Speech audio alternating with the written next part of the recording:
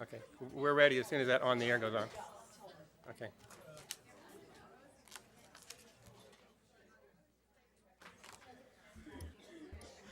We'll get started in just a moment.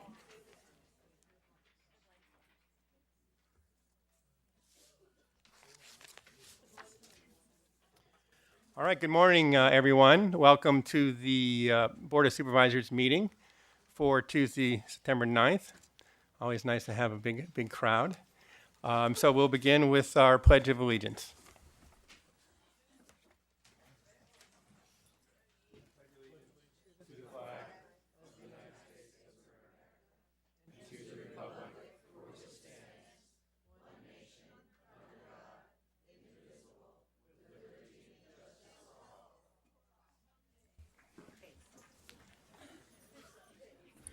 Okay, we'll have the roll call, please. Supervisor Groom, Present. Supervisor Horsley, Here. Supervisor Slocum, Supervisor Tissier, and President Pine. Here, thank you. So with each meeting, we begin with public comment, and this is an opportunity for people to speak to items that are not on the agenda or to items listed on the consent agenda, the county's manager's report, or board members' reports. So since these items are not on the agenda under the Brown Act, we're not allowed to have a discussion about them, but anyone who would like to take 2 minutes to address the board can do so. So these are the, looks like we have quite a few speakers here. Minor, are these all for public comment? Okay, we have a number of folks who'd like to speak at this time, so we do need to limit speakers to 2 minutes. We'll begin with Lenny Roberts. Lenny is here, I believe, yes.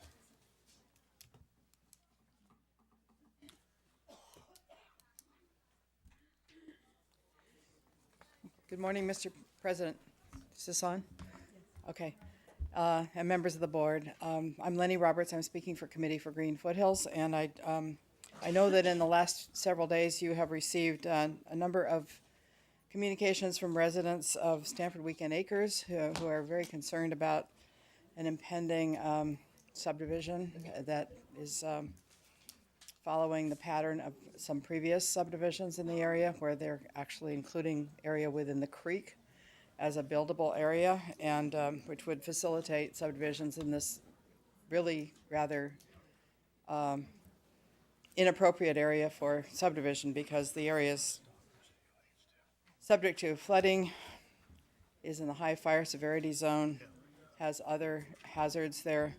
So we would urge your board to, I know you can't take action today, but we would urge the county to institute an urgency ordinance in Stanford Weekend Acres or throughout the county too, so that you can deal with the issue of using unbuildable areas as part of a proposed subdivision. Thank you.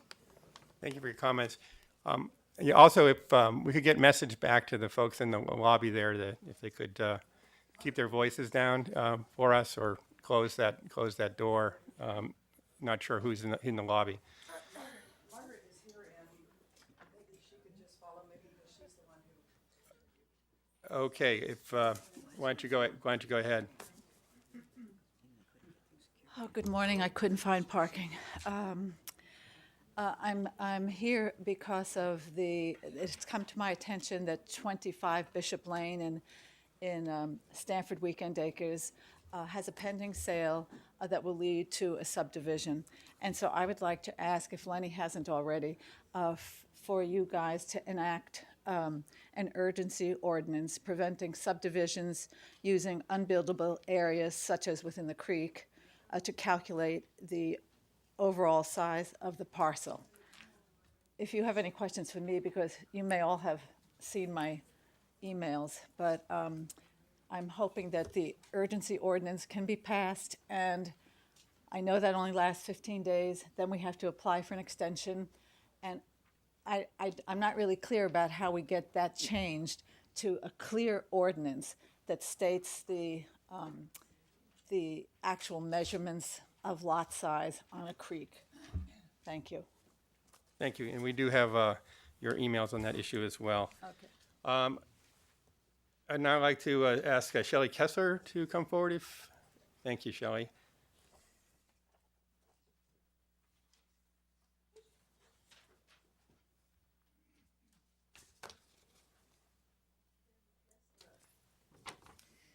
Good morning, Supervisors. She's a new bride. Oh, yes. Well, Yes, a new bride.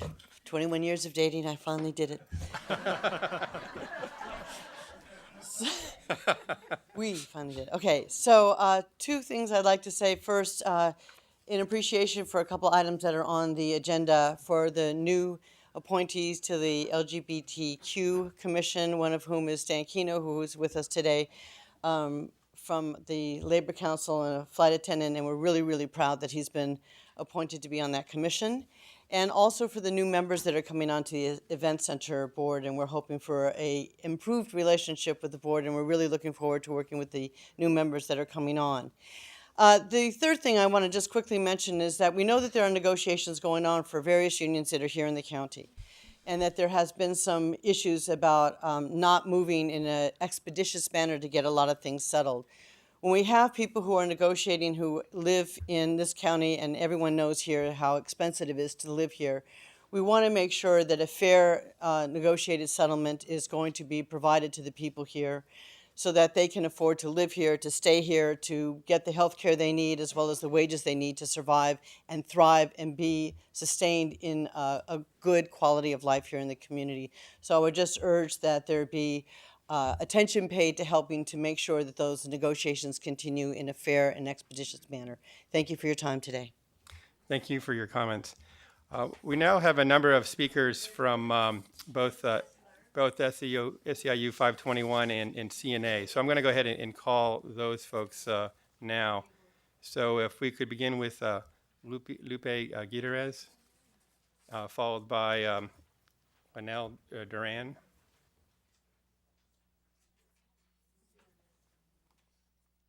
Good morning. My name is Lupe Gutierrez. This month I actually celebrate my 21st year of service to San Mateo County. I work for the Fair Oaks Health Center, which is a satellite clinic from San Mateo Medical Center. So on a personal note, I want to let you know what the freezing of my cost of living wage has done. I am no longer able to afford to live in San Mateo County. A few years ago, I had to move to the East Bay. Then they brought the tolls and gas went up. So essentially, I'm stuck living in the East Bay. But I do a lot of volunteer work here. I coach, manage, momager many teams for my children. My children still go to school here. And I'm requesting that you pass the living wage ordinance, but also revamp the affordable housing. I'm on waiting lists for affordable housing, but because I sit at 200% of the federal poverty guideline, I'm a family of 4, I gross $43,000 a year, I'm not a high priority. There's people with much more need. The funny thing is I don't qualify for the moderate because you have to have a minimum of $55,000, which I don't qualify for, and even if I did, the rent would be $1,750, which would pretty much eat up my monthly wage. So this is a personal plea to let you know the real cost of freezing our cost of living wages. Thank you. Thank you. Juanel Duran, followed by Beth LeBlanc. Good morning, Board of Supervisors. My name is Lynelle Duran. I am a fiscal office specialist for San Mateo County, where I've worked for the last 8 years. I am also a single mom. I'm here today because we have a living wage gap here in San Mateo County. According to a San Mateo County Times news article dated August 28, 2014, rents have increased by 16% just in the last 2 years. Our wages have had a 3% increase in the last 6 years. Born and raised here in San Mateo County, my hope is to raise my son in the same community I have lived all my life, but that is looking less and less like a reality due to the living wage gap. Not being able to afford the high rents of our county, I rent a room in somebody's home for my son and I. I recently applied and qualified for housing assistance through our own county Moving to Work program, formerly known as Section 8. But even with that voucher, I was told it will still be challenging because the voucher only covers a portion of the rent, and with the average rent today being $2,500, finding a place I can afford will still be a hard feat to accomplish. It shouldn't be this hard to live in the county I work for. In 2009, the average rent was $1,300. Today, the average rent is $2,500. The cost of living has doubled, whereas our wages have gone up a mere 3%. I am watching the gap between the rich and the poor get bigger and bigger, turning our community into an unattainable place to live for those of us that serve this very community.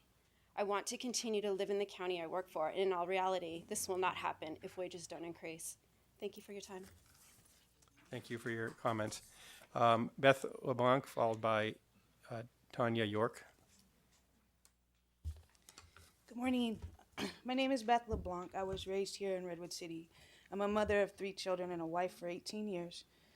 We are a family of 5. When I started my family 18 years ago, I moved to San Jose.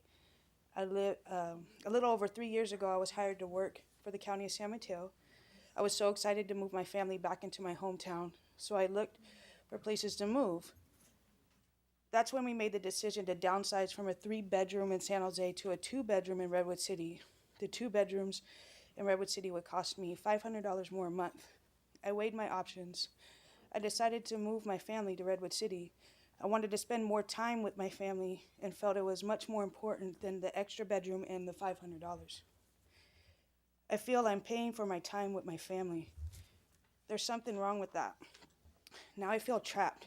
Rent is constantly rising. I look around for a break and I can't find one.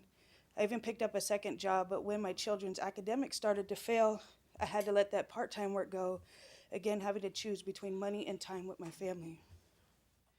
I'm active in the community. I'm a full-time employee, team mom for youth football, room parent for school, volunteer for school, and help with my husband's youth basketball program. We work with kids who normally get behind, normally get left behind, and we are finding more and more children are without outlets. More and more children have parents working long hours and multiple jobs, leaving these children to fend for themselves. It's just not right. These are parents who are contributing, who carry full-time jobs and cannot sacrifice time versus money. My children are involved in club basketball, school baseball, little league baseball, school football, and Pop Warner football. We live a very active life. We attempt to provide outlets for our children to keep them off the streets and off of video games. I felt this was important to speak about. I had to take my own time off of work to do so. Thank you for coming today. Tanya York, followed by Lygia Andrade. I probably mispronouncing that. No, stand right here. Good morning. My name is Tanya York. I'm a Santa Clara County home care worker. I'm here today with my sister, Andrea. Andrea is mentally retarded, schizophrenic, she has obsessive compulsive disorder, and she's legally blind. We are here today to stand in solidarity with San Mateo County home care workers who are being disrespected. You may not realize it, but the way you treat home care workers is a reflection of what you think of the people we care for. Our clients are the sickest, weakest, most vulnerable members of our community. When you disrespect home care workers, you disrespect them. San Mateo County home care workers have earned a raise. Home care workers are the backbone of the healthcare system in America. We are over 90 million strong, and we deserve respect. Thank you.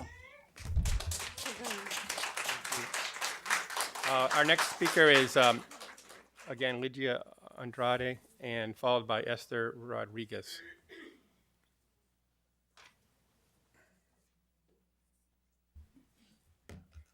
Good morning. My name is Michelle Duong of the San Mateo County, and I'm here for the representative for Lydia Andrade, who's been a recipient for 3.5 years. She couldn't make it because she's currently in the ER since Sunday. So the reason due to the low payment, she and the other caregivers are suffering some few obstacles because that they hired the caregivers that end up in inadequate care, and also the others were all end up sick in the hospital that they had to find someone despite the fact they're not qualified to work with us. So they hope that the caregivers can be paid with the living wages that they did receive in order to deserve the to work with the people that who are willing to qualify to work, and rather than being discouraged as because of the low payment. But another one of the obstacles is that they don't want to see the medical benefit being cut because it's one of the incentives of being part of the program. So hopefully that if you could please consider increasing the wages and keeping the health benefits, because that not only the in-home support services workers, if they don't receive the compensation that they deserve, it not only affects the workers, but also the quality of life of the individuals, especially those that are suffered with disabilities. So thank you, and I hope you consider it. Thank you for your comments. We have Esther Rodriguez, followed by Nicole Van Stigver. Good morning. My name is Esther Rodriguez. I am an in-home support services home care worker in San Mateo County. I take care of my father who suffers from short-term memory and dementia after a stroke, and it's developing, unfortunately, in Alzheimer's. I live and work in this county, and my husband and myself, we got college degrees, and we've been working so hard. And the situation of my father was really bad. My mother passed away, and he suddenly he was alone at home with nobody who could take care of him. So we have I have 2 kids. I have 2 teenagers who are going to college, and my husband and myself, we worked really hard, and on top of that, we needed to take care of my father. So we brought my father to live with us, and we've been struggling living in a house of two bedrooms, and we just realized that we needed to get something more, a house where we could live comfortable. My father could actually sleep in a bedroom. So we started to look for a house, and we were seeing beautiful buildings that are building everywhere in this city. The one across the DMV, we went to look to see if there was something that we could pay. And we found that the apartments there, one bathroom is $3,100, which is not affordable for us. So I got so discouraged. I was so sad about it, and I realized that we cannot pay for a 3-bedrooms apartment. That is not reachable for us, unfortunately. And it's really sad that we had been living here for 23 years, and we had been working hard here, and a lot of people is going out of Redwood City or from the Bay Area because the rents are so high that they cannot pay for it anymore. If you could just wrap up, would appreciate. Pardon me? If you could wrap up your comments, because we have a number of other speakers. Okay. As I said before, I live here in this community, and with this hourly wage, $11.50, that we are getting in home support services, we are struggling and spending more money in housing, food, and utilities, transportation. That $11.50 is not a realistic salary. It is tough for me and my family to survive here. Like other working class in San Mateo County, in home support services employees, we work hard and do our best to survive in this high-cost county. Okay, However, it is difficult. I have to ask you to kind of yield the podium now because we do have a number of speakers. Okay, Thank you very sure. much. Thank you so much. Okay. We have Esther Rodriguez, followed by Nicole Van Stigler. Van Stigeren. Okay. Good morning. Thank you for this opportunity. My name is Nicole Van Stigeren. Okay, go ahead. We've had a little trouble with our clock. Okay. Born and raised in San Mateo County. I'm a taxpayer in San Mateo County. I've been a critical care nurse in the emergency department at San Mateo Medical Center for the last 14 years. I take care of the sickest, the poorest patients that come to the emergency department. And in 14 years, I've seen many, many issues come up in the hospital. Some of the issues that I'm most concerned of, as I represent 333 nurses at San Mateo Medical Center in bargaining negotiations right now. We are in our 9th session of bargaining, and we have gotten absolutely nowhere with the county. We've gotten offered a 0.5% wage increase for the next 3 years, and that's on the on the foot of a 1% increase in the last 7 years. There's a huge wage gap in nursing in San Mateo Medical Center versus all the local hospitals. So that has created a huge recruitment and retention problem. As I save lives in the emergency department, I have trained many, many nurses in the last 5 years who have gone and left with their training out of San Mateo Medical Center, which costs our hospital $50,000 to train one nurse, and they go down to Sequoia or Kaiser and they get a job where they get $20 more an hour. We have a huge staffing shortage issue there. Most of the nurses who work 12-hour breaks don't even get a 30-minute break. Yet we realize that our managers and our administrators are getting hour breaks and going to restaurants. We don't even have the chance to urinate while we're taking care of patients. The other third problem is staffing shortages. We only were able to bring 5 or 6 nurses out of 330 nurses because there's no nurses in the hospital to be able to take care of all the sick patients. We also take care of the mentally ill, the drug abusing patients in this hospital, and we are the victims of violence almost every single day. Many nurses get punched at work, get injured at work, and when they get an injury, sometimes it breaks a bone in their face and they're unable to work. Thank you. Thank you. We have Nicole Van Steiger. That was Nicole. I'm sorry. So you were. I guess we've heard from Nicole. Did we hear from? Yeah, my mistake. Excuse me. We have Rifa. I can't quite read this last name. Mughanman. Excuse me.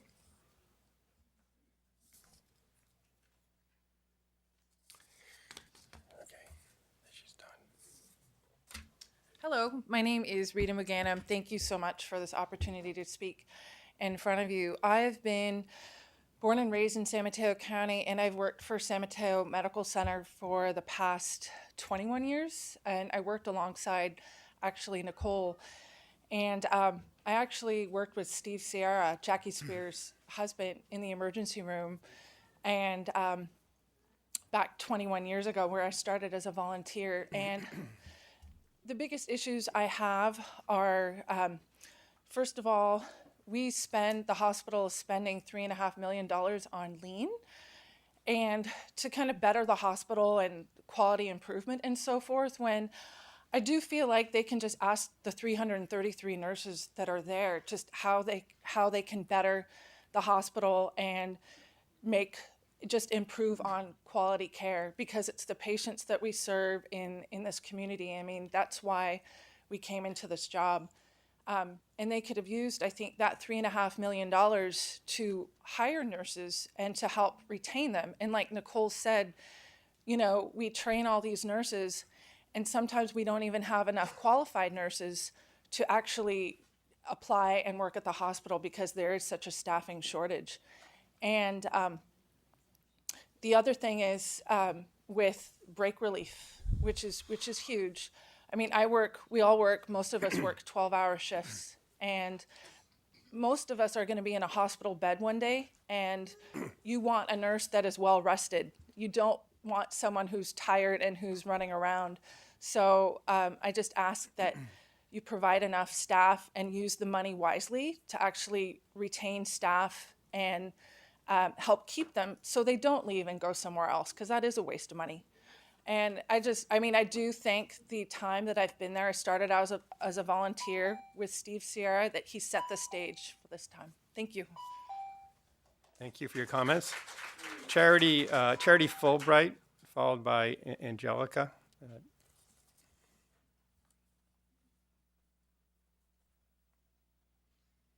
Good morning. My name is Charity Fulbright, and I'm here speaking on behalf of San Mateo County registered nurses as well. Speaking more toward the recruitment and retention issues that we have. I've been a registered nurse for 17 years, working for San Mateo County for the last 8. As registered nurses, we are concerned about the patients and the community that we serve. I'm in the emergency department, so we see primarily the weak, the sickest, the uninsured, the drug abusing, the substance abuse issue patients, who a lot of times can be very violent. So we have a lot of challenges to face.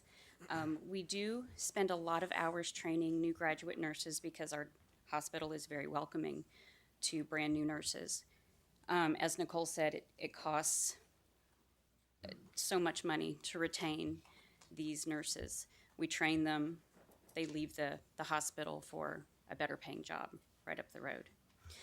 We're inundated with travel nurses who come here, who don't live in the county, they don't pay taxes, not really invested to stay in the county to provide care. We train them, they are here for 13 weeks, and then they often leave because the working conditions are much better in other places. The community has spent untold sums trying to recruit new nurses, but we neglect to retain them. Now the county is asking us to pay more for our health care packages. We're exposed to many illnesses, violence in the workplace, in the ER, and we really need our health care. Cost of living, as everyone knows, is very high here in San Mateo County. We already pay a significant amount in our insurance premiums. There's extremely high competition for registered nurses in San Mateo County and all over the country, but we're really not working hard enough to retain good, strong, experienced nurses. Thank you for your time. Thank you for your comments. We have Angelica. If you could provide us your last name when you speak, and then that's followed by Peter. I believe it's Zykas or Zyka. Okay. Okay, good morning, Board of Supervisors. My name is Angelica Baez Aranda. I've been a registered nurse for 23 years. I worked here with San Mateo County for 22 years. I was born and raised in San Mateo County. Obviously, I wanted to say I was born in Chope, actually. How many years ago, I don't want to say, but so I'm really a native of San Mateo County. As a registered nurse, I am the foremost called to serve patients, to care for their speedy recovery, to keep them safe. However, the medical center has policies and practices that prevent me from providing safe patient care. We are often confronted with violent patients. As the state implements its realignment policy, more inmates have been released to the county jails or the community. These people are our patient population. We have encounters with drunk combative patients that strike at nurses and other patients. There are patients in our psychiatric units that have assaulted our patients or nurses. We have patients on the med-surg floor that are combative and assault toward nurses. The county needs to take this problem seriously. So far, the county's response to this issue has been to hand us a 13-year-old policy. We need the county to take this seriously. Public health nurses encounter dangers during home visits. I can attest to that. There have been many times where I don't feel safe going into the home, and we've asked the county to look into our safe policy, but we have not gotten a very good response. The nurses care for patients in the community. We're not trained in self-defense. We don't carry guns. We're not police officers. All we have is our badge and our ID. We need responsiveness, well-trained security. The county needs real safety plan for all the caregivers. Thank you. Thank you.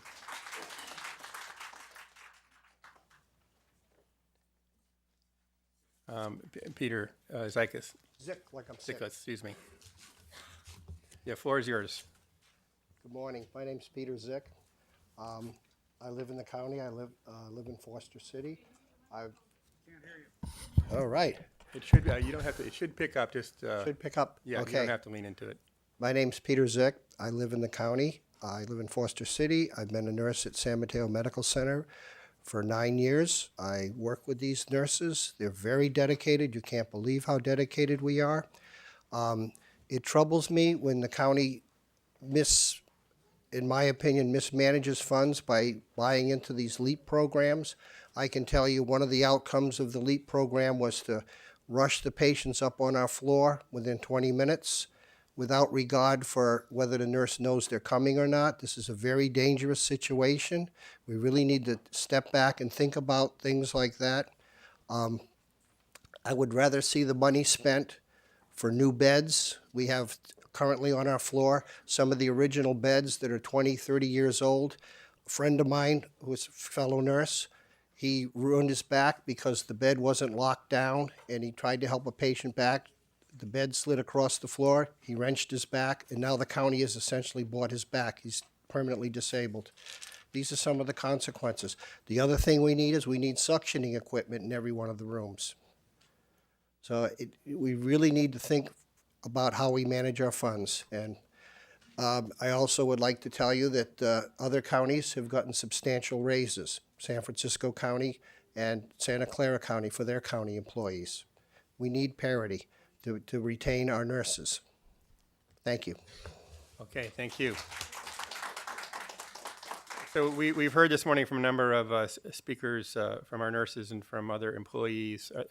Did we miss anyone who wanted to speak from those groups? Okay, then we have a couple other speakers on different items. We have Teresa Dyer next, if there she is. Good morning, County Supervisors and staff.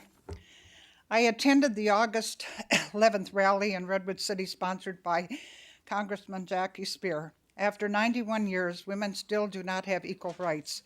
As the former senior peer counselor for the county, I have taken both the Battered Women and NAMI courses, and I myself have been a caregiver for friends. It is one of the hardest jobs there is, especially caring for the mentally ill. I look around this room of women today and I ask you to give them a living wage. I also worked as a cafeteria manager for 18 years and my pension is under $300. And if it wasn't for my Air Force pensions, I wouldn't be able to live in the San Mateo County. Do what is right for these women. Thank you. Michael Stogner, and then our last speaker, I believe, will be Roger Medler. Good morning, Supervisors. I'm Michael Stogner from San Carlos, and I'm here just to follow up on my email request of the 5 of you to create some type of protocol in San Mateo County. We know nationwide we have an issue with law enforcement killing residents, and I would actually like to ask the 5 of you to establish a San Mateo County policy so that we could work on that to make sure that if somebody calls 911 for help, that their person that they're calling about who has mental illness does not get killed. Most recently, I'll just name off, we have 3 people in San Mateo County. Edgar Aristodondo of Burlingame was killed within 10 seconds of a police officer showing up in response to a 911 call. We have Errol Chang in Pacifica, who was surrounded for 5 hours by law enforcement, and then all of a sudden he was killed. And then we had most recently in San Mateo County, in the unincorporated area, which is specifically your territory, and that is Yanira Sereno, who her brother called, and when he started the call started off with, "This is not really an emergency. My sister has schizophrenia, and she's not taking her medications." That translated to a dispatcher asking a very good question, and it was what I call a cookie cutter question. Later on in the conversation, he asked, "Is she acting violent?" And he said, "Yes." The next question was not a follow-up to, "Is she violent?" There was no follow-up to the word violent. The next question was, "How old is she?" And then it went, "Is she suicidal?" It went down a different path. So what I'm suggesting, without putting any blame anywhere, is that we have a chance to correct this. And also, if we could eliminate the distraction in the dispatcher's office so that nobody's talking to a dispatcher when they're trying to listen to a person reporting. So I appreciate your time, and I hope we can make San Mateo County safe. Thank you. Roger Medler. Yeah, hi. I think we need to extend this a little bit. Anyway, the table's nice. Anyway, I am here because of the violations of a business in Pacifica that has led to a restraining order against me, which I object.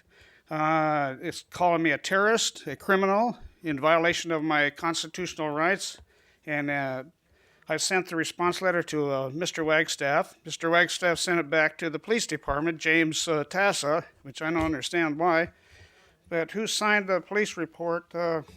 He signed the police report. That's Tassa did. I'm asking you to investigate Wagstaff. I will be pursuing the constitutional rights of my First and Second Amendment of also taking my guns and the freedom of speech, and filing a report with the Department of Justice involving all parties of the cover-up in this matter.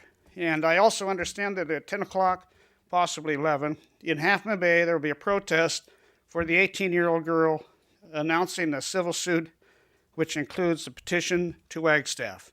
And I would like to support your community first. A good showing, right on. All right. The bad news is you may need them soon. The good news is they're here. All right. And I was given one last card. I think it's Mike Francis. Did you wish to speak now or on an agenda item? No, just a comment to share with the county. It's not an agenda item. Okay. Mike Francois. I'm from East Palo Alto. I just come to share some information with people since they're concerned about people. And a couple of things. First of all, as far as women getting treated right, this has been going on for years. This shouldn't even be a discussion. They should be paid equal work, equal pay for equal work, and sometimes they should even get more, because they're required to be mothers and doctors and house cleaners and medical people and find their husband's stuff, find their kids' stuff, shop for the groceries, get the cars taken care of, and be a confidant for their husband who comes home stressed all the time. But that's another story, okay? But anyhow, a lot of counties now are looking into the ban on cell towers because they're affecting schools, they're affecting kids. Cell towers around schools should be removed. The phone companies will tell you, and I work for AT&T, I'll tell you, they're not safe. It's like living under high electrical wires. And what it comes down to is that they emit a form of radiation which affects kids, and you don't need no more kids affected. It hurts. It has a long-term effect. It doesn't affect right away. It takes time through accumulation. Cell towers need to be removed. People make a lot of money off of cell towers. Only thing cell towers are good for is so your phones won't break down and they sound good. And the companies will pay you anywhere from $500 a month up to $5,000 a month to place them. They need to be away from schools, period. That's all. They need to be away from school. There's no ands, if, or buts about them. And last but not least, there are 10 cities in 10 cities in California that are on water rationing. It's Fresno, Visalia, Madera, Santa Cruz, Merced, Santa Maria, Gilroy, Salinas, and Bakersfield. Well, they're on water rationing. Water rationing is very serious, and what was strange about this is that Santa Cruz is not even in the county. Yeah, we do need to wrap up, but thank you for your comments. Okay, but I just want you to know it's smoking and rising, and this water thing is very serious. Thank you. Thank you for joining us. So that concludes our public comments. It's submit a slip. Okay, that hasn't made it my way, but if you want to go ahead and introduce yourself, take 2 minutes. Yes, honorable members of the Board of Supervisors, I'm Jack Hickey. San Mateo County's 2 hospital districts no longer own hospitals. Property taxes assessed by these districts for the purpose of acquiring and sustaining hospitals continue to be collected as a share of the 1% ad valorem tax. The San Mateo County Civil Grand Jury questioned the Sequoia Healthcare District's use of these taxes for philanthropic purposes never intended by voters. The 2005 Civil Grand Jury said the Sequoia Healthcare District should immediately pursue with Peninsula Healthcare District the merging of the 2 agencies structured to serve the healthcare needs of the entire county. In 2007, LAFCO adopted a transitional sphere of influence with a potential for expansion to include excluded areas, dissolution, and consolidation for the Sequoia and Peninsula Healthcare Districts. Countywide school districts funding is unbalanced by local healthcare district subsidies derived from the 1% ad valorem taxes. Remedies under Serrano-Priest could be sought by affected school districts.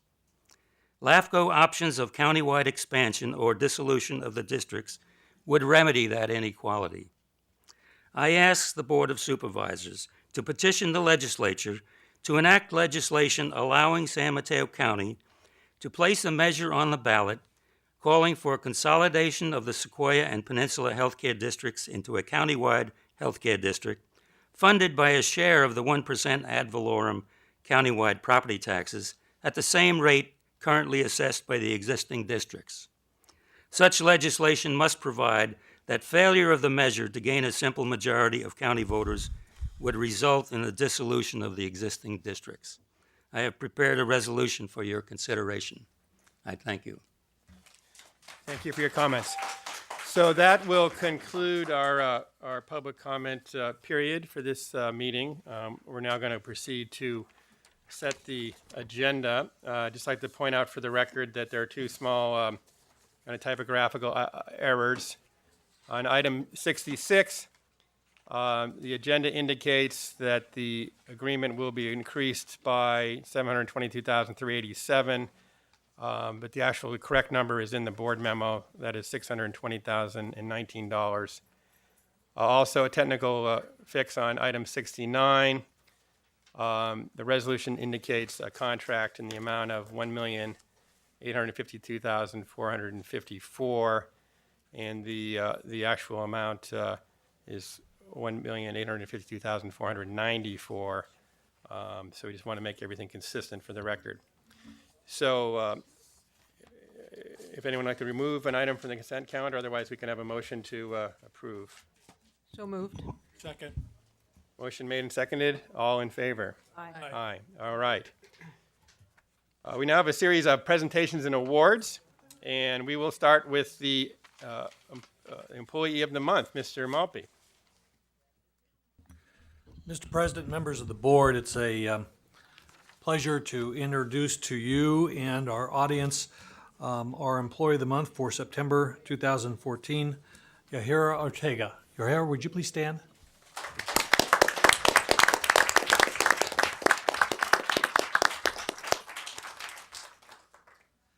Ms. Ortega is a valued member of the Pathways team.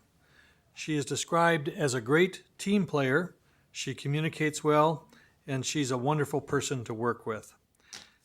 As a family partner for mental health court, these qualities have made her a very valuable and successful individual in her work. Yahira provides family resources and offers a level of compassion that this population rarely sees. She adds an important perspective to the team and program as a family partner.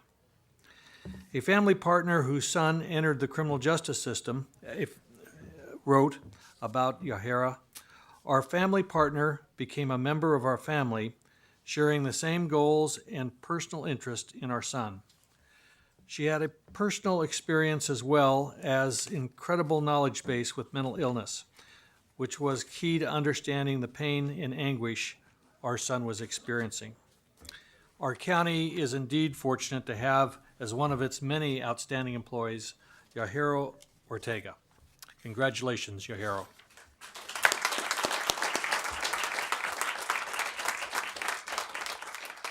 Yahira, we have a proclamation. We have two speakers, Mr. President. Oh, okay, excuse me. The first speaker is Teresa McDonald.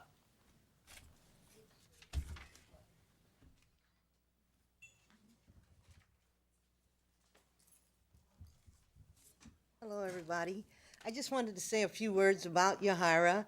I think that letter said a lot about her. We work for a multidisciplinary team, and Yahira brings a lot of a wealth, a lot of compassion.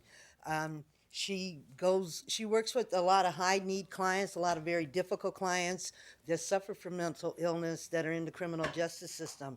And she has great tenacity when it comes to working with the clients, a lot of compassion.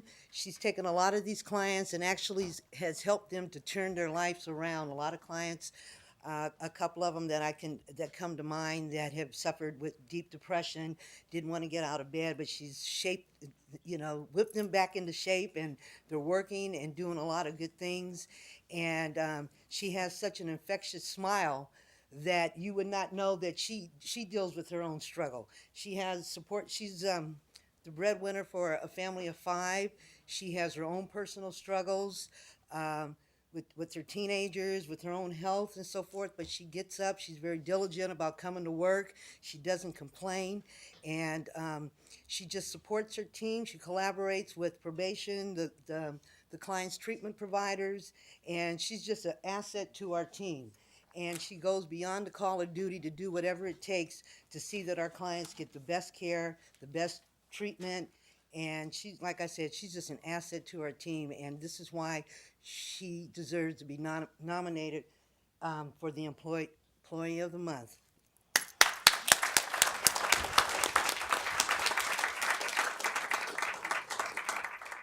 And our final speaker this morning on this item is Steve Kaplan.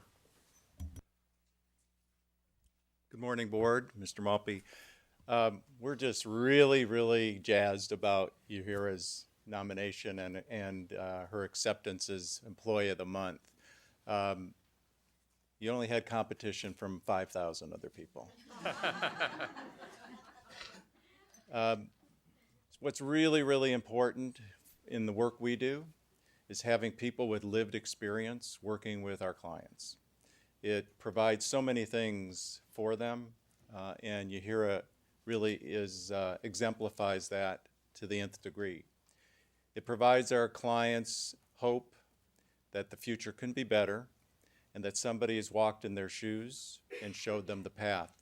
And having Yahira and other peer support workers and family partners is just so integral to our work. So I think this is a recognition certainly of Yahira and the work that she does, but it's also a recognition of all the other family partners and peer support workers that we have in our system of care that do this work every single day for so many people. So we're just really pleased that you've honored her with this award, and thank you very much. And I want to thank Yahira for all of the great work.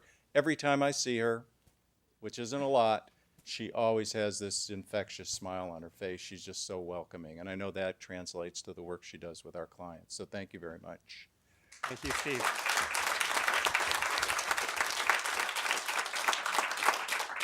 So this is always one of the highlights of our meetings to recognize just extraordinary employees and the people who serve our county so well. And we all know that the intersection between mental health and the criminal justice system is a really demanding one, and this work is so important. So here we have a commendation and some small gifts to present to you, after which if you want to say a few words, you are welcome.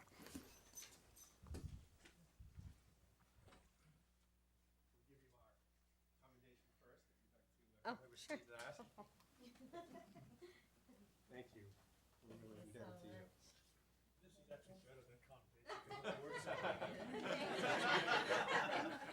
Congratulations. You want to just step in?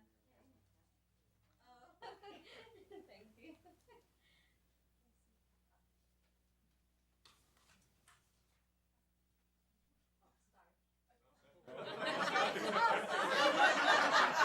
There we go. People with the same height, they gotta stick together. Notice the symmetry. All right, thank you.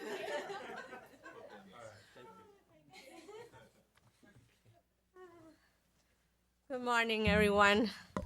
I'm so honored and privileged to be here today. I'm so nervous. I'm not good at speeches in front of everyone. So I just want to say thank you, and I will promise to continue to work hard. Thank you to Neil Tucker, Teresa Bassett, Terry Wilcox, Hannah Khan, Susan Aubrey, and everyone in the Pathways team, in case I can't remember your name right now. Thank you so much. I appreciate this.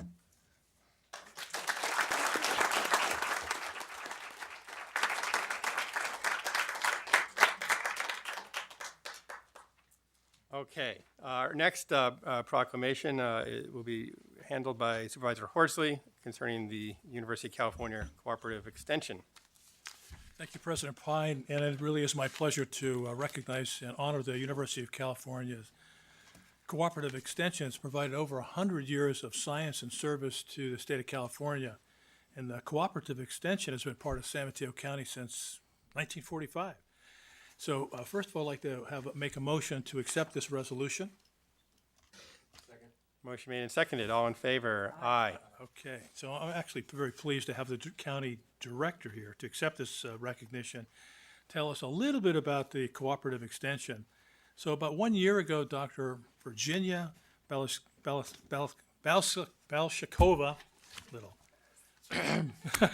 joined the University of California Cooperative Extension as the county director for UC Cooperative Extension, serving San Mateo County, San Francisco counties, and as director of Elkus Ranch in San Mateo County's Environmental Education Center. She was born and raised on a 450-acre farm in southwestern Michigan, where her parents still work with the land to this very day. And during these years living with her family on the farm, she learned about nature and her passion for people, and I think you will see her passion when she speaks, and the environment, and a keen awareness of the interdependency between people and nature brought her to where she is today. She earned a PhD in ecology from Utah State University, a master's in education and science curriculum and instruction from the University of Toledo, and a BS in biology with a teaching composition or composite from the State University of New York at Buffalo and Utah State University. She's been from one coast to the other coast. So we're lucky to have Virginia as our county director. Her expertise will be a great resource for our county, and her background in education will prove valuable in her leadership related to Elkus Ranch, and her enthusiasm, and I think, again, you'll see her enthusiasm really wonderful to witness. So I'd like to invite her up to accept this resolution.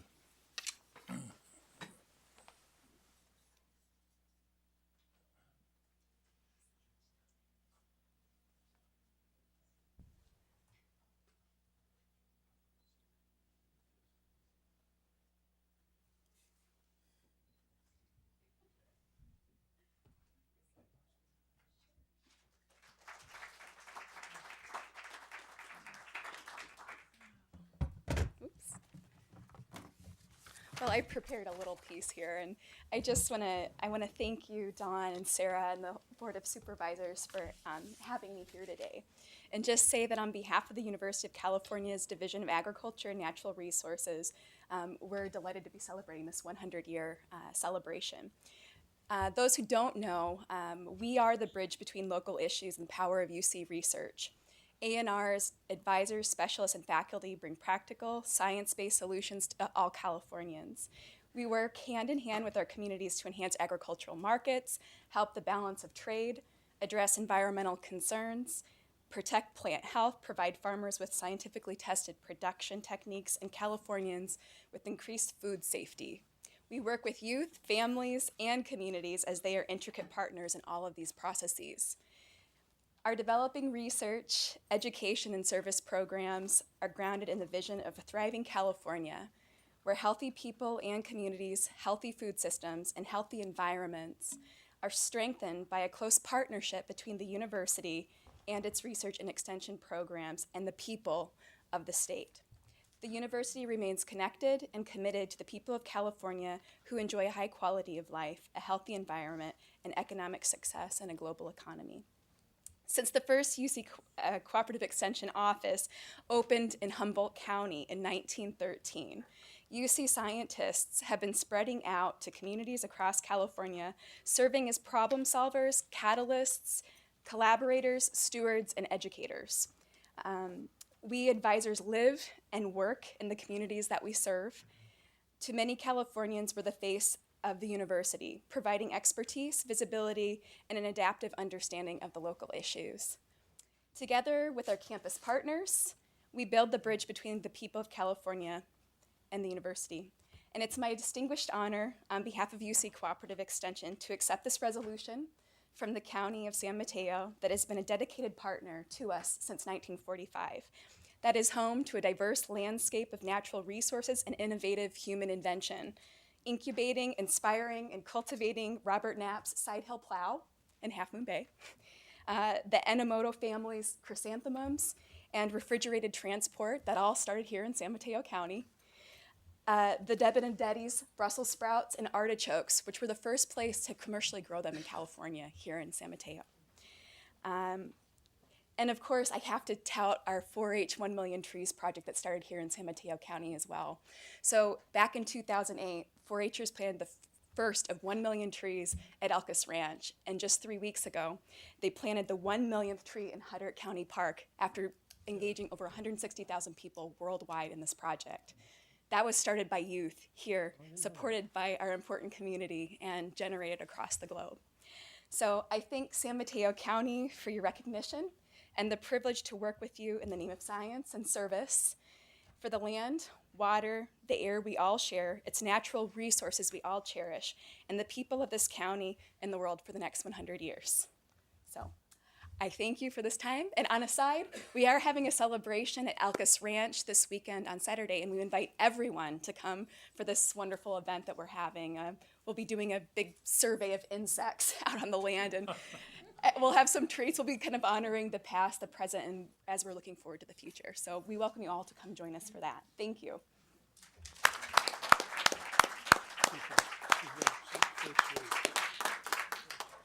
Thank you for joining us. 1 million trees is a lot of trees. It's very impressive. We'll now move to a proclamation recognizing Recovery Month. This is actually the 25th anniversary of Recovery Month. And this year's theme is Join the Voices for Recovery, Speak Up, and Reach Out. The prevalence of mental health and substance use disorders is extremely high. 1 out of every 5 adults in the U.S., has or at some point experienced some mental health challenge, such as depression or anxiety.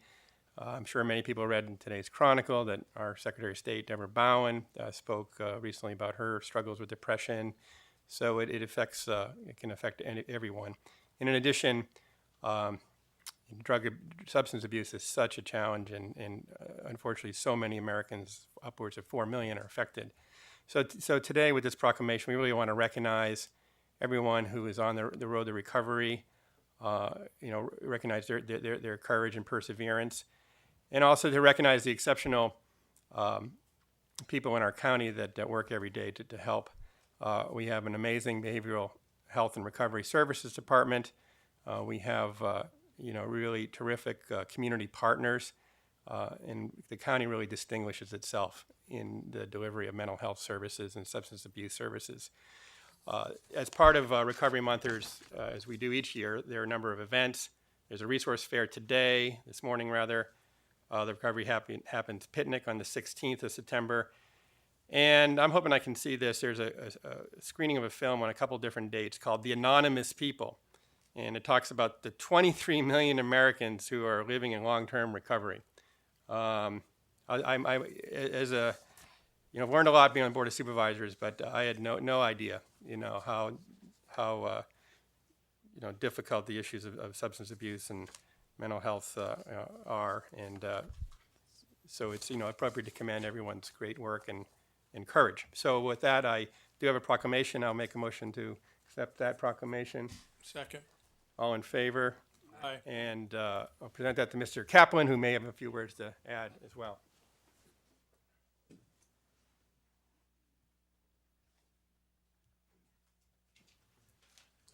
Just introduce yourself.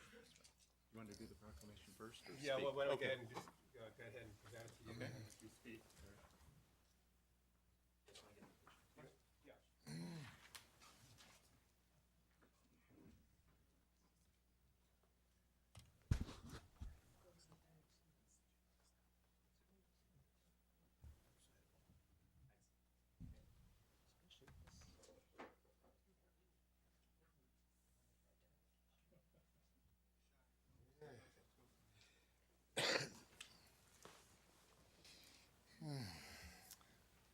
Thank you. My name is Charles Dennis Greer.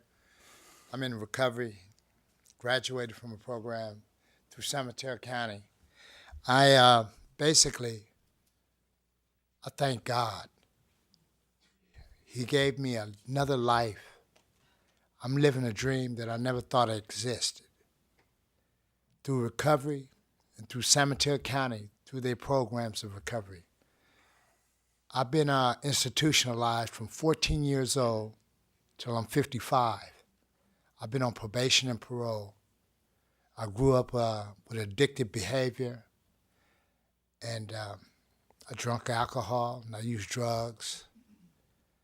And basically, I needed help. And I was willing. I was raised in church through East Palo Alto. I grew up there. And I seen a ex-police officer that was just here, and it surprised me. I don't have to live like that no more. And recovery has gave me a chance, and God has. And I owe it all. I went and got clean here. I'm thankful I'm alive. I have no HIV, no disease, no hepatitis C. I got all my legs, my arms. I'm able to share with people. Recovery does work. But you got to believe in yourself and be willing and give it to God. I go to church, I'm working, and I take it a day at a time and a step. I read my journal, I have a sponsor, and I stay connected. I never forget where I come from. And basically, I owe my life to God. I'm living a dream I thought never existed. I'm so used to coming to San Mateo County, to the jail. They built the McGuire and the old jail. I've been in both of them.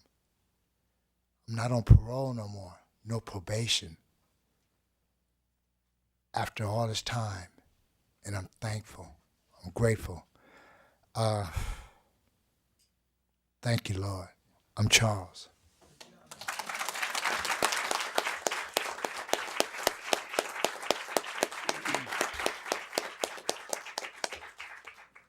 Good morning, honorable board members. My name is Eduardo Tirado, and I'm honored to be here today to share my story. My life was a complete disaster before I found out what recovery really was. I started using drugs at the age of 13. As I got older, I started using stronger drugs, started hanging out with the wrong crowd, and started committing crimes. I tried to change and became a part of El Centro's Youth Advisory Board, but I kept using drugs and didn't really commit all the way. I became a selfish person who only thought about himself. Because of the lifestyle I was living, I got arrested a couple of times, used drugs I never ever thought I would ever use, got suspended and kicked out of school.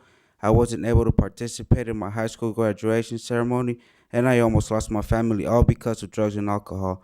People would tell me I wouldn't live past 21 and that I had no future. Sad part was that I believed it.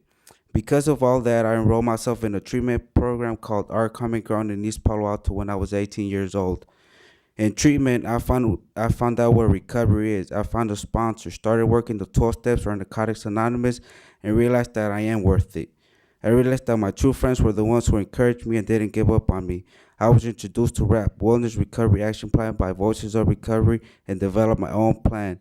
I love what they did, so I started volunteering there.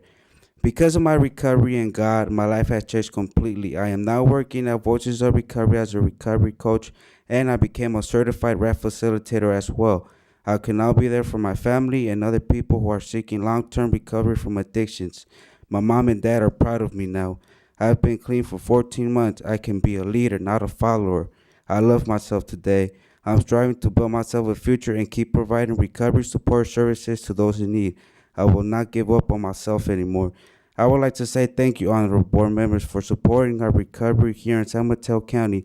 If it wasn't for all your support, I probably wouldn't be here today.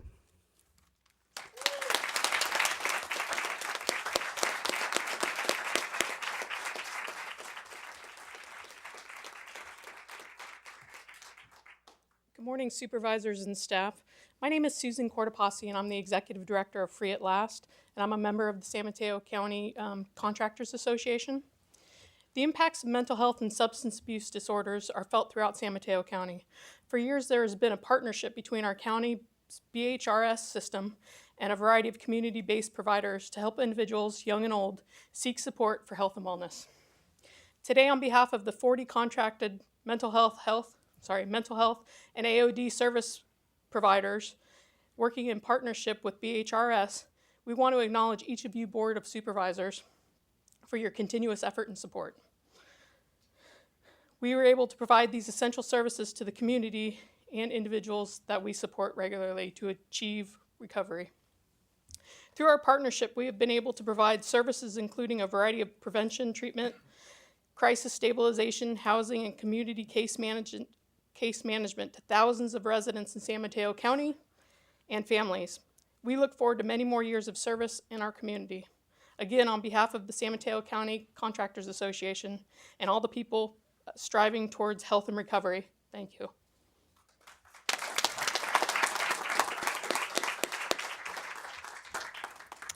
My name is Sarah, and I'm here to tell you what Prop 47 would mean to me. I am a child of San Mateo County. My father was on the Foster City Council. My mother is part of the Rotary Club, And I grew up just as normal as anyone else. I'm here to tell you that I cannot blame anybody for the situation that I'm in but myself. And I'm a wife, I'm a mother. I've got a great 15-year-old kid who stays out of trouble. I work for a licensed architect, and I am about 3 years away from becoming a licensed architect myself, assuming that Prop 47 goes through and I have the ability to have my felonies reduced to misdemeanors. I am a new homeowner, and I've got excellent credit today, fantastic friends. I have a relationship with my parents. I've worked very hard to get where I am. However, I do want to say that about a year ago, I made the attempt of having my remaining felony expunged, despite the fact that whether or not it was I went to the county and I tried to have my record expunged. And because I had made a mistake while on probation, I had 3 probation violations, one of which was for a failure to change my address, and 2 other times was when I was on Prop 36, the very program that was designed to help us get our records expunged.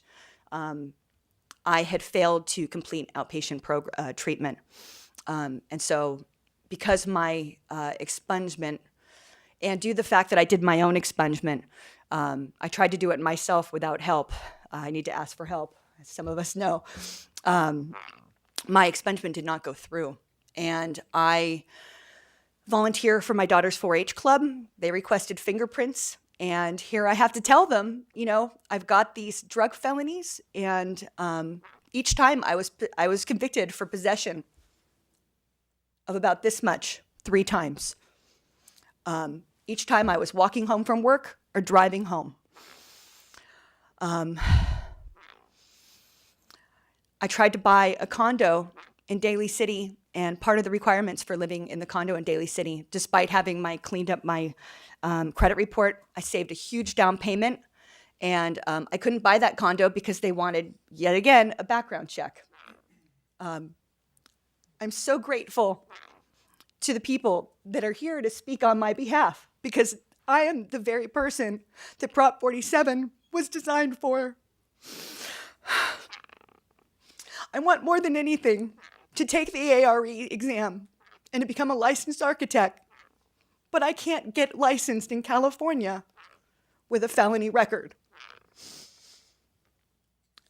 Again, I can't blame anyone but myself, but I ask that I have the opportunity to live a life like anyone else.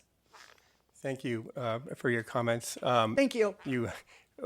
We are going to be picking up Prop 47 at the end of the proclamations, so kind of snuck in there a little bit early, but your comments are appreciated on that topic.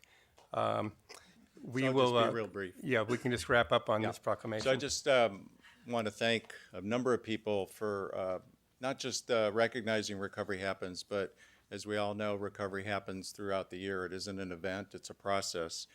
And we're really fortunate in San Mateo County to have such great support from the board on all of the work we do around recovery. From Mr. Malpe, Mr. Callaghy, I want to recognize Jean Frazier, the health system chief. She's a tremendous advocate for what we do. Our treatment providers, all of our partners in law enforcement, social services, in the health arena, and certainly the people in recovery who do the hardest work every day. Several times, and it happened just this morning when we were over at Bridges for our breakfast, somebody mentioned that if you're a person needing or seeking recovery, San Mateo County is the place to be. And I think that's the best testimony to the great work and support that we have. So I want to thank the board for again recognizing Recovery Happens. Thank you, Steve.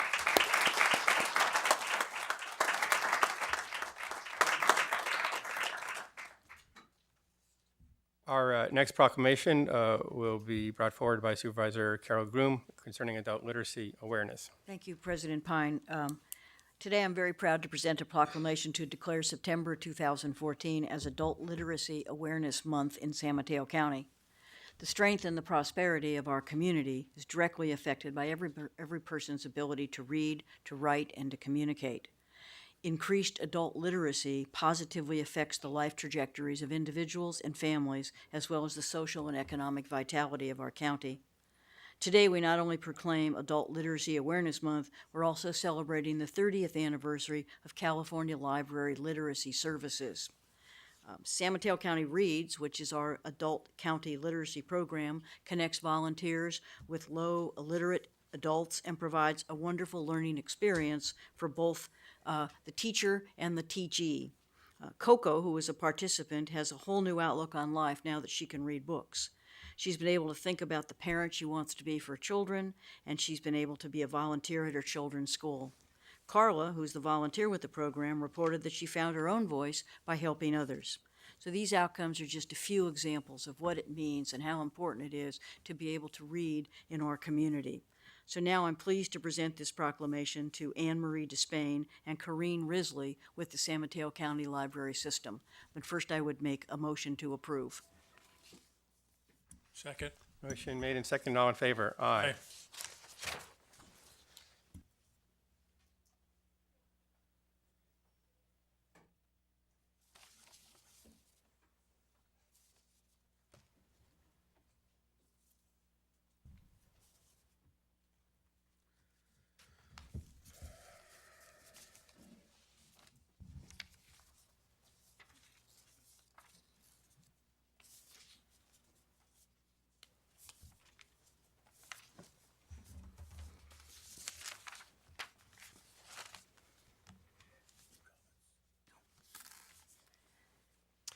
Thank you, Supervisor Groom. Sure.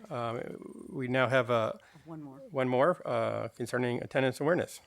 Thank you, President Pine. And this is a piece of our Big Lift program where several hundred people in San Mateo County are working so that we'll have third grade literacy in all of our schools.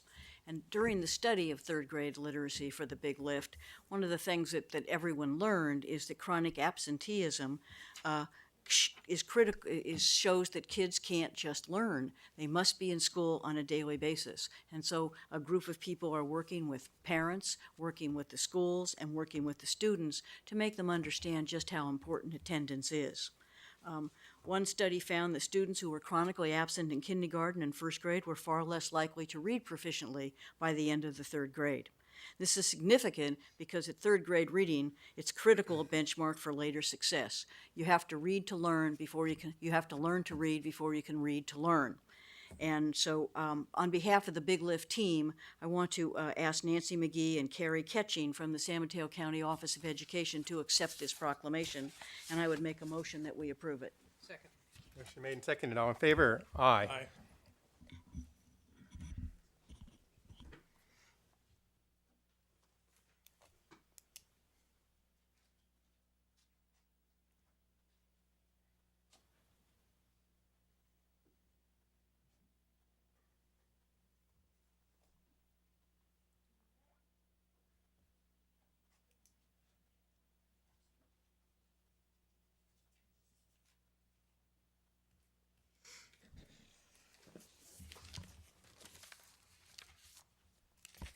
President Pine, Supervisors, Mr. Maltby, Mr. Byers, Mr. Kelly, on behalf of Ann Campbell, the County Superintendent of Schools, and the Peninsula Partnership Leadership Council, and all those working to realize the vision of the Big Lift, thank you for recognizing the importance of school attendance with this resolution.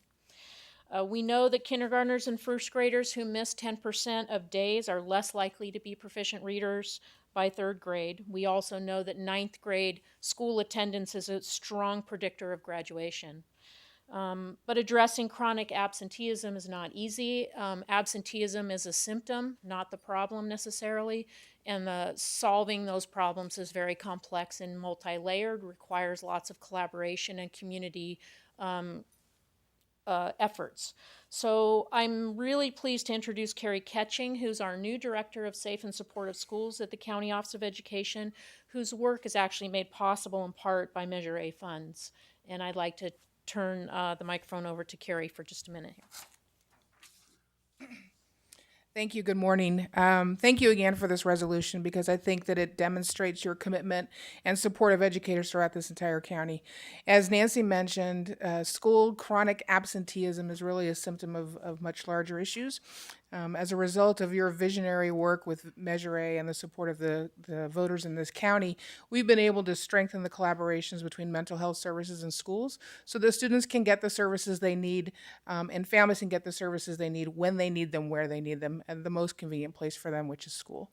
In addition, we've been able to work with the districts to support their student attendance review board so that kids can get those services at a very early point in time when the attendance is starting to become a major factor before they find their way to the county's student attendance review board. So again, on behalf of educators throughout the county, but most importantly, students throughout the county, thank you again for this proclamation. Thank you for joining us today and for your comments.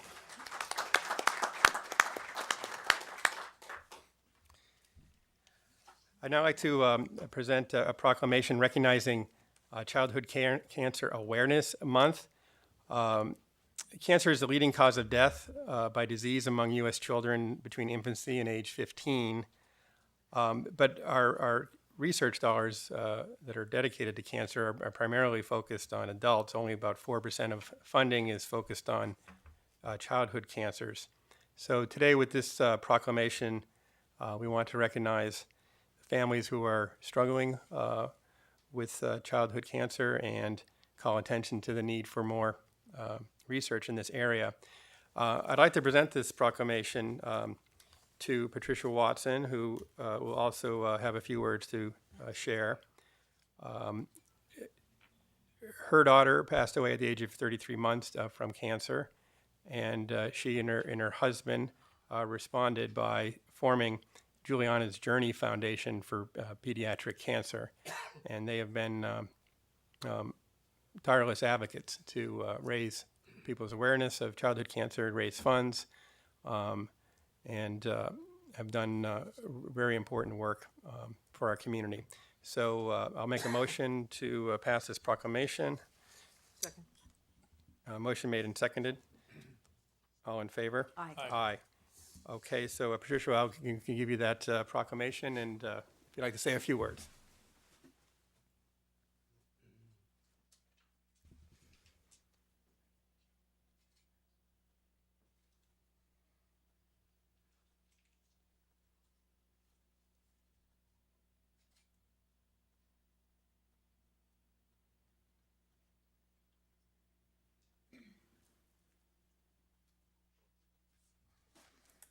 I'd like to thank the Board of Supervisors and staff for presenting us with this proclamation. I can't tell you how important this is that our home county has stepped up to really recognize Childhood Cancer Awareness Month. For those of you who don't know, again, my name is Patricia Watson, and I lost my 2.5-year-old daughter to stage 3 relapse neuroblastoma, and I'm sure a lot of you do not know what neuroblastoma is, and that's what we're trying to change. Neuroblastoma is one of 12 childhood cancers, and when you hear the term childhood cancer, you automatically think leukemia. But leukemia is not a childhood cancer. It is actually an adult cancer, but kids do get it too. Neuroblastoma is by far one of the rarest childhood cancers. There's about 750 new cases in the country diagnosed each year, and by the time a child is diagnosed with neuroblastoma, it's so asymptomatic that they don't find out until it's in the latter stages. And the chances of the child surviving just the treatment is less than 50%. Once the child gets through treatment, and there is only one standard treatment protocol for neuroblastoma, once that child does survive treatment, if they do, there is a 20 to 40% chance that they will survive the disease. So we've actually partnered with UCSF Benioff Hospital, and we last month donated $15,000 to their clinical trial with the help of our supporters throughout the country. And we actually had a bill passed by California State Senator Jerry Hill. It passed unanimously 36-0, declaring September as Childhood Cancer Awareness Month in the entire state of California. And the cities of South San Francisco, San Bruno, and Daly City have all followed suit. So we appreciate the fact that Supervisor Pine and all of the other staff members of the County of San Mateo have also recognized this. We also have the South San Francisco United States School District on board with us, and we have just implemented a program called Give Change to Make Change for childhood cancer. We have 25 bins located in local Bay Area schools and businesses where we are collecting change, and all that change will obviously be donated to childhood cancer research. And Juliana's Journey Foundation was just presented with a grant matching opportunity where they will match dollar for dollar everything that gets donated to our organization up to $250,000. So we are definitely on the move of trying to get as much funding as we can, because our kids really, really deserve a chance in a normal life. And like I said, my daughter did pass away at a very young age. There are some survivors of this disease, but they are few and they are very far between. So again, thank you very much for your support. We have also been very big advocates, not just for childhood cancer research, but for kids in need.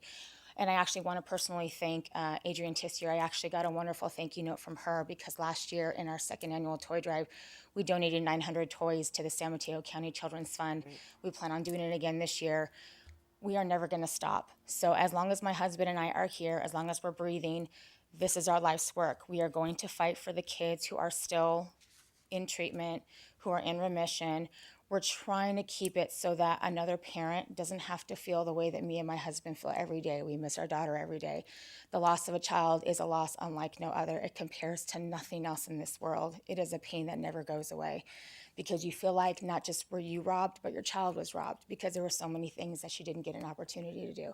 So I just want to take this moment just to ask all of you, when you go home tonight, if you are parents, just hug your kids a little bit tighter and appreciate them. Let them have their bad days, because we all know we have our bad days. We don't get scolded. We don't get put on timeouts. We don't get spankings for bad days. We deal with it on our own, but our children need our support, and they need our love, and they need our guidance. So just know that there is somebody out there that is in the background that is fighting for these kids. Even though you may not see us, we exist. We are one of 1,100 other childhood cancer organizations that are fighting to save these kids' lives. So again, I'd like to thank you guys for your support.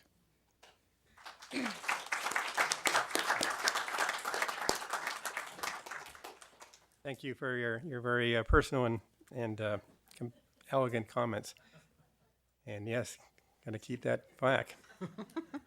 I'll also comment that my wife does put me on timeout, but our final proclamation today is Supervisor Tissier will present a proclamation concerning Fall Prevention Awareness Week. Thank you, Mr. President. Once again, I wanted to bring awareness to the issue of preventing injuries and deaths caused by accidental falls among our seniors. Senior citizens are one of the most vulnerable populations, and it is estimated that more than 1/3 of all Americans over the age of 65 will fall each year. In 2012, San Mateo County falls accounted for 54 deaths, 14,074 hospitalizations, and 4,334 emergency department visits. The average charge for a fall-related hospitalization for our over 65-year-old residents continues to rise and currently costs approximately $114,000. San Mateo County is fortunate to have outstanding public servants who work every day to address this issue. I want to recognize the San Mateo County Fall Prevention Task Force, which meets regularly to do public outreach and advocate on behalf of older adults. Today, we have Francine Serafin-Dixon from the Hospital Consortium of San Mateo County and Bonnie Silverman with Synergy Home Services to accept this proclamation, which is declaring September 21st to the 27th as Fall Prevention Awareness Week. So I'd like to make a motion to approve this proclamation. Second. Motion made and seconded. All in favor? Aye. And I'd like to ask Bonnie and Francine if they'd come forward.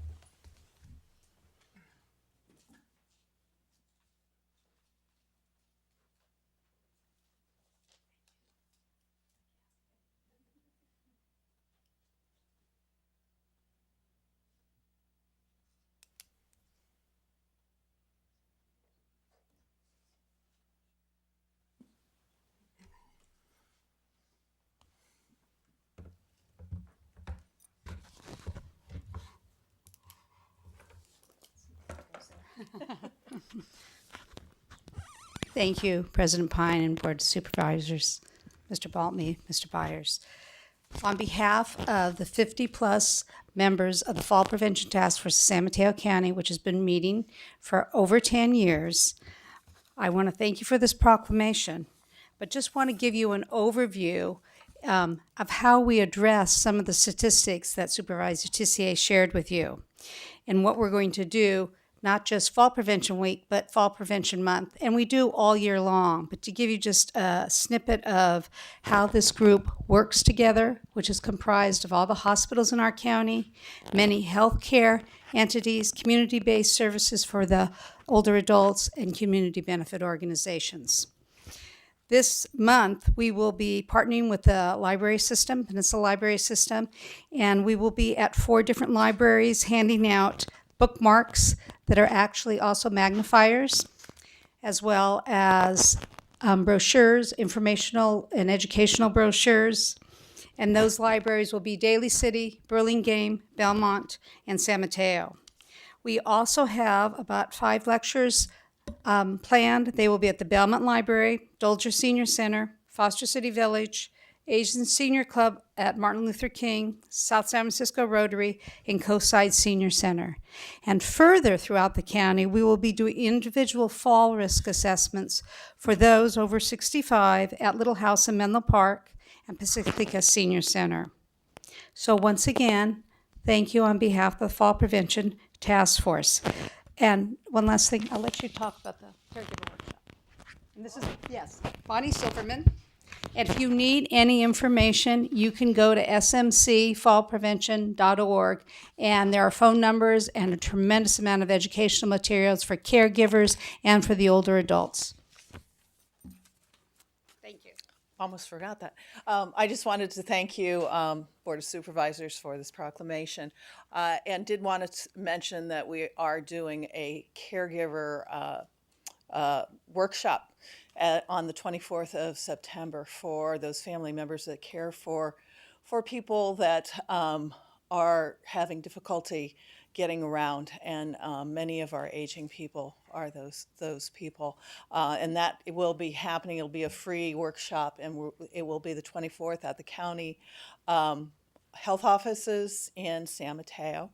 I did want to say thank you. I sit on this task force that is very, very active, and being in the business that I am, the home care business, that I talk to my clients daily about falls and fall prevention. Many of them are getting services from us because they have fallen, and many of them stay in their homes because they're fearful that they will fall.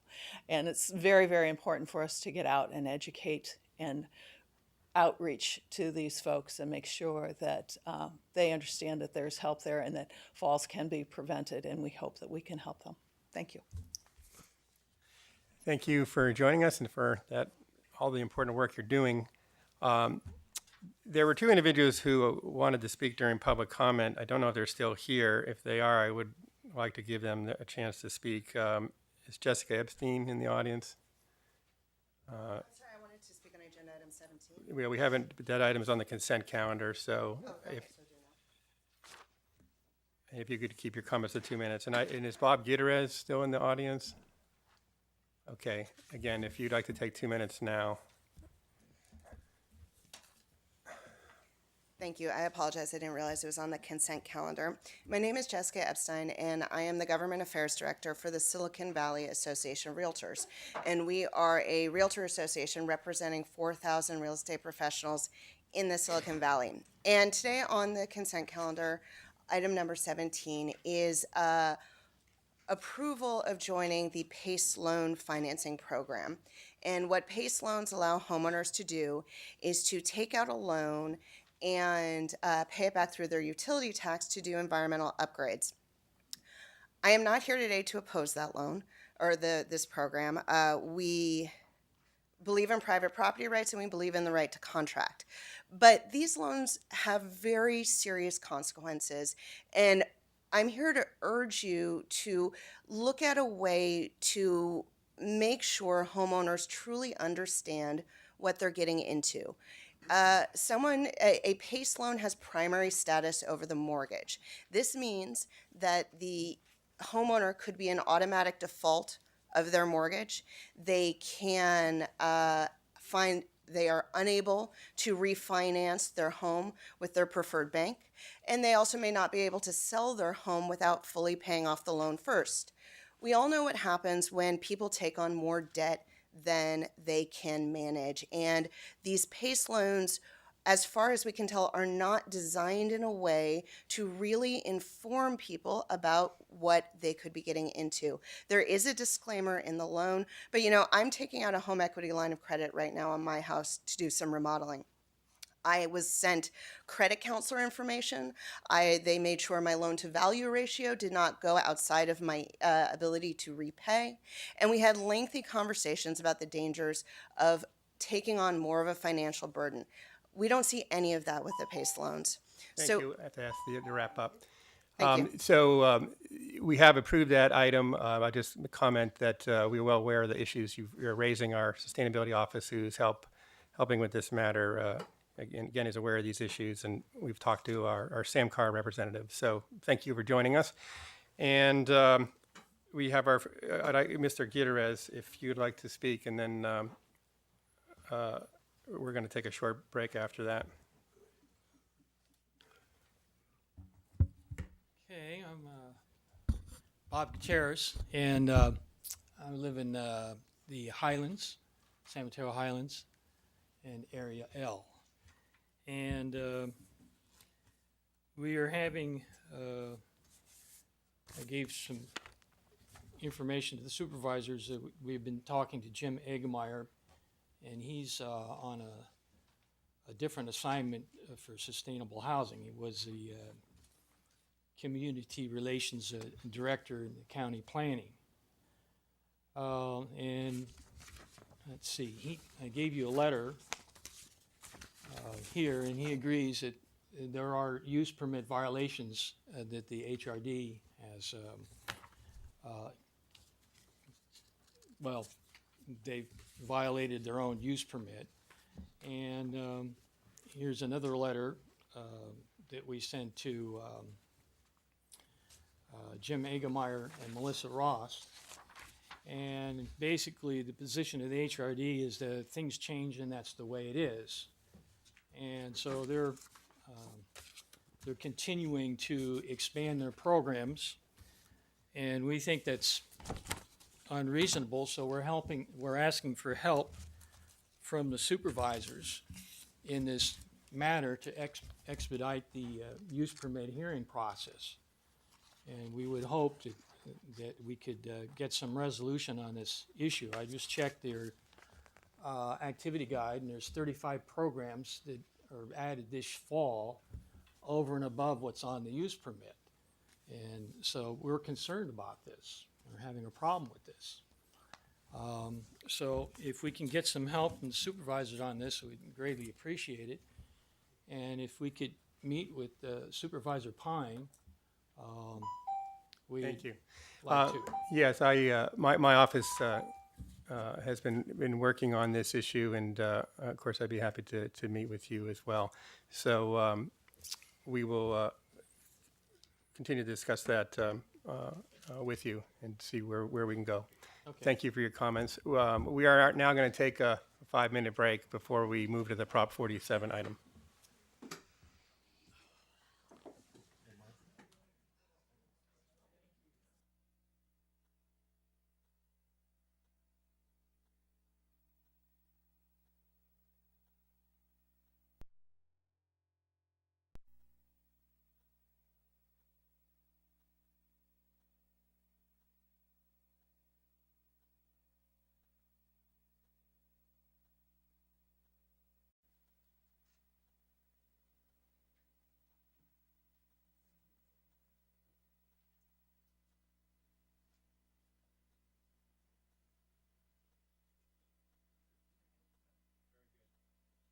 We're reconvening the board meeting, and our next item is a resolution opposing Prop 47, which will be on the ballot this November.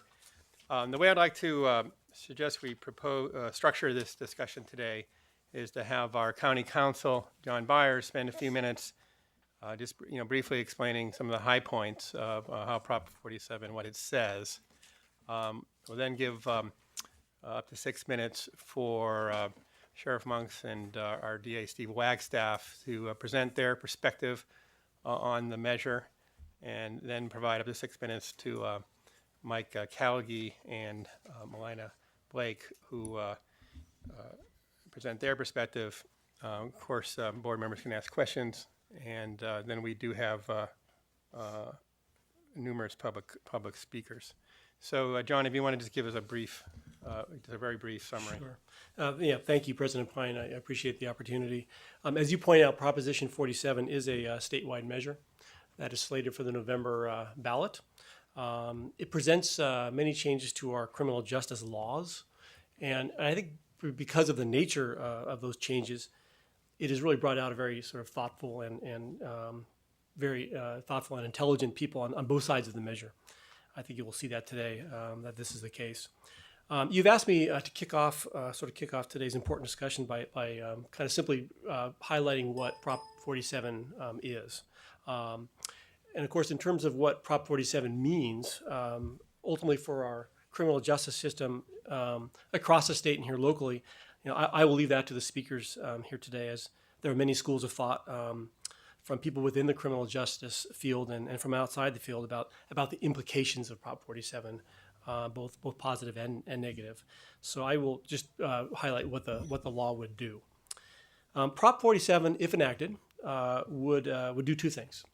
First, it would reclassify certain crimes from felonies or wobblers to misdemeanors. And second, it would allow defendants who have been previously sentenced for any of these same reclassified crimes to have their convictions and or sentences reduced. So let me just take a moment and be a little more specific. Let's talk about the first point. Proposition 47, if enacted, would reduce several categories of non-serious and non-violent crimes from felonies or wobblers to misdemeanors. The categories of crimes Prop 47 seeks to reduce to misdemeanors are very specific. It's shoplifting, where the amount stolen is less than $950. It's check forgery, where the amount does not exceed $950, except if the offender also commits identity theft in conjunction with the check forgery, it would remain a wobbler crime. Writing bad checks, where the amount does not exceed $950. Although if the offender has committed 3 previous forgery-related crimes, it would remain a wobbler crime. Fourth, grand theft, where the property obtained would be less than $950. Receiving stolen property, where the value of the property does not exceed $950. And last, drug possession, which is possession for personal use of most illegal drugs, including, for example, cocaine, heroin, and what's known as club drugs. According to the Legislative Analyst's Office, they estimate that about 40,000 offenders annually are convicted of the above crimes and would be impacted by the measure. Now, all of these proposed changes from felony to misdemeanor do have an exception. That if the defendant has been previously convicted of one of the following crimes, the new post Prop 47 crime would not be reduced to a misdemeanor. So if a defendant commits one of the crimes that I just mentioned, and they have previously been convicted of one of the following crimes, they can be charged as a felony still. And those crimes are as follows: sexually violent offenses, oral copulation, sodomy, or sexual penetration of a child under the age of 14, child molestation, solicitation to commit murder, assault with a machine gun on a peace officer or firefighter, possession of weapon of mass destruction, and any serious and or violent felony punishable by life imprisonment or death. So now I talked about what the first thing the law would do, reduce certain crimes to misdemeanors. Now let me provide just a little more detail on the second thing the law would do. Prop 47, if enacted, will also allow defendants currently serving felony sentences for the same crimes that are now misdemeanors if Prop 47 were to pass, to petition the court to have their convictions reduced to misdemeanors. In addition, certain defendants who have already completed a sentence for a felony could apply to the court to have their felony reduced to a misdemeanor. Now, in the case where a defendant requests to have his prior conviction reduced and or their sentence commuted, the court would be required to reduce the crime. So the court would be required to reduce that crime and or release the defendant unless the court, in its discretion, determines that resentencing the petitioner would pose, quote, an unreasonable risk of danger to public safety, and is supposed to consider the petitioner's prior conviction history, disciplinary record, and any other relevant evidence before the court. This proposition does define unreasonable risk of danger to public safety to mean an unreasonable risk that the petitioner will commit one or more of the enumerated crimes that comprise the exception crimes that I previously mentioned, sexually violent crimes and certain serious and violent felonies. Now, there's one last piece of the law I wanted to mention, and that is the funding piece. As most of you are aware by now, the law does contain a funding piece. If it were to be adopted, there's expected to be a cost savings resulting from the release of prisoners from state prison and the reduced numbers of defendants being sentenced to state prison. This money, this cost savings, would be transferred from the state general fund into a new fund that would be entitled the Safe Neighborhoods and Schools Fund. The money that's in that fund would be allocated by law. 25% would be provided to the California Department of Education for truancy and dropout reduction and to support K-12 programs. 10% is earmarked for trauma recovery services for crime victims. And the lion's share, which is 65%, would be earmarked for mental health and substance abuse treatment programs to reduce recidivism. Revenue estimates range from between $150 to $250 million, but I will acknowledge that there's a significant amount of uncertainty about those numbers, about how much funding would really come to bear. So anyway, that concludes my summary of the law. Thank you, Mr. Byers. Unless there's any questions for Mr. Byers, I'd like to recognize Sheriff Monks or Attorney Wagstaff. Thank you, President Pine, members of the board, Mr. Maltby, Mr. Byers, Mr. Callaghy. You did say 6 minutes. I don't think the district attorney can say anything in 6 minutes, so I'll be brief. I'm here this morning with the district attorney and several police chiefs with the unanimous support of our County Police Chiefs and Sheriffs Association to respectfully request your support in opposing Proposition 47, the so-called Safe Schools and Communities Act. Like all propositions, this one was conceived out of the public eye by a small group of people with an agenda. It was not subject to the rigors of the legislative process, where there is input from subject matter experts, debate, compromise, and all the requisite steps to develop a workable, effective solution to a problem. Like many before it, this effort was poorly constructed, funded by a few wealthy people that are not likely to be harmed by its effects, and granted a misleading and disingenuous title intended to fool the voters into believing that it will somehow improve their lives. We've seen this before, and Prop 47 is no different. You will hear from well-intentioned people who truly believe this measure will lead to safer schools and communities. Ironically, just the opposite will occur. Prop 47 will lead to increased crime and victimization, will lead to more gun violence, and increases to our jail population. This all-or-nothing approach is not the way to make significant changes to important public policy. The backers of Prop 47 purport to have the support of law enforcement and public safety. Every major law enforcement organization in the state is opposed to it.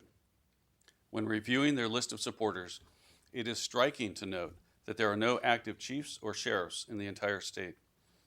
Their supposed law enforcement support is from retired individuals who no longer have responsibility for the protection of their communities. This measure comes on the heels of realignment, the biggest overhaul of our criminal justice system in a generation. We are still in the process of implementing it and understanding its effects on our criminal justice system. With realignment, we had the opportunity for input and compromise in order to protect our communities. We were able to advocate for and secure funding to implement this shift of responsibilities from the state to the counties. None of that is the case with Prop 47. In fact, the reference that Mr. Byers made to the funding, it is entirely possible that the state could take some of our realignment funding away from us as a result of Prop 47. The language is such that they can, the Department of Finance has the final say as to where that savings occurs, and they can decide that the reclass of these crimes will result in savings to the county. We have no recourse, and we could lose that very important realignment funding. The district attorney and I have been committed to making realignment work. I'm still optimistic about its success. This measure seriously threatens that success. This is no way to craft and implement important public policy. I ask you to stand with public safety professionals, the criminal justice community, and crime victims in taking a stand against this measure. Let me speak for a moment about the victims of so-called non-serious, non-violent property crimes. There are many hardworking men and women who are too busy trying to make ends meet to be here today. They can't afford to replace their stolen cell phone or laptop. They can't afford to miss work to get their car window fixed or to deal with long lines at the DMV to replace their stolen driver's license. These may seem like minor, non-serious crimes, but to the victim, it is deeply personal. It undermines their feeling of safety and security, and it shakes their confidence in all of us who they count on for protection. They can't be here today because they're at work or at their school or caring for a child or an elderly parent. We are here today to represent them. We are the ones who have sworn an oath to protect and serve them, and we need your help in doing so. We need your help to defeat this ill-conceived and poorly constructed proposition, which will no doubt put them at risk and not lead to safer schools and communities, but in fact will lead to more crime and victimization and increases to our county budget. Please join us and vote to oppose this measure. Thank you. Thank you for your remarks. We didn't get 6 minutes on the clock, so I'm not sure how much time has gone by, but District Attorney Steve Wagstaff will add. Thank you. I really was curious to know how much he left me. The President Pine, members of the board, Mr. Maltby, Mr. Byers, and Mr. Callaghy, good morning. Thank you for letting me speak to you. I want to echo to you what Sheriff Monks said, because it is important and relevant and states my position. The problem with doing legislation by initiative is that you reach too far. I was listening to Mr. Byers just now talk about what was the components of this. There were parts of it I said, you know, that was something we could have worked with. If the people who drafted this had said, let's work, let's go to the California DA's Association, the sheriffs, or the police chiefs, it might have things. Things such as I sat there thinking, listening to the woman earlier tell you about her case where she can't get it reduced to a misdemeanor. I don't know what the full facts are.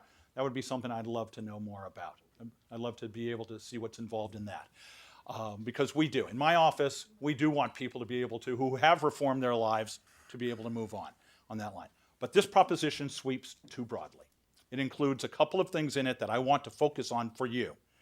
First of that is the discretion that it eliminates, and people keep referring to it as eliminating the discretion of the prosecutor, and that's true, but it also eliminates the discretion of our judges. Under this system that we have worked on forever, we have where the DA makes a choice as to whether to charge it as a felony or a misdemeanor on these offenses, and we make our choices. If a judge, after hearing the case, decides it shouldn't be at a felony, I think it should be a misdemeanor, the judge has the power, and they do, on fairly regular basis, they will exercise that discretion. Not all the time, but they will exercise that discretion, depending on the various judges. So there's a safety net there. So it really eliminates discretion for the DA. It's telling the DA you're not using it properly, and that's not right.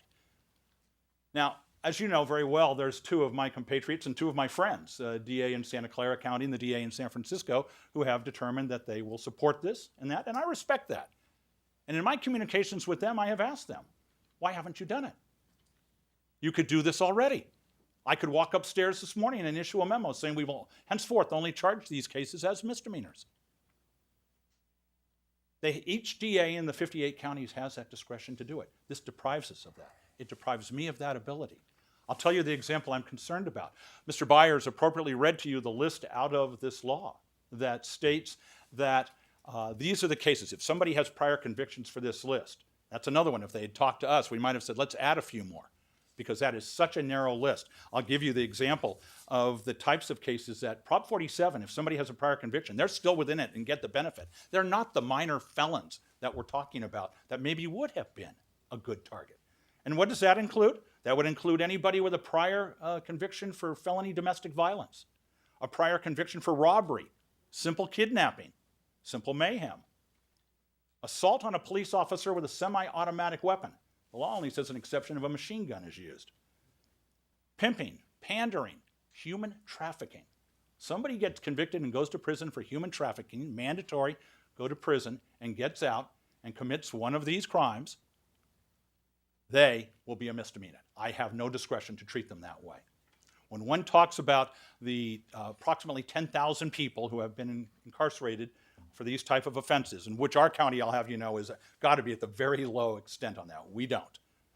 But of those, I'm advised through the information collected by the Chiefs Association of California that 80% of them have serious prior felony offenses. If this had been targeted at those people without that, it might have been a good topic for discussion for us on that line. It takes away discretion from judges and DAs inappropriately. It says there will only be one cookie-cutter approach. I don't think that's right.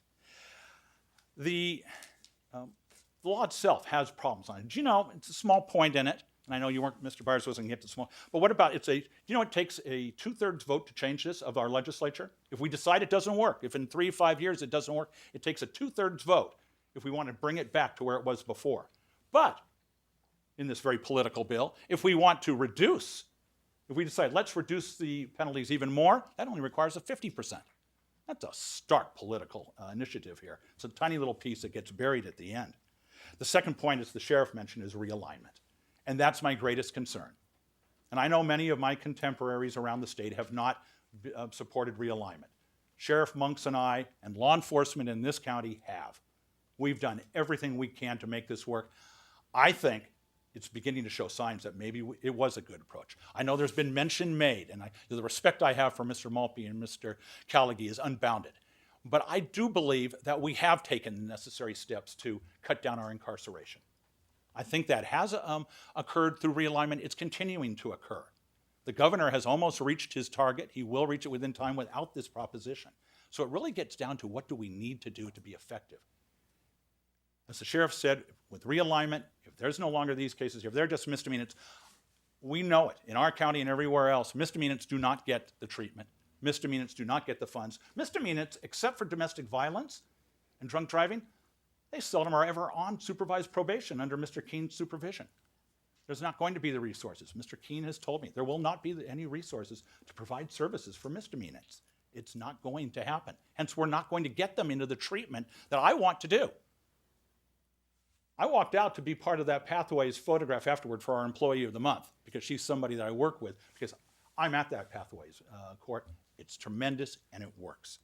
It really is the answer. It's why organizations such as the chiefs, the sheriffs, the DA are opposing this. It's why organizations like the California Retailers and why just recently CSAC has made a decision after careful deliberation and discussion that this is not the proposition is not the way to accomplish the goal. So what I'm asking you to do today is to join with Sheriff Monks, with the police chiefs of this county who unanimously, without exception, voted to oppose Prop 47. And can we be wrong? Sure, we can be wrong. But our choice was that we're not going to oppose realignment. Let's make it work. I think this will subvert what we're trying to do in realignment. I'm asking you not to do it. This law throws the baby out with the bathwater. Please don't do that, and thank you for listening to me. Okay, thank you. Certainly a very long 6 minutes, but it's an important topic, so it was time well spent. So we will now turn forward to Mike Callaghy and Melina Blake, and for your perspectives on why you are supportive of Prop 47.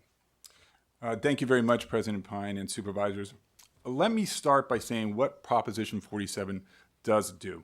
It allows us to build a criminal justice system that is prevention-centric, that focuses on victims, that adheres to appropriate punishment for low-level offenders, that uses valuable prison space appropriately, and that works to rehabilitate offenders while lowering the recidivism rate. That is why Mr. Maltby and I firmly support Proposition 47. By reclassifying low-level property crimes and drug offenses, we create the possibility and the goal of a safer community by removing these low-level offenders from the system. And how do we do it? Through prevention and rehabilitation, and by allowing them to get jobs that they so desperately want. We have in California a criminal justice system in desperate need of repair. We spend $9 billion a year on a state prison system that fails 70% of the time. $9 billion on a system where we have recidivist rates of 7 out of 10 inmates. California, the last 30 years, has built 22 new prisons and 1 university. 80% of those in prison have drug and alcohol-related addictions. 30 to 40% serious mental illness. The system has taken fathers and mothers away from their families for minor offenses, creating a system of incarceration that transcends families' generations. This system has made it more difficult for individuals to assimilate back into society by branding them with the scarlet letter of a felony conviction that prohibits them from getting meaningful employment like we heard here today. We have tried time and time again to guarantee public safety through mass incarceration, and we have failed in this state. Proposition 47 works to reverse the impacts of a broken system. How? By removing a stigma of a felony conviction for a nonviolent, non-serious offense so these individuals can obtain meaningful employment and achieve their goals. By investing in truancy prevention, and we know truancy is a major factor in future criminal conduct. By focusing funding on the cause of crime, namely addiction. For every dollar we spend on treatment, for every dollar, we save $7 in future crime and health-related costs. By funding mental health programs, studies indicate we will reduce jail bookings and jail stays. By appropriately holding offenders accountable, we will achieve a better system. Now, no one here is saying that we don't have a place for state prison. We absolutely do, and that's exactly what Proposition 47 is saying. Let's make room for those offenders who are serious and violent that we need to put in prison. We are still under a federal decree to reduce our prison population, and by getting these low-level offenders out of prison, we will be able to achieve that. And let's make no mistake about it. These low-level offenders are held accountable. They can spend up to a year in the county jail, be sentenced to a year in the county jail. So there is accountability. And for those low-level offenders who continue to offend once they receive a citation, there is a mechanism in the penal code that allows the police to book them straight into county jail and hold them for arraignment so they don't keep reoffending. So we know there will be state savings. I mean, the estimates, like Mr. Byers said, is we'll be reducing the prison population anywhere from 4,000 to 10,000. So where will that savings go? 65% for mental health and drug abuse treatment to stop recidivism. 25% for truancy prevention to keep kids in school and enhance their long-term job prospects.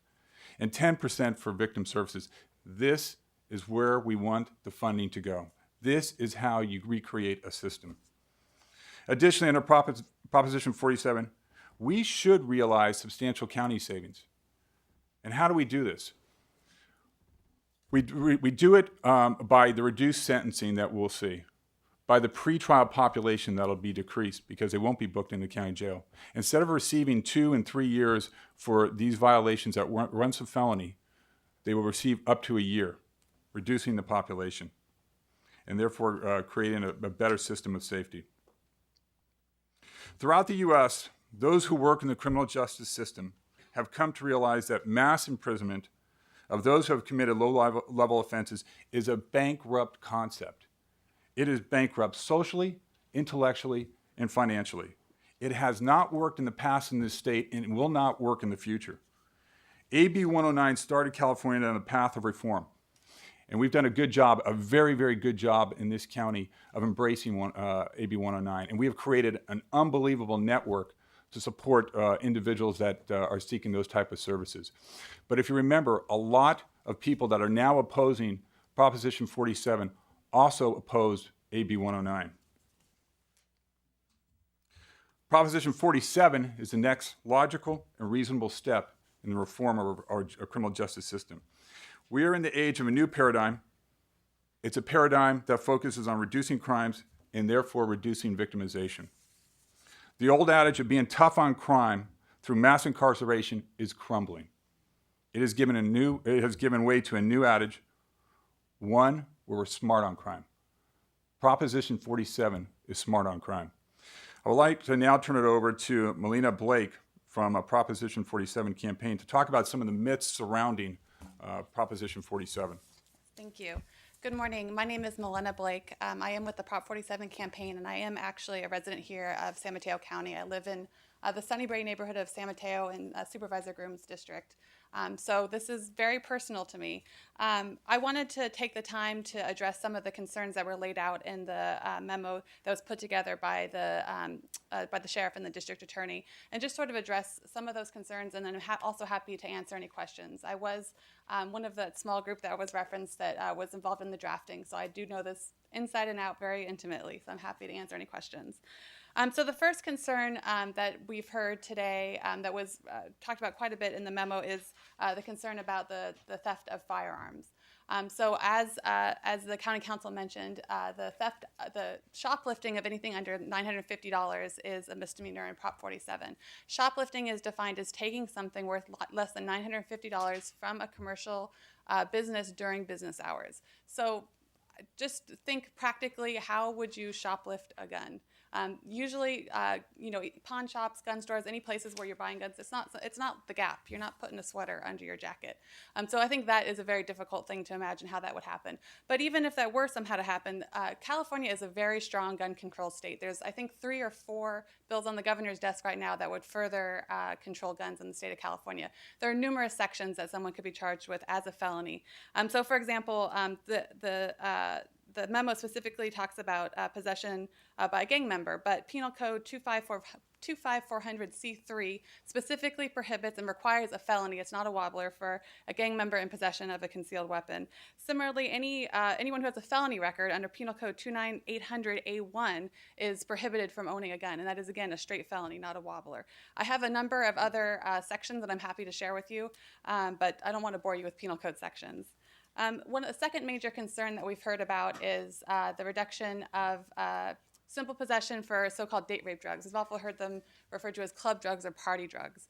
Again, we're trying to get at the issue of drug addiction here, and it is sort of fortuitous that we heard today is Recovery Happens Month, right? We heard from a number of people who talked about the harm that drugs and alcohol have had on their lives, and we want to make sure that those people can be treated appropriately in a drug treatment program and not locked up in a prison. We know that prison is not an effective way to prevent drug addiction.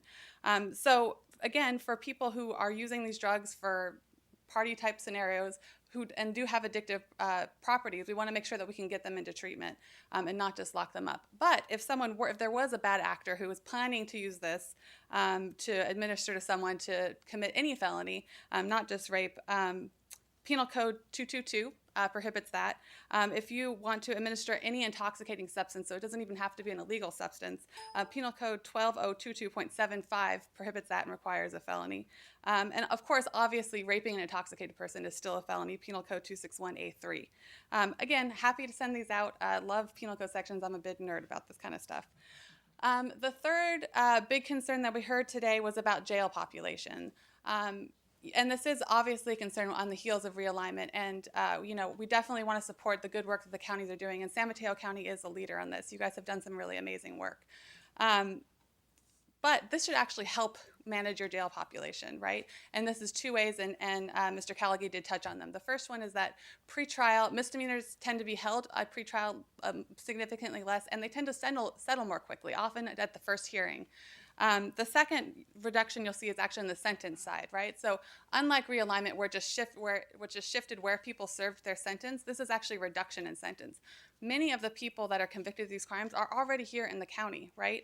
The population report from CDCR from 2013 said that San Mateo County sent 361 people, period, to state prison. You guys are doing a really great job managing your population locally, and we'd like to help you do that better. So by reducing, most of these offenses are 1623, so let's say a maximum of 3 years, you could reduce that to 1 year, you're gonna see significant reduction in your sentence population as well. Which helps with the realignment issue that we're talking about here. We want to make sure that realignment is working and that it continues to work, and this will be a tool to help do that. You know, I already mentioned one of the resolutions, but I do think today was a very fortuitous day. A number of the presentations that we heard this morning were heard about the Pathways Program, a mental health court program. Under Prop 47, there's a pot of money, 65% can go to expand that program. I don't know what the capacity of that program is, but I'm sure there are more people that want to be in there that can't be. It would be nice to have more space for people to deal with that very successful and popular program, obviously. We also heard Recovery Happens Month, right? We heard from a number of people who were involved in the criminal justice system who finally got out through recovery, not through being locked up, but through recovery. And by expanding recovery options through this funding, we can, again, not only make life better for the people that are committing the crimes, but also for the people they harm by their crimes. This is about really crime prevention. It's not about just punishing people. It's actually about making our communities a nicer and better place to live. And then finally, Attendance Awareness Month, right? We heard about truancy and how important that is for educational outcomes, but it has significant impact on involvement in the juvenile justice system and the adult justice system later in life. So we think that this is really a reinvestment in preventing crime in the first place and making our communities safer. Like I said, I'm more than happy to answer any questions or concerns, and thank you so much for your time. I appreciate it. All right, thank you for your time, and everyone who spoke was very eloquent, and in a perfect world, every voter in California would hear those two set of arguments and make their decision. We now have a numerous people who'd like to address the board. You do have up to two minutes. I'm estimating we have about 20 folks, although we may have lost a couple. Carolyn Chaney may have had to leave. Oh, no, she's still here. I'm hanging in. Okay, it's followed by Susan Swope. Go ahead. Carolyn Chaney. Hello. I'm a passionate supporter of this proposition, but I actually don't think I don't want to address that today. I think there will be lots of opportunity to talk about Proposition 47 as we approach the election. What I want to talk about today is what we're doing here. I live in the county. I'm a neighbor in the neighborhood of Don Horsley, and you are my elected representatives. You are my governing body. And that's what I want you to do. I want you to govern. I know that you came to your jobs through a political process, but I would like you to rise above that fray and not get involved in political statements, pro or con. I think we need to leave that up to the voters. So I'm just asking you today to just say no to being involved in political statements where you support or don't support propositions. Let's just leave that to the voters of California. Thank you. Thank you. Do your job. You do a great job for me. I am very proud of my governing body. Thank you. Appreciate the compliment. Susan Swope is our next speaker, followed by Michael Francois. Good morning, Board of Supervisors and Mr. Maltby, Mr. Callaghy, Mr. Beers. My name is Susan Swope. I've lived in San Mateo County for 36 years, and I think you all know that I'm pretty active in a lot of organizations. I'm representing only myself this morning, and I fully support Proposition 47. I think we all know that addiction and mental illness are illnesses, and that incarceration is not an effective treatment. In fact, in many cases, it makes the person worse. Now, jail time might get their attention and might get them into treatment, and I think that's what's really important about Prop 47 is that it does provide money for more treatment. As part of the Reentry Advisory Committee, we had a couple of instances where the people there were frantic because they had people that needed residential treatment for drug problems, and they had nowhere to put them. They had put one woman in a hotel room, which is hardly a good place for somebody who it may be suicidal based on having a drug problem. So I urge you to support Prop 47. It may have some problems, but I think overall that it solves more problems than it causes. Thank you. Thank you. Michael Francois, followed by Dorsey Nunn. Mine is real fast. This Prop 47, I've been on both sides, and I've seen, nobody has tackled the immigration issue in this at all. Nobody's addressed it. I see guys coming out in reentry program in East Palo Alto and other cities, and they can't even find work. It's not all about drug addiction. They can't even find work. I've asked the city council, let guys that have come out, let them be crossing guards. Some of them are 6 feet tall, real big. Nobody's gonna run through a sign with them. Just by the look they give them. Nobody's addressed that. If most city councils and county government belongs to the ICLEI or the United Nations, protocol, and they're saying let these people in, and then they're just not Latins or Chinese or what have you. We need to take control our borders. We need to control the population. The people can't not get jobs. There's no jobs out there. There are more people with 4-year degrees delivering pizza and being crossing guards and doing ridiculous jobs because they cannot get jobs. And if it passes, you need to get a federal judge or something to overturn it or to work with it and separate. There needs to be some separation in here, like the judge did when the marriage law came in. He was federal judge. He overturned it, said it's unconstitutional. I don't know if this is going to work. There's too many people not working. You don't understand until you don't have a job, you don't have a paycheck, and you get out after serving some time. You can't get work because you have a criminal. And there's a lot of job discrimination going on because of age also out there. Apply for a job and see what happens, and don't use your past history and see what happens. This is something like a George Soros. George Soros supported drugs. This is George Soros. This is walking right into a Hillary Clinton thing who wants to take all the guns from people. Thank you. Thank you. We have to move on to Dorsey Nunn, followed by Ellen Hope.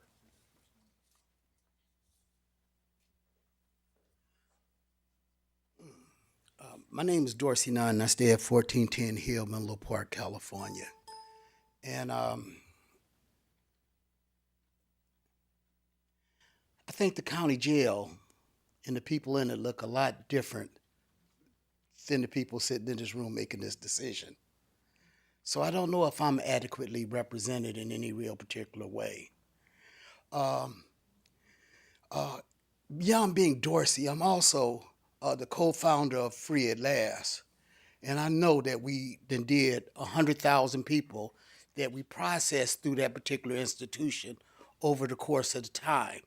I was just back there counting my time, and I guess I'm one of those long-term recovering people.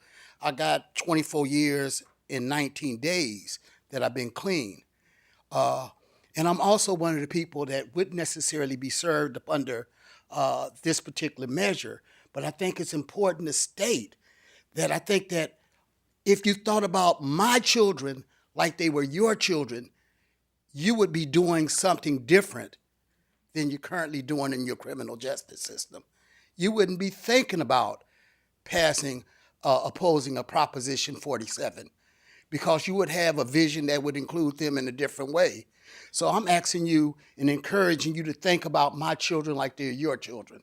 And what would you want them to see happen with them? Because if you just look at it like it's me, you might not come to a reasonable solution. So I'm just asking you to think of my son, Anthony, like he's your son. And think about the institutions that you would want to build and construct for his safety and his care. And I don't think that you would be thinking about building a jail. I don't think that you would be opposing treatment. I think that you would invest your money in education. And by the way, this long-term person that's in your community is going to the White House Monday to be talking about how you pass appropriate legislation. Thank you. Ellen Hope, followed by Reverend Penny Nixon.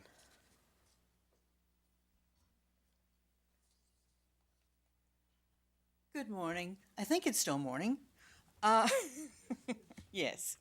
My name's Ellen Hope. I'm the current president of the South San Mateo County League of Women Voters. I am speaking this morning not only for my own league, but for the North Central League, so between the two of us, we cover the entire county. The League of Women Voters, as you probably know, is a political but not a partisan group. We don't endorse parties. We don't endorse candidates. We do sometimes study and take positions on issues. One of the issues this year is Proposition 47. Because 47 is a statewide issue, the position taken comes from the California League, but it's a statement of their support for 47 with which we locally strongly concur. The state statement is as follows. Prop 47 will ensure that prison spending is focused on violent and serious offenses, will maximize alternatives for non-serious, non-violent crimes. The savings generated will be invested in prevention and support programs in K-12 schools, victim services, mental health, and drug treatment. Prop 47 will change low-level nonviolent crimes, such as simple drug possession and petty theft, from felonies to misdemeanors.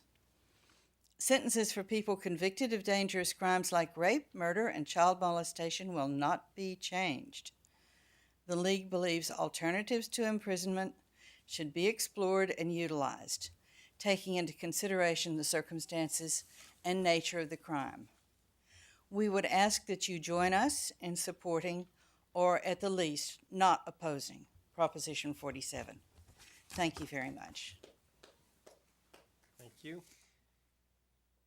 Again, Reverend Penny Nixon, followed by Jennifer Martinez. Thank you and good morning. It is interesting that this discussion comes on the heels of supporting the recovery movement and community and lifting that up because America is built on the seminal idea of second chances and starting over. Supervisor Groom, I've heard you speak passionately and intelligently on the dynamics of poverty and its impact on our children in our county. I think this proposition has a lot to do with poverty and class and race. This proposition begins to chip away at the multi-level assault on the poor and the vulnerable. It begins to decrease the magnitude of the crisis faced by communities of color in our mass incarceration. And it addresses the harsh realities that we've already spoken of, that our prisons overall do not serve to rehabilitate. I have a personal connection to this. I think we need to take seriously race and what it means in our criminal justice system. I happen to be the parent of an African American daughter who at age 11 is painfully aware that people who look like her are pulled over far more often on the highway. My best friend's son, who is African American, benefited from the mental health court in this county, and I appreciate those measures so much. But I wonder about the discretion that the DA talked about. I wonder about that discretion when my former sister-in-law is serving a life prison sentence for something that she did not do. I wonder about the discretion that seems so often to tilt toward putting young black and brown men in our prison systems. And thank you. Thank you. Jennifer Martinez, followed by Michaela Davis. Hi, thank you for hearing us today. My name is Jennifer Martinez. I'm a resident of the city of San Mateo. I'm also the co-director of Peninsula Interfaith Action, which is part of the PICO, California statewide network. I'm here for both personal and professional reasons. Personally, I feel very convicted about this issue. I have become now a personal advocate for criminal justice reform and the reform of mass incarceration in our communities. And in a professional level, we will be turning out thousands of voters in favor of this proposition here in the county and across the state. We plan to turn out hundreds of thousands of voters in favor of this proposition. I just want to say that over the past several years, California voters have consistently demonstrated an interest in reforming our incarceration system. They're rolling back the tough on crime agenda because we know that it's not working. And while we may be well-intentioned people, we're also intelligent people who have direct experience with the impact of the criminal justice system as it currently stands. And for low-level crimes, non-violent crimes, we know that those have serious impacts. What we're talking about here is the difference between a felony and a misdemeanor.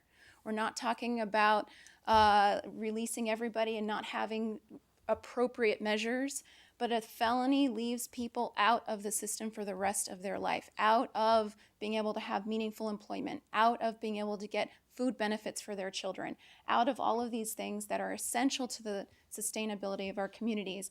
And despite the fact that the sheriffs, the chiefs, and the district association have come out in opposition against these measures over the past several years, our voters consistently vote the other way. And I believe that this is going to be the case this year, as right now 60% of our voters currently support this proposition, even with the opposition's statements against it. So when faced with the choice, they consistently make the right one. Thank you. Michaela Davis, and then Kaya Aiken. Good morning. My name is Michaela Davis. I'm an attorney with the ACLU of Northern California. The ACLU urges the board to support Prop 47 and vote no on the resolution before it. The local ACLU chapter here, which represents about 2,000 members in this county, also urges the board to support this initiative. As many have discussed, this is an important step to transition us away from an incarceration-based system to a prevention-centric model. I recall back when this board voted to approve construction of the new jail, the board also committed to simultaneously invest in things like pretrial reform, also other recidivism reduction services, such as treatment and rehabilitation. This is a chance to do just that.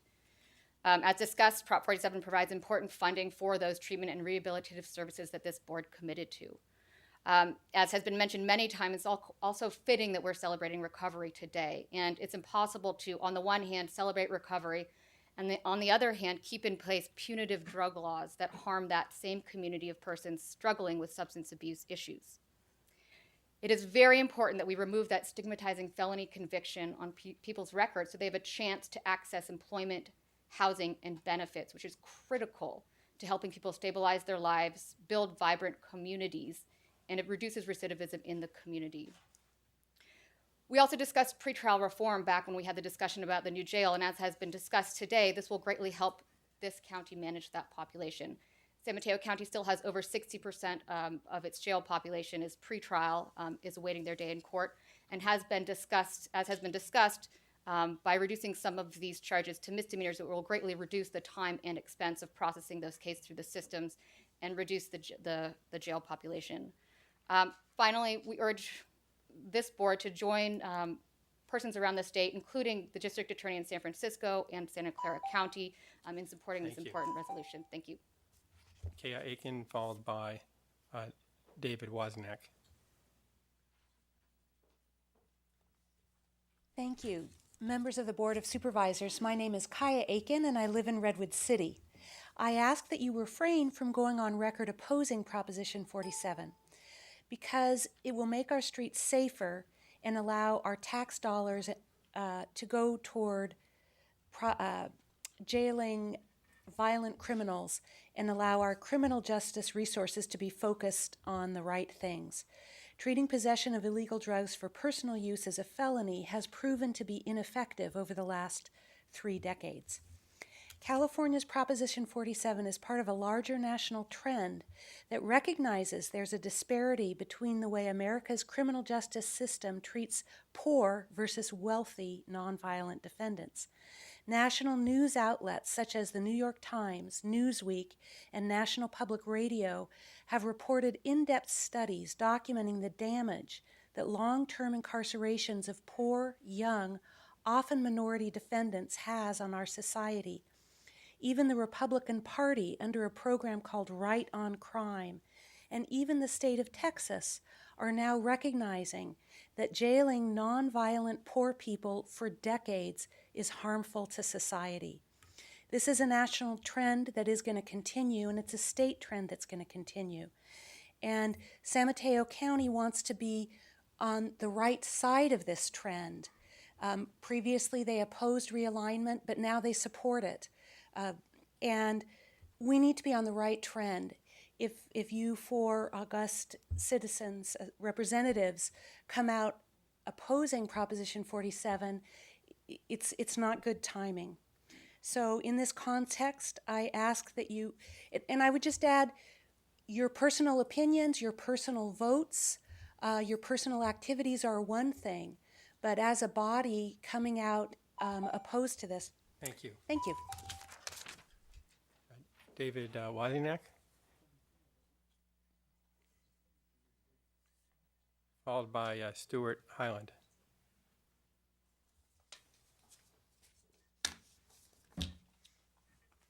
Morning. Still morning. David Wozniak. I am the president of the Deputy Sheriff's Association. I've been a deputy sheriff here, hired by then Sheriff Horsley almost 20 years ago. And give you a line level perspective of Prop 47 and what we believe at the line level. First of all, it says that this focuses on victims. Starting with the funding of this, it can be taken away by the Department of Finance. There's closed doors, there's no public hearings, there's nothing. The funding of this is not secured.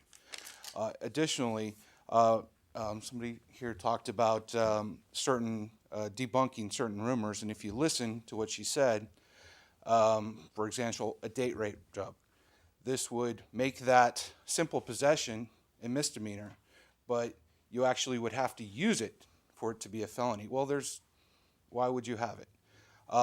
Possession of a stolen firearm. People don't steal firearms to keep them in their collection to show other people. They use them to commit other crimes. And you shouldn't have to have that gun and actually use it for it to be a felony. Shoplifting. If you wish to keep shoplifting a misdemeanor, it actually now, to be a felony, requires some sort of confrontation with store security or law enforcement for that to be a felony. There are some good things on Prop 47 that other people have brought up, but it's way too broad.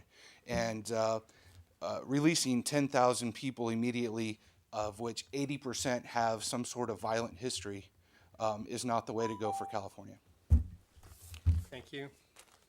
Stuart Highland, followed by David Vallegra.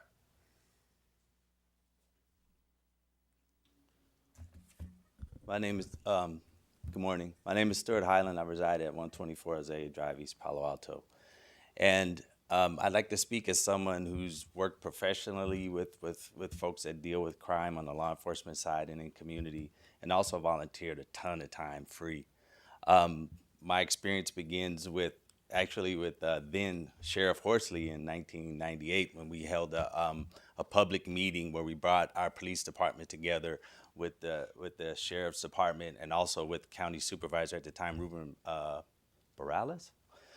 And so there's been a long time concern about that, and I've been actively engaged with it. I also served as one East Palo Alto program director for the SAFE program, where we work closely with EPA PD to form block clubs and neighborhood associations to help defeat crime by partnering with the community. And lastly, currently I'm a co-chair of the Crime Prevention Ordinance Oversight Committee, Measure C in East Palo Alto, where we distribute funds that were created from a parcel tax that East Palo Alto residents placed upon themselves to help reduce crime. The goal was prevention, intervention, especially focusing on that critical group of 12 to 24 services. So my concern is not just well-intentioned, but an actual commitment as a father of 3 sons, trying to raise them in our community, that what this offers is a very targeted and focused approach. And I really want to be clear about it. I thought this was very focused, much in the way Prop 36 in 2012 was narrowing the 3 strikes law. This law does a very similar thing. And being focused allows it to free up funds, resources that can be reallocated towards what's much more effective. And I think everyone agrees that the big lift, the reading by grade 3, is huge. It follows a child throughout their entire career. Thank you. David Vallegra, followed by Nancy Goodman. Good morning. When the California voters passed the 3 strikes law, our district attorney wisely chose to use this only for serious and violent offenses. a number of years later after mass incarceration, over-incarceration, has been determined to be wasteful, both in tax money and human lives, the voters of California chose to join San Mateo County and restrict the use of the three strikes law. Prop 47 is the next step in the rationalization of the criminal justice system. Our county has a hard-earned and well-deserved reputation, witness the proclamations you offered today, for helping people recover from the consequences of committing crimes, for rehabilitation, for recovery, for truancy reduction. In fact, I believe that was one of the reasons that the current jail is being built, is to provide space for the very programs that we have championed. Prop 47 is consistent with the values of the voters and with the administration of criminal justice in this county. I urge you to reject the proposition, what's before you. Thank you. We have Nancy Goodman, followed by Paul DeMeester. Hi, thanks. Just in case you want to know what side I'm on, raise your signs, people. Nancy Goodman, I live in Redwood City, and thank you for your time and attention. I know it's been a long morning. I'm here against the resolution and in favor of Prop 47. Like many civic groups that you've heard from, faith-based groups, I am a member of the Unitarian Universalist Fellowship of Redwood City, but speaking as an individual, and victims of crime groups. The U.S. prison system doesn't work. If it did, we wouldn't have Prop 47. I mean, really, 22 new prisons in California and one university since 1980, that's nuts. 1,500% increase in funding for prisons. We have higher incarceration rates than almost any other country in the world. 1 in 12 Americans has a felony conviction in their family. When these people get out of prison, they have trouble reintegrating into society. That's partly why we have the 70% recidivism rate. We're jailing too many people and it's not working. Reducing crime, reducing people getting into prison is the only way out of this morass, or we're all going to go broke. And this is what this proposition attempts to do. Prop 47 attempts to provide some money for mental health treatment, drug abuse treatment, that accounts for 80% of the criminals in some of our jails, and education. If we can educate people and treat them for their problems, they're not going to commit the crimes in the first place. And I totally respect law enforcement who's out there every day dealing with the crimes, but I'm trying to get those crimes reduced before they commit crimes on our streets. So thank you to all of you who are coming as well, but I do disagree, and I hope you don't take a stand against Prop 47. Thank you for your time. Thank you. Paul DeMeester, followed by Pastor Kelvin Smith. Mr. President, members of the board, my good friend Steve Wagstaff, I'm Paul DeMeester, and I speak on behalf of the Private Defender Program, our county's indigent defense program, through the auspices of the San Mateo County Bar Association. Prison overcrowding is undisputed. We have had state court and federal litigation, some of it with draconian remedies as an outcome, such as the mandate to reduce the prison population by over 20,000 in a fairly short time frame. But these litigation outcomes are but temporary solutions. They address the pain of prison overcrowding, but not the symptoms. And Prop 47 will address the symptoms of prison overcrowding by taking the lowest level felonies and reducing them down to misdemeanors for the future. Prop 47 thus addresses the recurring theme and avoids the recurring theme of prison overcrowding, and we ask for your strong support for Prop 47. Thank you. Thank you. Pastor Kelvin Smith, followed by Charisse Domingo. My name is Pastor Kelvin Smith. I pastor in East Palo Alto and live in Belmont. It was amazing that the man who spoke earlier about recovery said he had been in prison in the system for 40 years. 40 years. And he never once said, thank God I was in the system. Thank God I was in prison for 40 years. But he did say, I thank God that I went into recovery. And once I got into recovery, my life changed. So something says to me, not you, that the prison system didn't work for 40 years. I would not trade 40 years of my life on anything that doesn't work. And we're sitting here debating whether prison works or not. It works for some, doesn't work for all. But the recovery system does work.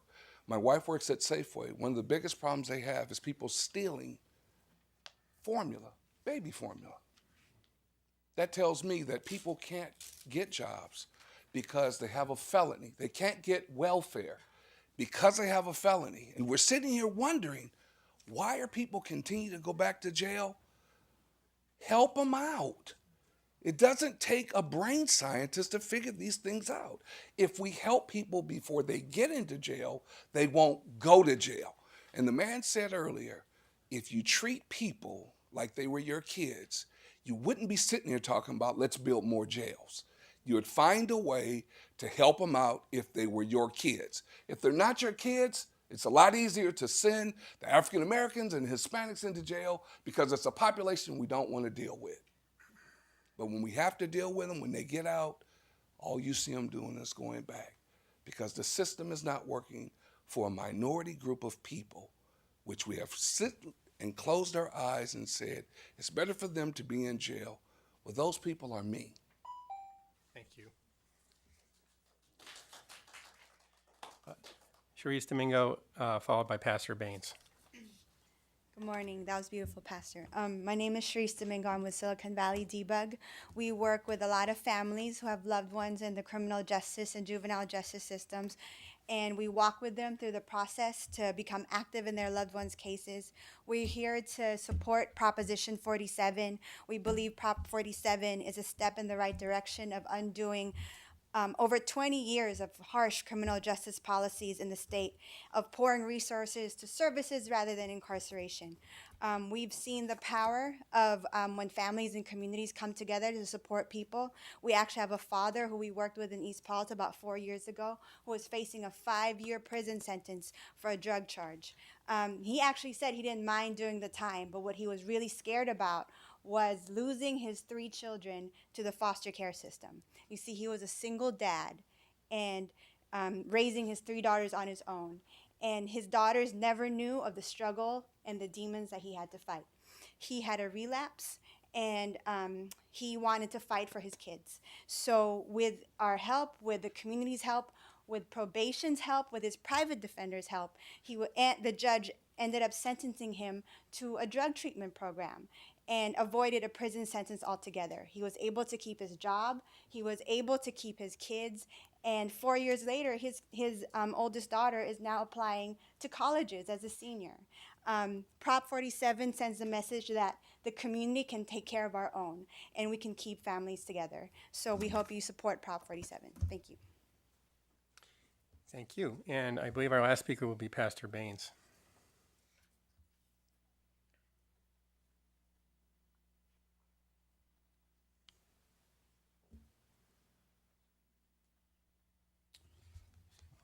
Pastor Paul Baines, pastor of St. Samuel Church in East Palo Alto, and president and founder of Project We Hope and the We Hope Shelter. Thank you, President Pine and Board of Supervisors and County Manager Mulvey and Gallagher and all you that are here. I'm going to do something new. I'm going to try to read something first and stay in an allotment of 2 minutes.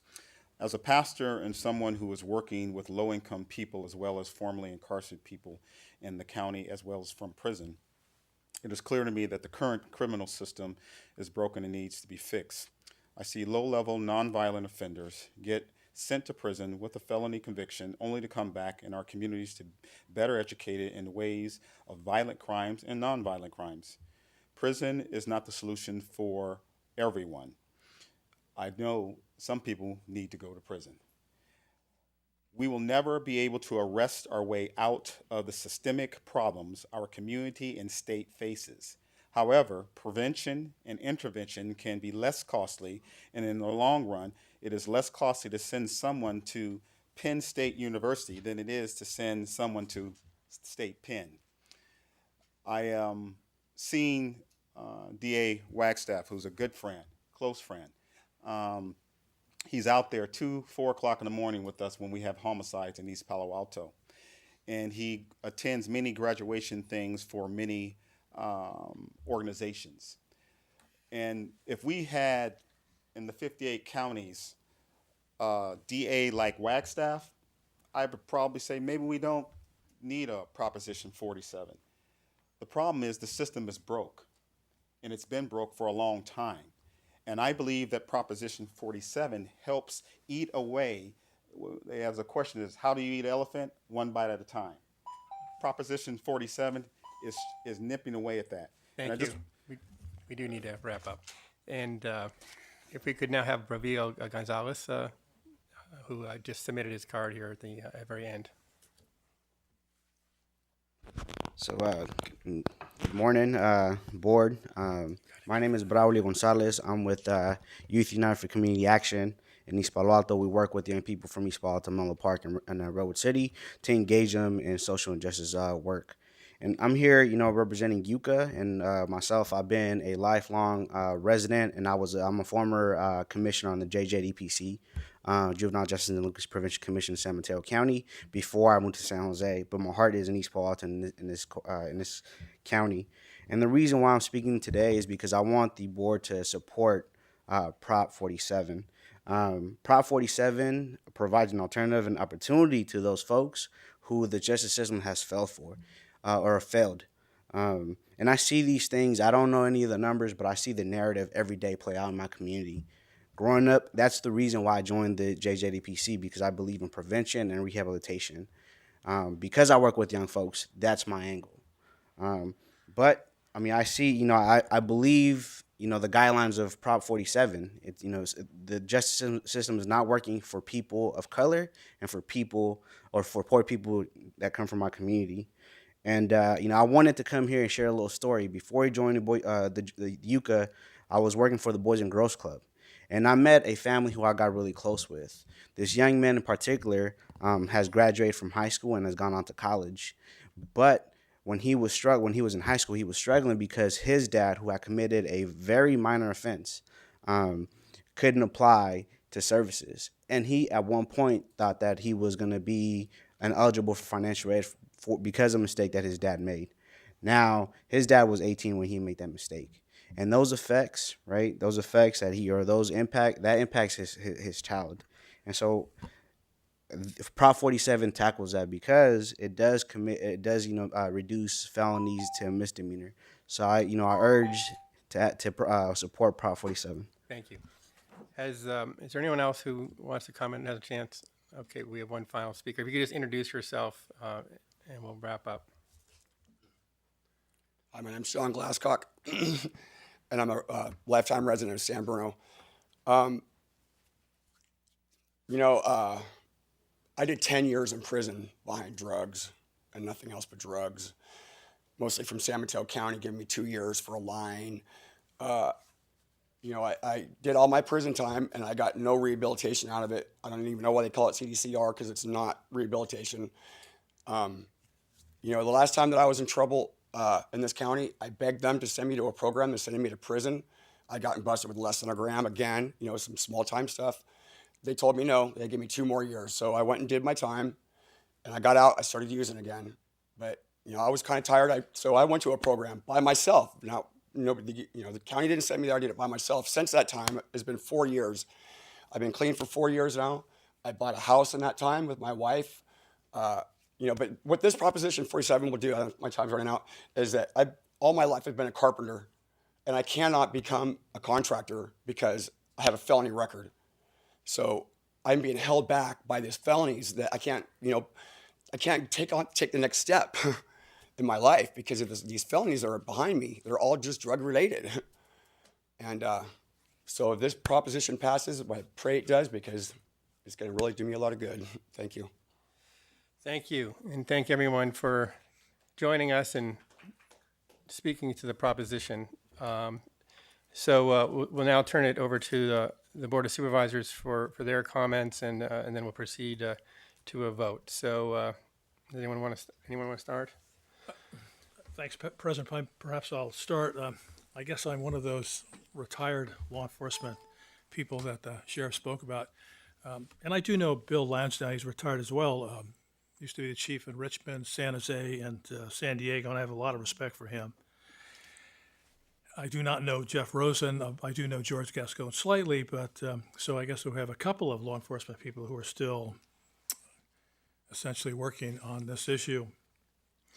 And you know, it's I know for Mike Callaghy and I, it's really very difficult. All my colleagues, former colleagues at least, supporting or opposing Prop 47, but it does look like a reasonable reform. And there are reasonable people on both sides. I think the DA made an excellent case, and I think the other side of the issue, Mike Callaghy, made an excellent case as well. And I do think if you just look at some of the issues, like it's one of the things that the young woman talked about, stigma. Stigma is incredibly important. And, you know, from my 35 years in law enforcement of the Sheriff's Department, if I include Daly City back there, I was 39 years. I know that if you can't get a job, the likelihood of you coming back into crime is pretty great. And stigma of, we talk about stigma for mental health issues, stigma for people who are convicted of a crime, of a felony, is maybe worse in the sense that you cannot get jobs, you cannot get certain kinds of licenses. It does in fact make a significant difference on your ability to provide for you and your family in the future. In fact, there's some difficulty even getting public assistance. So I'm really in favor of being able to somehow do something about those felony convictions that probably really should have been misdemeanors in the first place. And if you look at some of the other statistics that Mike pointed out, 22 prisons and 1 university, we've spent a lot of money. We spend more money on prisons than we do on universities. As you know, and I know one of the issues about Milena Blake, by the way, her father-in-law is actually a former deputy DA, a personal friend of mine. She did answer most of the questions about guns, and I do know that, I looked it up, that possession of a stolen weapon still is a felony. It's not a misdemeanor. You know, I think that you know, these are, looking at the reform, it's fairly straightforward, and so I think it's a thoughtful reform. I do agree to some extent that public safety, criminal justice, reformed by initiative isn't necessarily the best way, but it appears to be the only way. So, well, you know, what I would like to listen to my colleagues, but I'm actually going to, at some point, make a motion that we not take a position on Prop 47 and leave this up to the voters of the state of California to decide what they think and what they think is really best. Do they want to continue with the incarceration as before, or do they want to look at reform?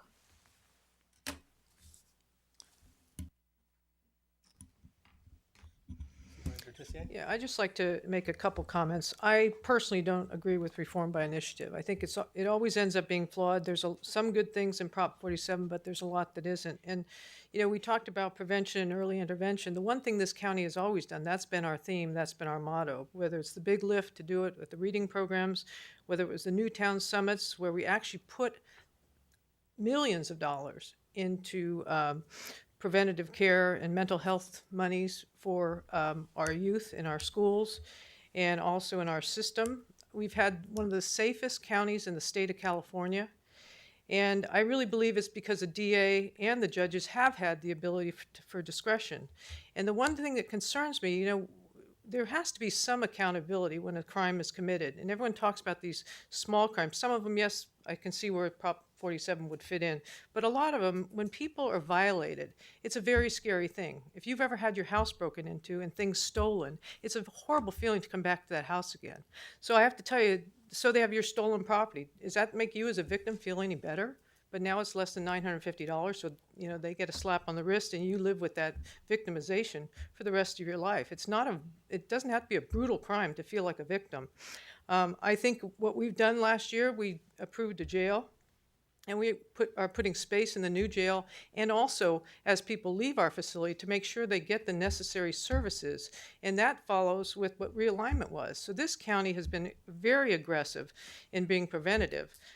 in our ways of trying to work with people. Now, I realize some people say, well, prison will never work for people. Well, you know, the other part of it is for some it really does work, and for a lot of them, and probably most of them, the reason they get those resources is because they have come through our facility. I think when I heard that, oh, no one shoplifts guns, well, of course they don't. You can't walk into a gun shop and shoplift a gun, but it can get stolen from your house, and someone can have that on the street. You know, these aren't that simple. That's what worries me about a proposition and trying to legislate by proposition. There's flaws in this. It isn't perfect. Of course, it may never be perfect, but it also, to me, it goes too far the other direction and talks more about the perpetrator and helping them than it does the victim. And to me, the victim plays a very big role. And I think when you talk to a lot of people in our community, I made sure I did before I came here, people feel very serious about the fact that they want to feel safe in their community. And these little crimes still have a victim to them. And I think we need to continue to let the DA and our judges have that discretion. And you know what, we have the lowest incarceration rate in the state.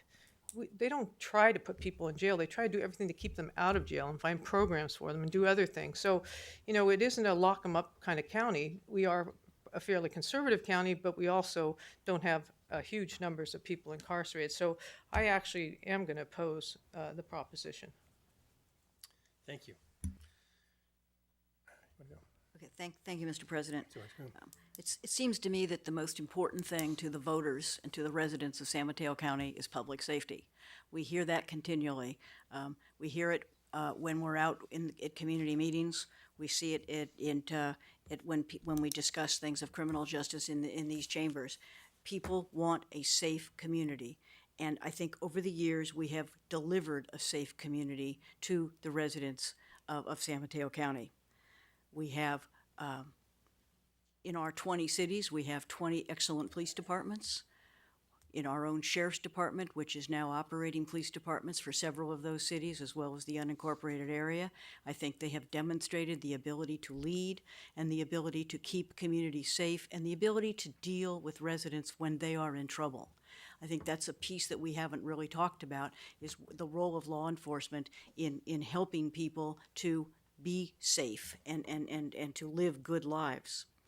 We have strong rehabilitation programs. I think we have been one of the leaders in the realignment. Perhaps there were several who weren't in favor of it in the beginning, but I think we have embraced it fully as a community and as a law enforcement community and as a rehab community. We've got strong programs. We're beginning to see really good outcomes. We have more and better programs in line when we open our new jail. We were a county who acted early to build a jail because of realignment. We knew that the conditions that existed in McGuire and in our women's jail could not continue the way they were, and so we took the necessary steps to build a jail. And that jail will have education and rehab components in it that we have been unable to do at McGuire. So I'm not sure that I'm ready to tie the hands of district attorneys and tie the hands of sheriffs in local government. I do not believe any longer, as a Californian, I've watched too many initiatives on ballots that have not worked. And I'm no longer willing to see initiatives decide decisions that should be made by the local governments. And lastly, the State Association of County Governments has voted to oppose 47 for some of the very same reasons that Supervisor Tissier and I have delineated. Thanks, Mr. President. Thank you, Supervisor Groom. I'll go ahead and share a few comments.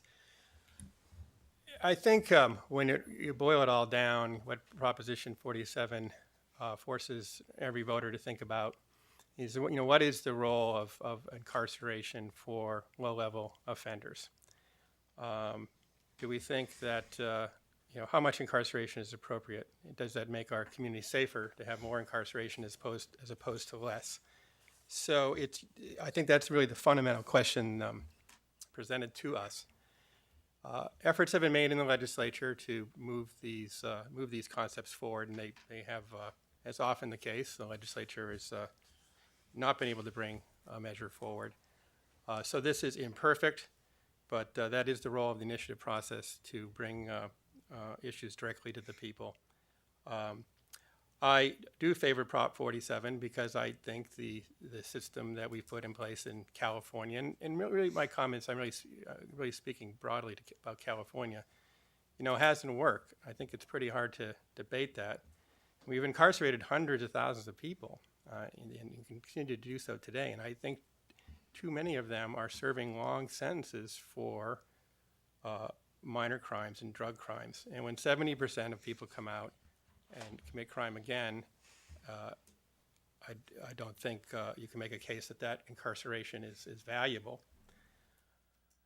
It sure has affected a lot of people, though. When you hear 1 out of 12 family members have someone who's been convicted of a crime, and you think about the cost of all this. I mean, since 1981, funds going to prison in this state have increased 22 times that of K-12 spending. So that's pretty big value. That's a pretty big difference. And I think we've overdone it. And basically, the pendulum, I believe, across the country is shifting because I think many people, reasonable people can disagree on this, feel that we've overdone it. We've invested too much in this, and we don't have the results to warrant, $9 billion a year. Fundamentally, we have to get to the root cause of crime. And crime, as we all know, is largely driven by substance abuse and mental illness. And the more we can intervene and deal with that, the better off we will be. The savings here will be substantial. The Legislative Analyst's Office talked about hundreds of millions at the state level, hundreds of millions at the county level. I think we have to invest a heck of a lot more than that, because those investments are always going to be more efficient than incarceration. A couple other points. I've spoken from time to time about my desire to have to deal with pretrial issues and to try to reduce the number of people in the pretrial population. This is sort of an ancillary benefit of this proposition in that when people are charged for misdemeanors, they're not likely to be spending a lot of time in the pretrial group. And then, there's the question about, people do need to be punished. And these people aren't all saints, that's for sure. I've thought a lot, particularly about the fact that certain individuals who've done some bad things, when they then commit a minor crime later on, under this proposition, they will be charged with a misdemeanor. But under a misdemeanor, he can still serve a year in jail. Boy, oh boy, I wouldn't want to spend a year in jail. And people in this country steal hundreds of millions of dollars. They don't spend a day in jail, right? But you do some petty theft or get in trouble with drugs, you're in jail. That's maybe beyond the scope of 47. And then finally, I just have to say how moved I am by the testimony of Sarah Glasscock and her family and her husband. The felony is the gift, is the crime. You can't. It's in some ways, I think, worse than the jail sentence, because you're stuck with this. It's so hard to remove it. So, when you charge someone with a felony, I think we really got to be sure that these are very serious bad actors. Because when you have that felony on your record, your life is going to be significantly affected for the rest of your days, unless you're fortunate enough to find some attorney to get this expungement to occur. But when you can't get housing, you can't get unemployment insurance, I think you still can't vote. Am I correct about that, or do we change that? You can't vote. So that's a pretty serious penalty. I want to reserve those penalties for the people who do more than the minor crimes and the drug crimes. So I'll just conclude by I guess saying what I said earlier is I wish everyone could hear both sides of this argument, because they've been both presented very eloquently. Thank you. Thank you, Mr. President. Well, just a little bit of a personal comment first. The last few days, I had the opportunity to take a few days off, and I was off the grid in the Redwoods. And I came back on the weekend to this. And as Supervisor Tissier said earlier, oh, how fast you get reoriented to the responsibilities. But during those few days, I've had a chance to read a lot of material. I've had a chance to talk to many people, including the district attorney, the sheriff, and I won't mention the police chief who called, but I've talked to quite a few people. Also have read correspondence from constituents in the 4th District and from other parts of the county. And I came in here today to the hearing thinking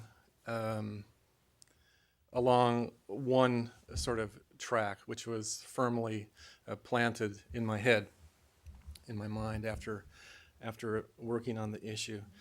And I guess the thing that really moved me today, as Supervisor Pine said, was Sarah's comments and the gentleman's comments, the carpenter who wanted to become a contractor and Sarah who wanted to become an architect. And of course the comments about the father who wanted to be reunited with his 3 kids. It's a tough call. And I guess it gets down to personal philosophy and belief, because I think our common ground here is that we all want safe neighborhoods, we all want safe streets, and as the other supervisors have said, there are thoughtful arguments on both sides of this issue. I thought Mr. Callaghy, as was mentioned, did a great job. DA Wagstaff, he always does a great job. And of course, Sheriff Monk's his comments were, I thought, quite good also. So thank you for everybody that came and commented, and especially members of the public who came and shared their perspectives. It's clear to me that the prison system doesn't work. It's clear to me that fathers are needed at home with their kids and with their families. There's no doubt about the fact that we've spent a lot of money on the prison system, but in the end, I come down to just asking myself the fundamental question, what leads to safer streets in my own, and safer neighborhoods in my own mind? And I guess the bottom line for me is that I have to listen to the Sheriff's Association of California, I have to listen to the District Attorneys Association of California, I have to listen to the Police Chiefs Association of California. And then I understand that CSAC, California State Association of Counties, just took a position on this. So, you know, it's been a tough process of thinking about this, frankly. But in the end, you know, reasonable heads can disagree, and I think we do have the common ground. I think San Mateo County is a leader, but I'm going to vote in favor of the sheriff's resolution. Thank you, Mr. President. Maybe on that note, can I make a motion to adopt a resolution opposing Prop 47? Second. A motion made and seconded to oppose Prop 47. So I guess we'll have a roll call vote on that. Supervisor Groom? Yes. Supervisor Horsley? No. Supervisor Slocum? Yes. Supervisor Tissier? Yes. President Pine? No. Okay, well, we've had a very, very, very good discussion about this. I appreciate everyone's time. Okay, we are now going to move to another item concerning our vehicle theft in the county and a proposal to increase the vehicle license fee to help address that. Is Sheriff Monk's going to address that, or?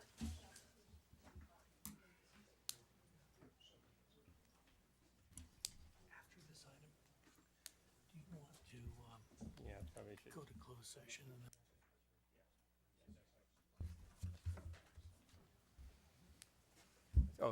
Welcome. Thank you. Good afternoon. I guess I could say that now, huh? Good afternoon, President Pine, supervisors, Mr. Beers, and Mr. Maltby. Thank you for allowing me to be here and present this proposition on behalf of the sheriff and the Vehicle Theft Task Force. In 1994, the Board of Supervisors here in this county at the time unanimously voted to pass a resolution to impose a $1 vehicle registration fee.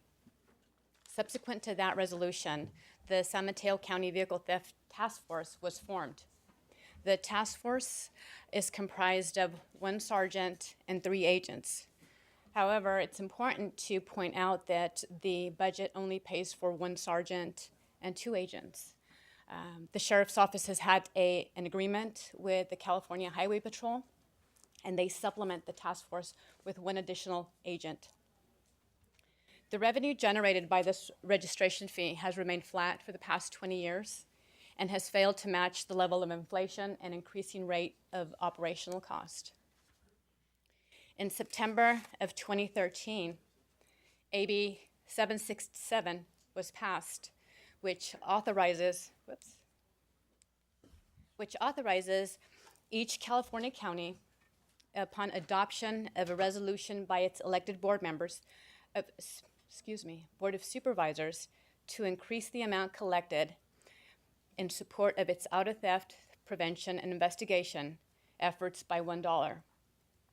Currently, Alameda County, Los Angeles County, San Diego County, and Riverside County have implemented this $1 registration fee.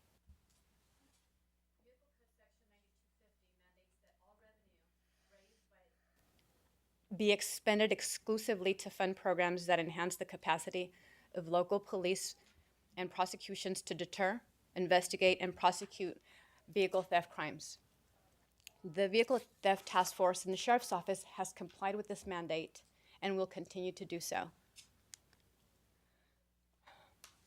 The Vehicle Theft Task Force and the San Mateo County Sheriff's Office respectfully request the resolution to increase the vehicle registration fee from $1 to $2 per year per vehicle registered within San Mateo County. Now, if you break that down per month, that's 16 cents, a little over 16 cents a month. So really, that has not increased at all. The Sheriff's Office anticipates that the vehicle theft budget for fiscal year 2015-2016, if this proposal is approved, will be approximately $1.4 million. The revenue collected will fund an additional 3 agents. That will increase the task force from 1 sergeant and 3 agents to 1 sergeant and 6 agents. Increasing the vehicle theft task force from 3 agents to 6 will be able to better serve the residents of San Mateo County by increasing its auto theft prevention and investigative efforts. The fee collected will also help fund the increasing operational costs, office lease, administrative cost, vehicle fleet, salaries and benefits for agents, and civilian office staff. Now, if you look at these charts, you'll see that the thefts have come down, but then in about 2011, they started to creep back up. However, our arrests every year have gone up significantly. And this is done by, again, 1 sergeant and 3 agents. So they're out there working very hard to recover some of these vehicles. So in 2013, last year, there were 1,587 reported auto thefts. However, the first quarter of 2014, there was an increase in auto thefts. It went from 383 to 466 auto thefts compared to the fourth quarter in 2013. Here, if you look at these graphs, it shows the recoveries in dollars. So that is also continues to go up every year.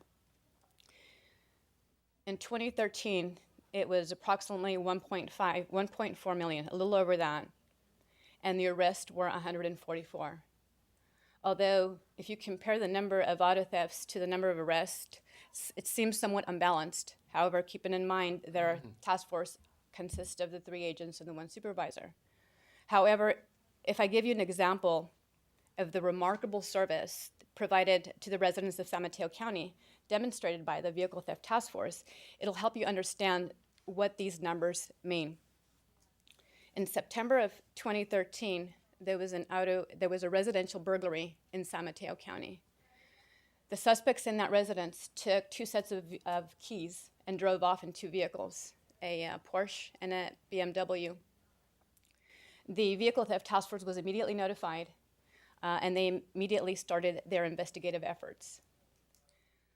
Several hours later, they found the vehicle parked in the parking lot of a motel here in San Mateo County.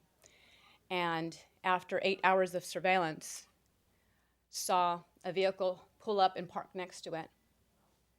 The passenger got out of the vehicle, looked around, and with the key in hand, got into the Porsche and began to back out. The task force agents were able to get behind the vehicle and take the suspect into custody.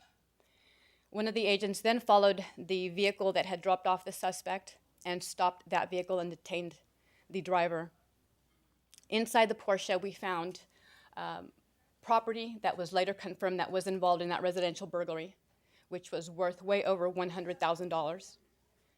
We also discovered that the 2 individuals involved in this were part of a burglary scheme that had burglarized several homes within San Mateo County.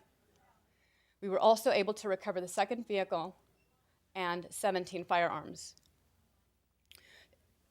This group had a list of residents that they had burglarized and were targeted.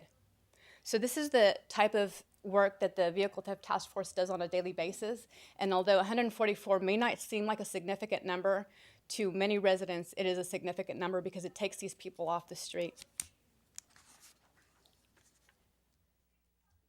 Approval of this resolution contributes to the Shared Vision 2025 outcome of collaboration, community, by giving to the county the quality of life necessary for prosperity and the ability to work in partnerships and to take a greater responsibility for a better quality of your life.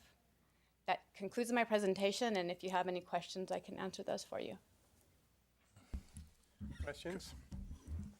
No, can I have the honor of introducing the motion, being that I didn't vote for the other sheriffs? Vote twice if you want. Okay. I did have a question, if I might. Okay, But what- you want to make the motion? I'll make the motion to approve the resolution assessing additional $1 fee for each vehicle. Did I should probably et cetera, second it et then. I'll go ahead and second it. You know, I understand in the enabling legislation from the state of California that you can also charge commercial vehicles actually, I think, $2. I don't know if you gave any thought to that. As I understand it, this is just covering residential, not residential, personal vehicles. Yes, that is correct. We did not give any thought. We did not include the $2 per commercial vehicle. Okay. And then just, we kind of look out into the future. Am I correct in thinking that modern cars are getting tougher and tougher to steal, or am I incorrect about that? No, they're not getting tougher to steal. A matter of fact, I just read a report that the newer Camaros are right now easier to steal because of the mechanism that they have underneath where you can just switch some type of a chip and just drive off in it. So it doesn't appear so. In some ways, they are tougher to steal for you or I. Probably tougher to drive, too. But the criminals seem to keep up with the technology pretty well. You have a question? Yeah, I have a question. I'm wondering if you could just take a moment and talk. I've heard this term chop shops, and my car was stolen from my driveway, and I got the car back, and everything was there except my golf clubs. But I did get the car back. But I'm wondering if you could just take a moment and talk about chop shop and what that is and a little bit about it. Sure, absolutely. So recently we have not found any chop shops here. I know that years past that was a trend in which vehicles are taken apart. They're actually not chopped into pieces, they're just dismantled. And then they're worth more in the market by piecing them that way. So again, recently we have not seen any shops, or have not gotten any reports that they're still out there. I'm sure they are, but not in San Mateo County. Thank you. All right, we do have a motion in a second. All in favor? Aye. Aye. Thank you very much. Thank you very much. Okay, so given how the morning has gone, I think we're going to now just move directly to board member comments. Good idea. Oh, come back to the agenda and reconvene? Okay, I mean, that's okay. I mean, we're going to lose Supervisor Groom. What's at 2:30? Did I miss something? So come back at 2:30, okay. Can I ask a quick question? Are we going to have all those department reports? Okay. Oh, at 2:30 we got, okay, Yeah. I gotta go. I'll never get to. I'll never Yeah, get I to know, you got to Crescent get City. out of here. I'm going to Crescent City.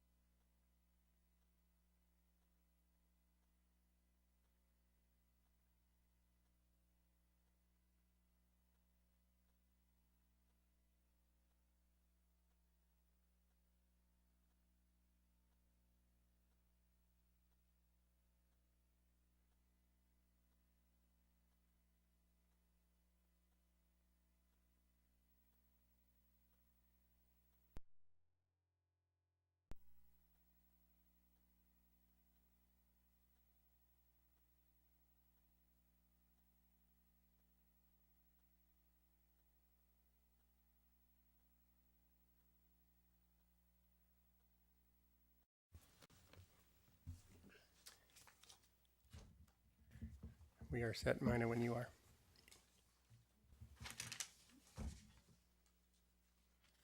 All right, we are reconvening our Board of Supervisors meeting after adjourning from the morning and then going to closed session. So we'll begin with a report out from the closed session by County Counsel John Byers. Thank you to President Pine.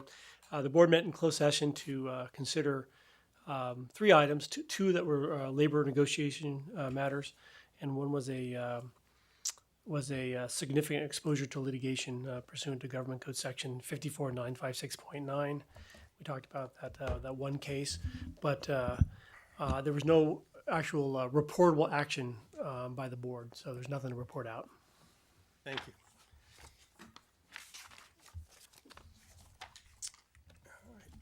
Are we going to, County Manager Mulvey, will we proceed right to the director's reports? Yes, Mr. President, members of the board, this is the last of series of director's reports.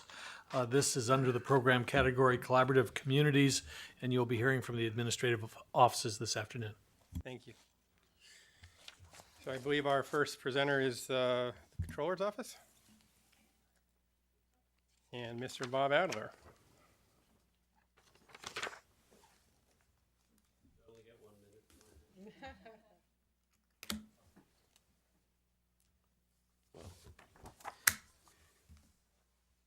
So good afternoon, Honorable Board President Pine, honorable members of the board, Mr. Maltby, Mr. Byers.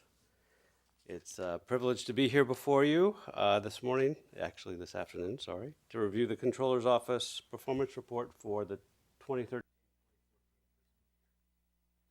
I think I have a button here.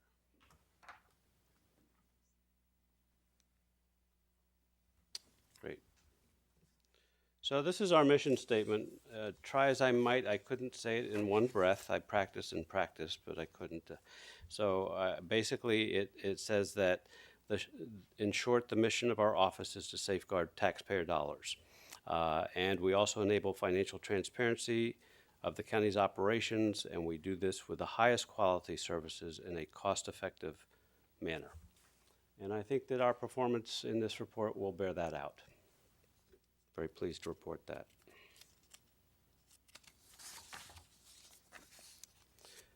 Graphically, and I surprised my staff by actually telling them this was a Venn diagram, which they did not know, so I enjoy sometimes when I know something that my staff doesn't. We continuously achieve our excellent performance by leveraging technology and collaborating with other departments, which is probably the biggest thing, and providing high-quality services. The collaboration occurs not just with other departments, but it also occurs with the cities and the special districts and many of the citizens and taxpayers at the county. 98% of the respondents to our customer surveys rated our performance as good or better. So that's about as high as we've seen in a long, long time. We're very proud of that. 82% of the survey respondents rated our services as excellent. And we received approximately 350 separate surveys. So that's a little bit under 10 per employee. And I think that I'm hoping you'll join me in congratulating each of our 42 employees for providing this highest ever level of performance rating. I think it's extraordinary. The percent of our performance targets that have been met were 94%, which exceeded our estimated target of 90%. Our administrative staff, which is 3 folks, compiles these surveys, and they also do other areas, and I just want to recognize them for what they do for our office. They manage our office's contracts, many of which impact the entire county. The mandated cost reimbursement process, where we get reimbursed for those things that are mandated by the state for us to do. Our federal cost allocation plan, which determines the rate that we get reimbursed for programs. They ensure our customers are directed to the correct resource with a lot of respect and courtesy. They engage our employees in the wellness programs, ergonomics programs, quarterly all-staff meetings, and other employee support programs. And they support the smooth day-to-day operation of all the items that keep an office running smoothly, but that because it runs so smoothly, you never even notice that they're doing that work. So I'm very pleased to have worked with our admin staff. Again, with the cooperation of all county fiscal staff, we issued a comprehensive annual financial report with an unqualified opinion and won the Government Finance Officers Association, the GFOA, Award for Excellence in Financial Reporting for the 13th consecutive year. We also received the 12th consecutive GFOA Award for Excellence for our popular financial report. Our county does this so consistently that I think it is really important to stress that this is not a rote exercise. The skill and effort required to prepare these reports is truly extraordinary. The fact that we do this year after year without fanfare or drama is a tribute to both the fiscal staff of the entire county and especially to the staff of the Controller's Office, who all work together to simply get it done and done well. And I have been incredibly fortunate to work with such dedicated professionals.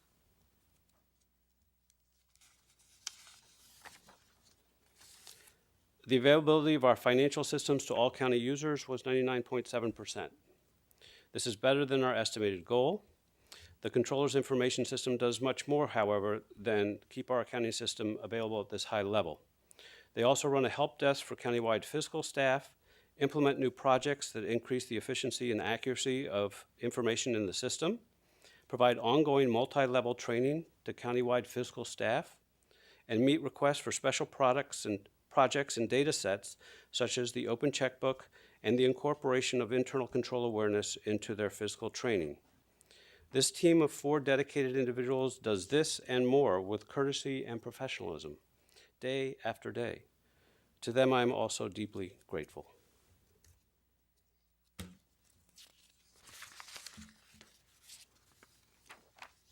Our payroll staff, in conjunction with our Information Systems Department, Support Team, and Human Resources Department, issued 99.9% of our payroll payments correctly and 100% on time, I might add, from the data provided.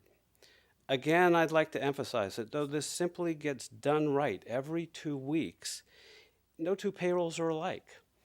And they each have their challenges. And our team is exceptional, and I'd like to recognize them for all their dedication to get it done on time every 2 weeks and accurately every 2 weeks, and the commitment that goes along with accomplishing that. Percent of tax apportionments completed by installment due date. We completed 100% of our tax apportionments by the statutory due date. All of the county, cities, schools, special districts, and the county itself were paid on time and accurately. I don't think I did that. That's okay. The Controller's Office computes what appears on each individual's property tax bill. Once collected by the Treasurer Tax Collector, we distribute the monies levied, and this year it was $1.5 billion in levies, in accordance with the ever more complex amalgam of tax apportionment law. This year, $1.5 billion was managed accurately and timely to the school, city, special districts, and the county.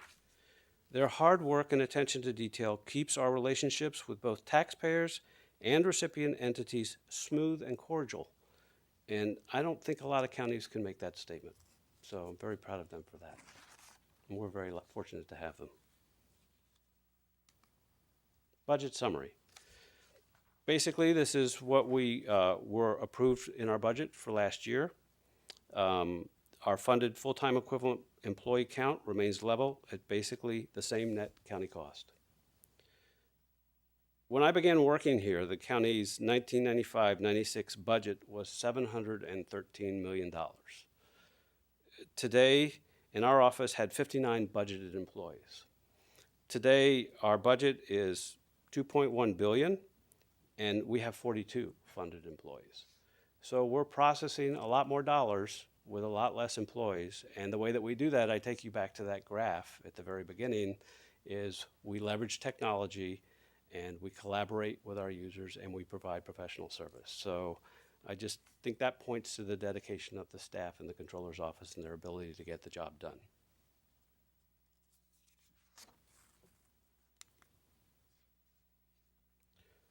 So other accomplishments, other than these statutory and measured accomplishments that we presented for you for the 13-14 year are listed here.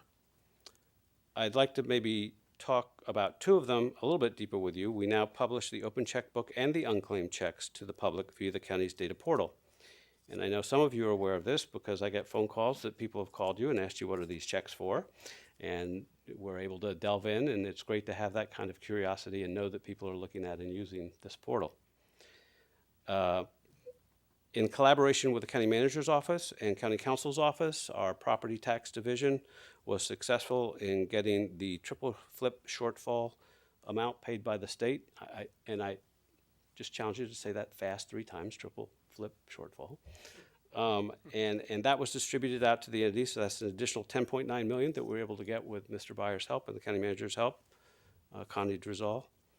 And 1.9 ended up being paid to the county out of that. So we're very pleased that that was able to be gotten.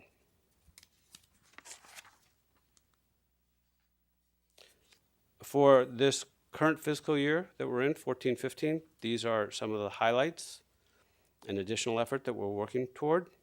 Just to note, 2 of these will be going live with a new human resources payroll information system this spring, in collaboration with the County Manager's Office, Human Resources, and the Information Systems Department. We're also working with Human Resources to implement the Collaborative Performance Management System, which will help ensure that each employee's individual goals are aligned with the county's vision. So we're actually very excited about that one too.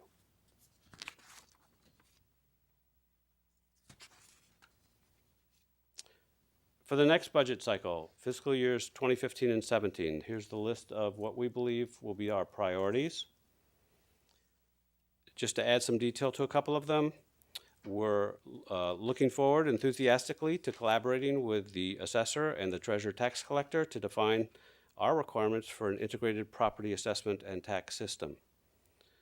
Also, one of the items on the list is with the now issued independent report on best business practices for internal audits, we begin the process of changing our work to emulate these best practices and implement these best practices. The Controller's Internal Audit Division, let me go back a slide. The Controller's Internal Audit Division has begun the process and the work of reevaluating its processes and procedures based on this report that we received. It's impressive how the personnel in that division have embraced these major changes with enthusiasm and determination, and I have no doubt that you will see great progress toward meeting these best in practices in the coming years. And they're to be commended for their acceptance of these changes.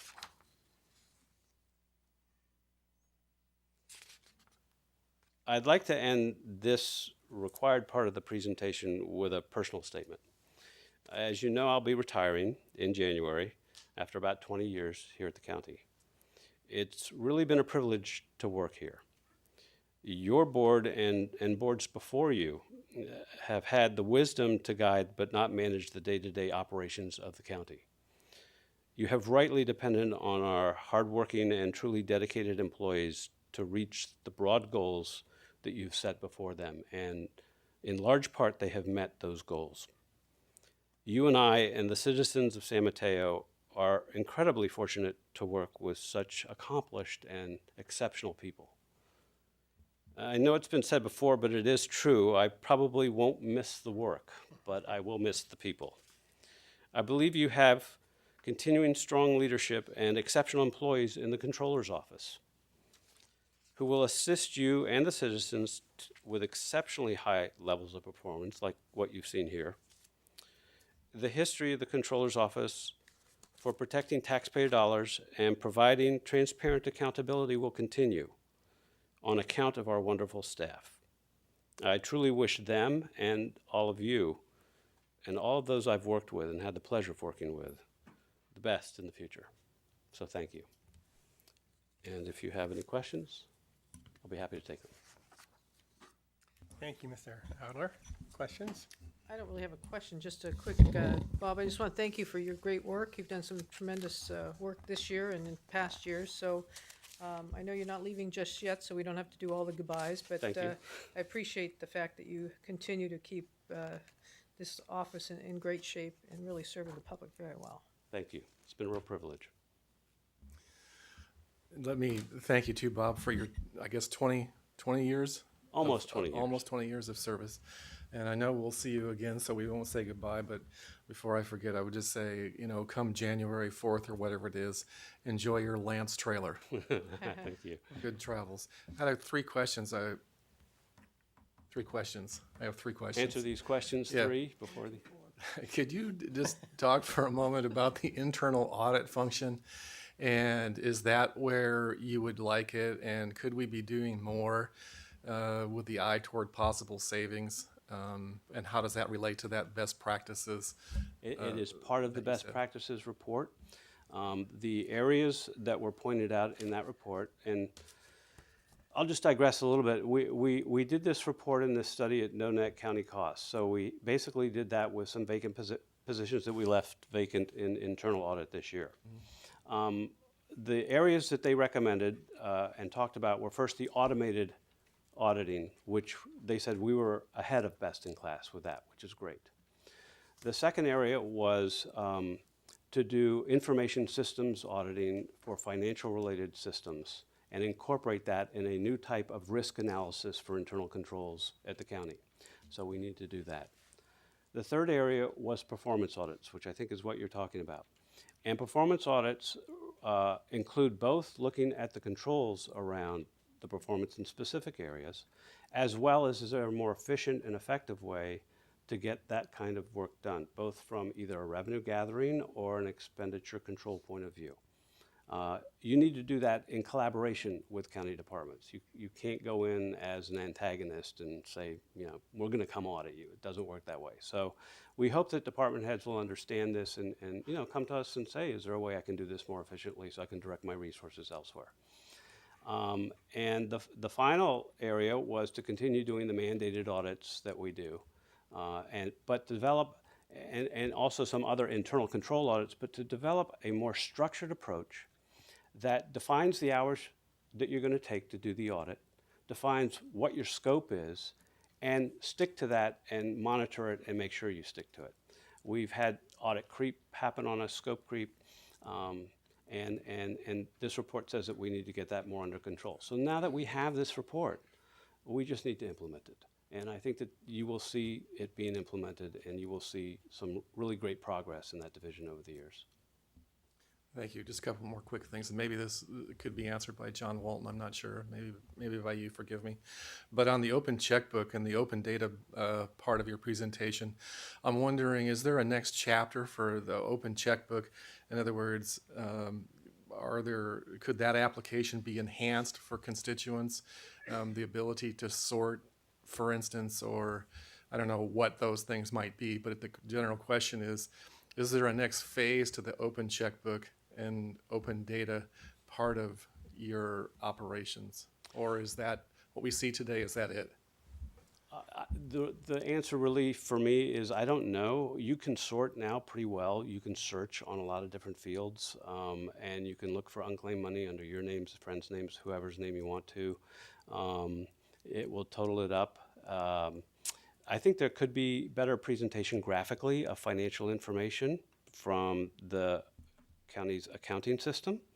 And that would be, in my mind, a great step. I don't know if you saw the announcement yesterday from the state controller of their new data website, where they've put together all the cities and counties and special districts state reports together from the last 10 years, I believe it is. Pretty impressive. And Steve and I were talking about that before this meeting.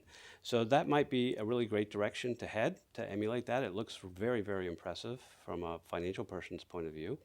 Though we don't have all the cities and special districts and counties, we could probably do that with entities within our county, something along those lines, or at least extract that information from them, along with better, perhaps graphs of where we stand year to date. On expenditures and revenues, and be able to drill down to that. So I think there are opportunities. I think it's a question of bandwidth and a question of priorities. Thank you. That's it. That's only two, but I'm not going to ask my third one. Thank you. You're not? Oh, Thank you, okay. Mr. Controller. My pleasure. I'll take his third one. Okay.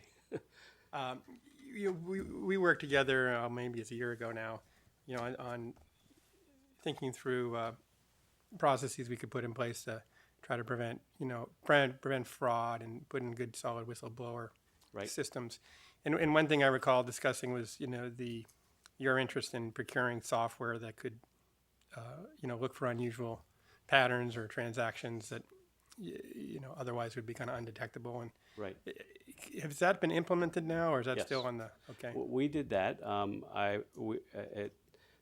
Supervisors Horsley's suggestion, we did it under our own budget. We started that process. I think we have 8 tests that we presented at executive councils where we actually go through 100% of transactions. We look at the anomalies. For example, if we have an employee address of an employee in our payroll database, and we find that same address on our vendor database other than employee reimbursements, that might raise the question, why are we paying an employee as a vendor, or someone in that employee's family could very well be, but nonetheless, it's something that should be looked at. So we get these anomalies. We did a pilot program to make sure that they weren't false, positives. With the help of the health system, Gene and Gina Wilson helped us out with that pilot. We tweaked it some. We have 8 of these different types of tests, and now what we're doing is we are sending the lists out to department heads. I believe it's once a quarter we're going to do this, of the exceptions that pop out, explain what they're exceptions for, and ask for a few random from that list to get back to us with the supporting documentation so that we can look at it. It is up to them, and most of them express curiosity as to, hey, we'll look through the whole list. This is something we're very interested in. So essentially by doing this, we have raised awareness for a much lower threshold dollar amount, and people know that we're looking. And that's kind of one of the things with internal control. The most important thing is the monitoring. So yes, that's a long answer to your question, but it has been implemented. We hope to move forward with those tests, and part of what we're going to do now is implement those procedures. We're rolling them out. I think we announced 2 executive councils ago, when I decided to go on vacation and not present it, and had one present it. And so, yeah, we're moving forward. I'm very excited about that. Great, thank you for your work in that area. Sure, my pleasure. Horsley? Oh, just catch a couple quick comments. I did work with you on that whistleblower process, and you were really creative, and we did work on some other issues as well. And I appreciated your help on looking at some audit reports for one of our special districts and giving me some advice. I just want to thank you for, I think, really professional, dedicated work that you've given us over the past 20 years, and wish you the best. Thank you. It's been a real pleasure, really. Any further questions? Thank you Thank very you much. all very much. Mr. Eiler. Our next presenter today will be our treasurer, Sandy Arnott.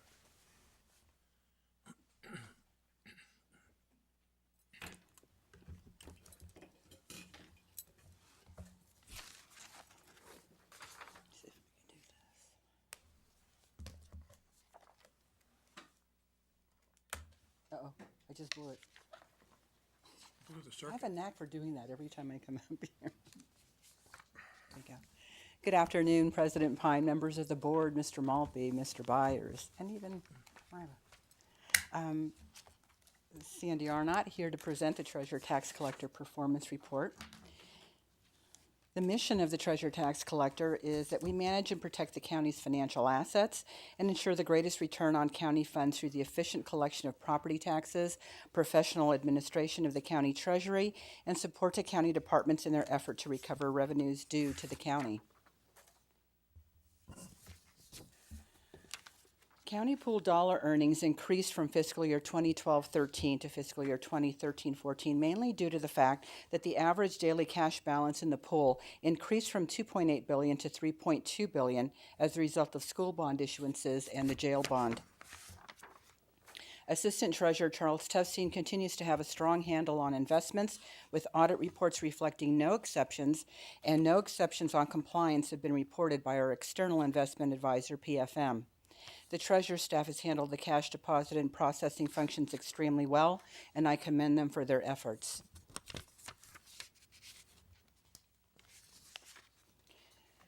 Dollars collected on all tax rolls increased from $1.9 billion in 2012-13 to slightly over $2 billion in 2013-14 due to the slightly improved economy and automated options available to taxpayers to make the payment process easier.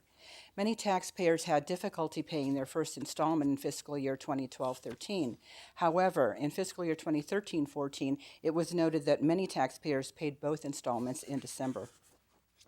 Our target goal for 2014-15 reflects a conservative $1.74 billion, although I anticipate the actual collection to be more in line with 2013-14 figures. I'd like to thank Assistant Tax Collector Robin Elliott and all the hard workers in the tax office who have done a terrific job providing improved customer service, manning the chat lines and phones, and assisting customers at the counter.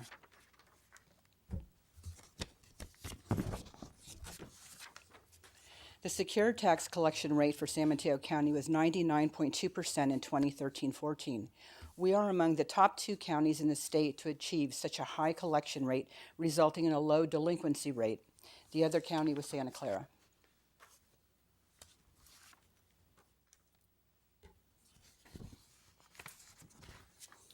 The county pool gross earnings rate increased slightly from 2012-13 actuals due to the higher average daily pool balance and increased realized capital gains. The 2014-15 earnings rate target is projected to be slightly lower due to expected lower interest rates on reinvestments.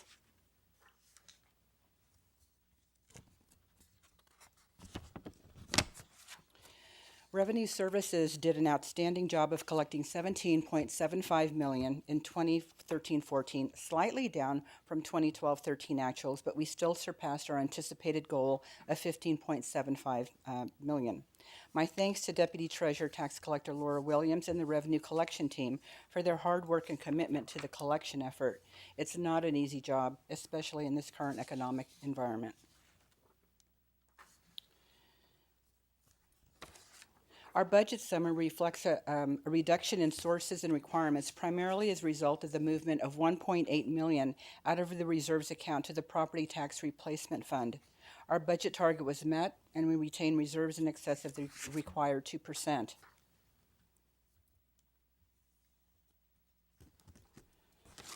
Fiscal 2013-14 highlights include being the recipient of the 2013 County Stars Award for customer service by implementing a chat line on the tax collector's website.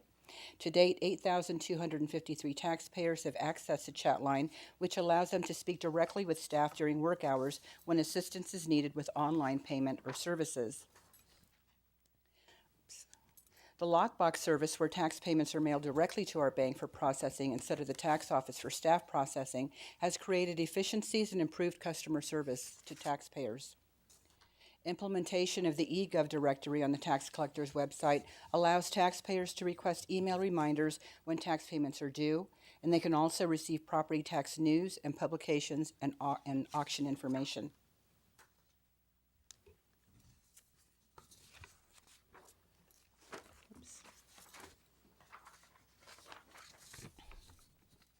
Secured property tax bill printing has been outsourced, creating a hard dollar savings of $10,000. Informational inserts on services provided by other county departments such as child support, health services, energy upgrade rebates, and animal licensing were included with the 2013-14 property tax bills. This service will again be provided to 5 departments for the upcoming 2014-15 tax billing. As of 2/2014, 43.2%, or slightly under $67 million, of the Lehman loss was recovered through bankruptcy plan and claim against the officers and directors of Lehman Brothers. Thanks to John Byers and the staff of the County Counsel's Office for their assistance. Outstanding debt in the amount of $17.75 million, again, was collected in fiscal year 13-14, surpassing the budgeted goal of $15 million. Fiscal year 2013-14 priorities. Moving forward with the initial phase of replacing the existing legacy property tax system project via a contract with the Gartner Group for a needs assessment in collaboration with the controller and assessor. A project kickoff meeting to advise all departmental stakeholders will be conducted on September 12th. Centralized cash sharing will go live this fall, commencing with payments accepted for property taxes and revenue services. The next program to be included will be the Department of Public Works Airports as a pilot, followed by extension of the service to all county departments who wish to be included in a one-stop shopping site, allowing taxpayers to make payments for county services through either the department's own website or the tax collector's website via links. Our current core cash sharing system will be installed at the front counters of the tax office to track and ensure accountability of all in-person check payments received through required end-of-day balancing with the system. E-bill has been delayed but will be developed in-house and introduced with the 2015-16 property tax bills. To date, 1% of our taxpayers have already expressed interest. Notices inviting e-bill participation are included on our website, in the eGov directory, and on our property tax bills and inserts.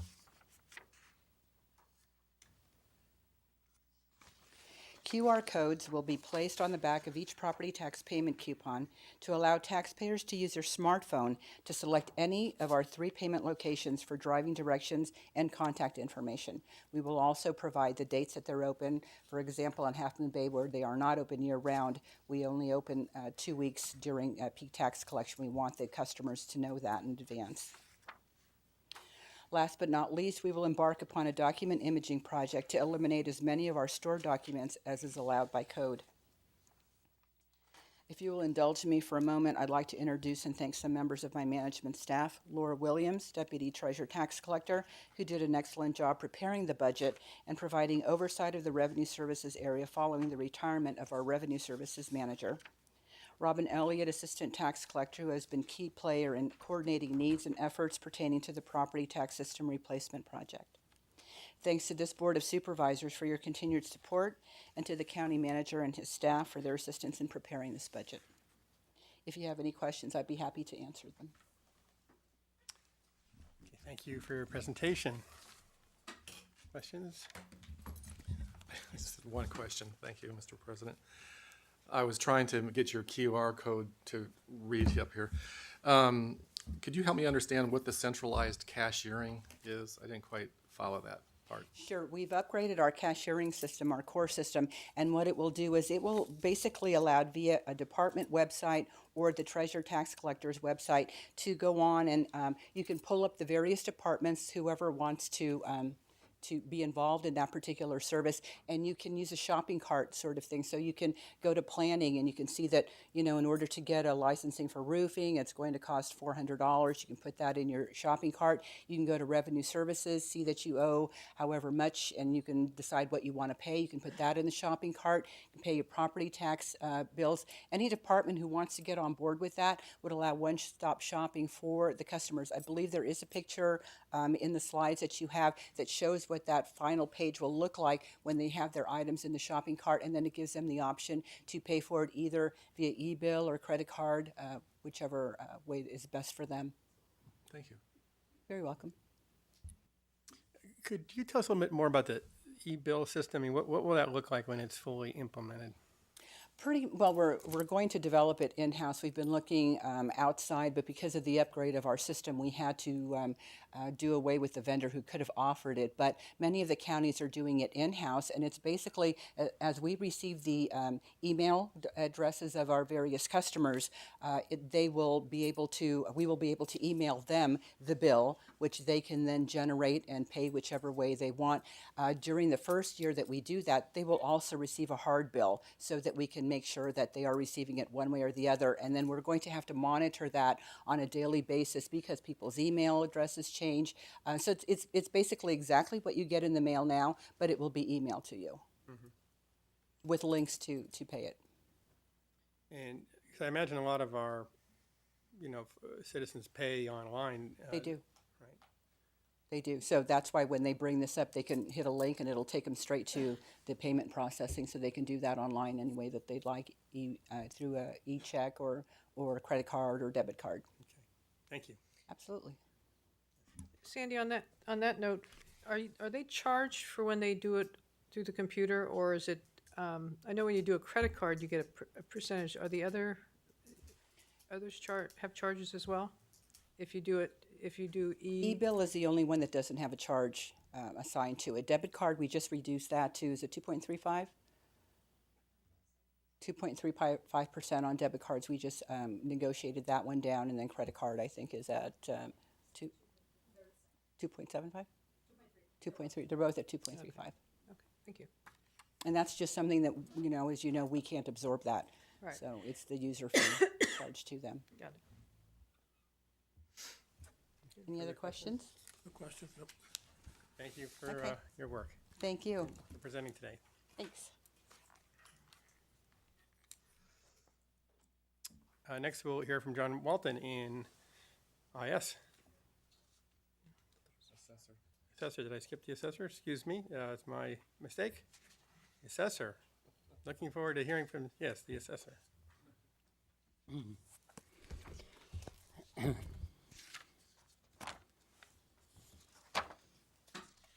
Thank you, Mr. President, members of the board, Mr. Maltby, Mr. Byers. Thank you for the opportunity to present our performance report on behalf of the Office of the Assessor County Clerk Recorder. First, our mission statement. We are a consolidated department with 3 distinct divisions. Our office is highly visible and provides vital services to the community.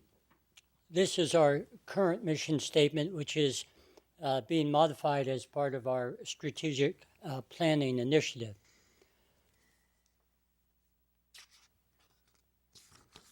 Our first headline measure is the close of the roll. We are required by law to value all land and businesses in the county by June 30 of each year. As you can see, we have successfully done that for each of the last 4 years. Not every county in the state does that. In fact, last year, 20 counties in the state, about 35%, failed to close the roll on time. This past year, the Assessors Division valued over $164.9 billion of property. The 2014-15 assessment roll increased by $8.8 billion over the previous year, and that resulted in an increase of $88 million in property tax revenue, which will be shared by all the jurisdictions. The county share increased by $19 million in revenue over the last year, San Mateo County has, as you know, one of the strongest real estate markets in the state. The result is that a large amount of the roll value that was lost during the Great Recession has been restored. This next headline measure is an excellent indicator as to how productive our assessor's office is compared to other assessor's offices in the remaining 8 Bay Area counties. This measure shows that for each staff member in our office, over $1.9 billion of property value was enrolled in 2012-13. That compares favorably to the benchmark, which is the average roll value of about $1.2 billion per staff member in the other 8 counties for that same year. In the following fiscal year, 2013-14, the roll value for each staff member in our office increased by about $85 million to over $2 billion. The benchmark for that year has not yet been calculated. We're waiting for the figures from the Board of Equalization. One of the biggest challenges this office faced in recent years was the growing backlog of assessment appeals caused by the drop in property values resulting from the Great Recession. This graph illustrates the significant progress we are making on reducing that backlog. As you can see, the backlog reached a high of 2,830 appeals in fiscal year 2012-2013 and was reduced to 1,676 appeals in 2013-14.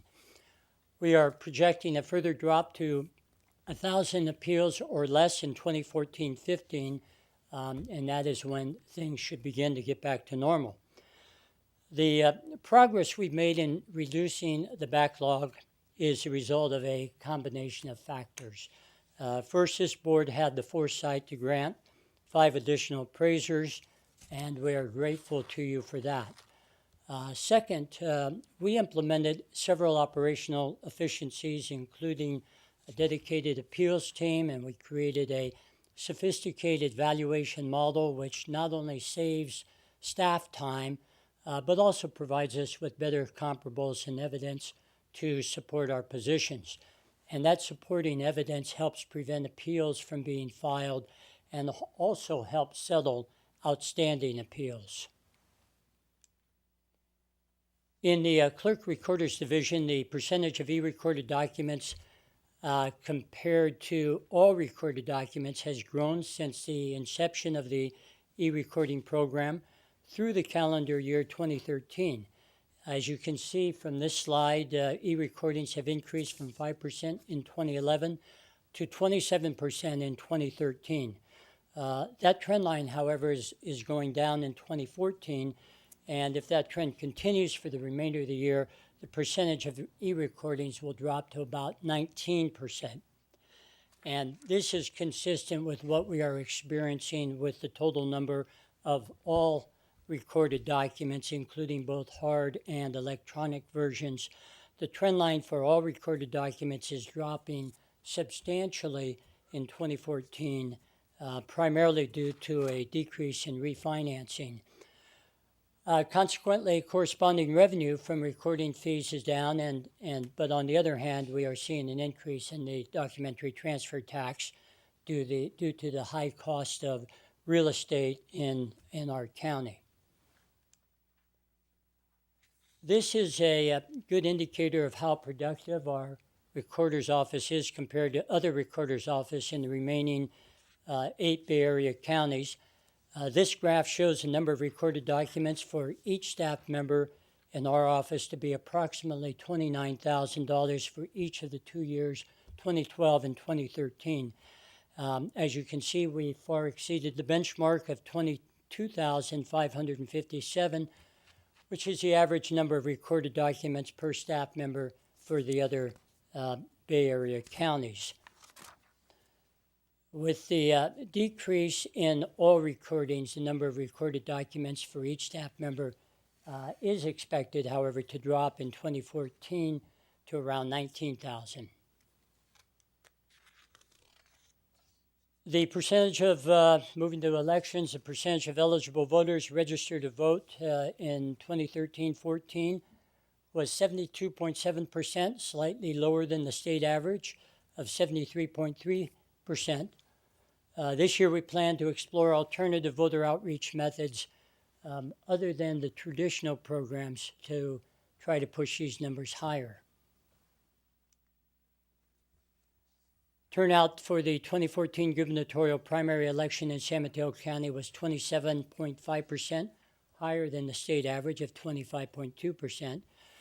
Compared to other gubernatorial primary elections, this was one of the lowest turnouts for the state and also for our county. It's important to remember that the primary factors that impact turnout are the candidates and issues that appear on the ballot. Because the June primary had a popular incumbent running for re-election and no controversial referendums, there was not much interest in that election. The budget summary, the primary reason for the large difference in our budget numbers for the 2 fiscal years is the number of elections we conduct in a given fiscal year. In fiscal year 2013-14, we held 2 major elections. In 2014-15, there will be only 1 major election. Other than that, our full-time equivalent of 117 employees remains consistent over the 2 fiscal periods. This is fiscal year 2013-15 highlights. A number of these we've already covered. Department-wide, this past year we have focused our efforts on 2 main areas.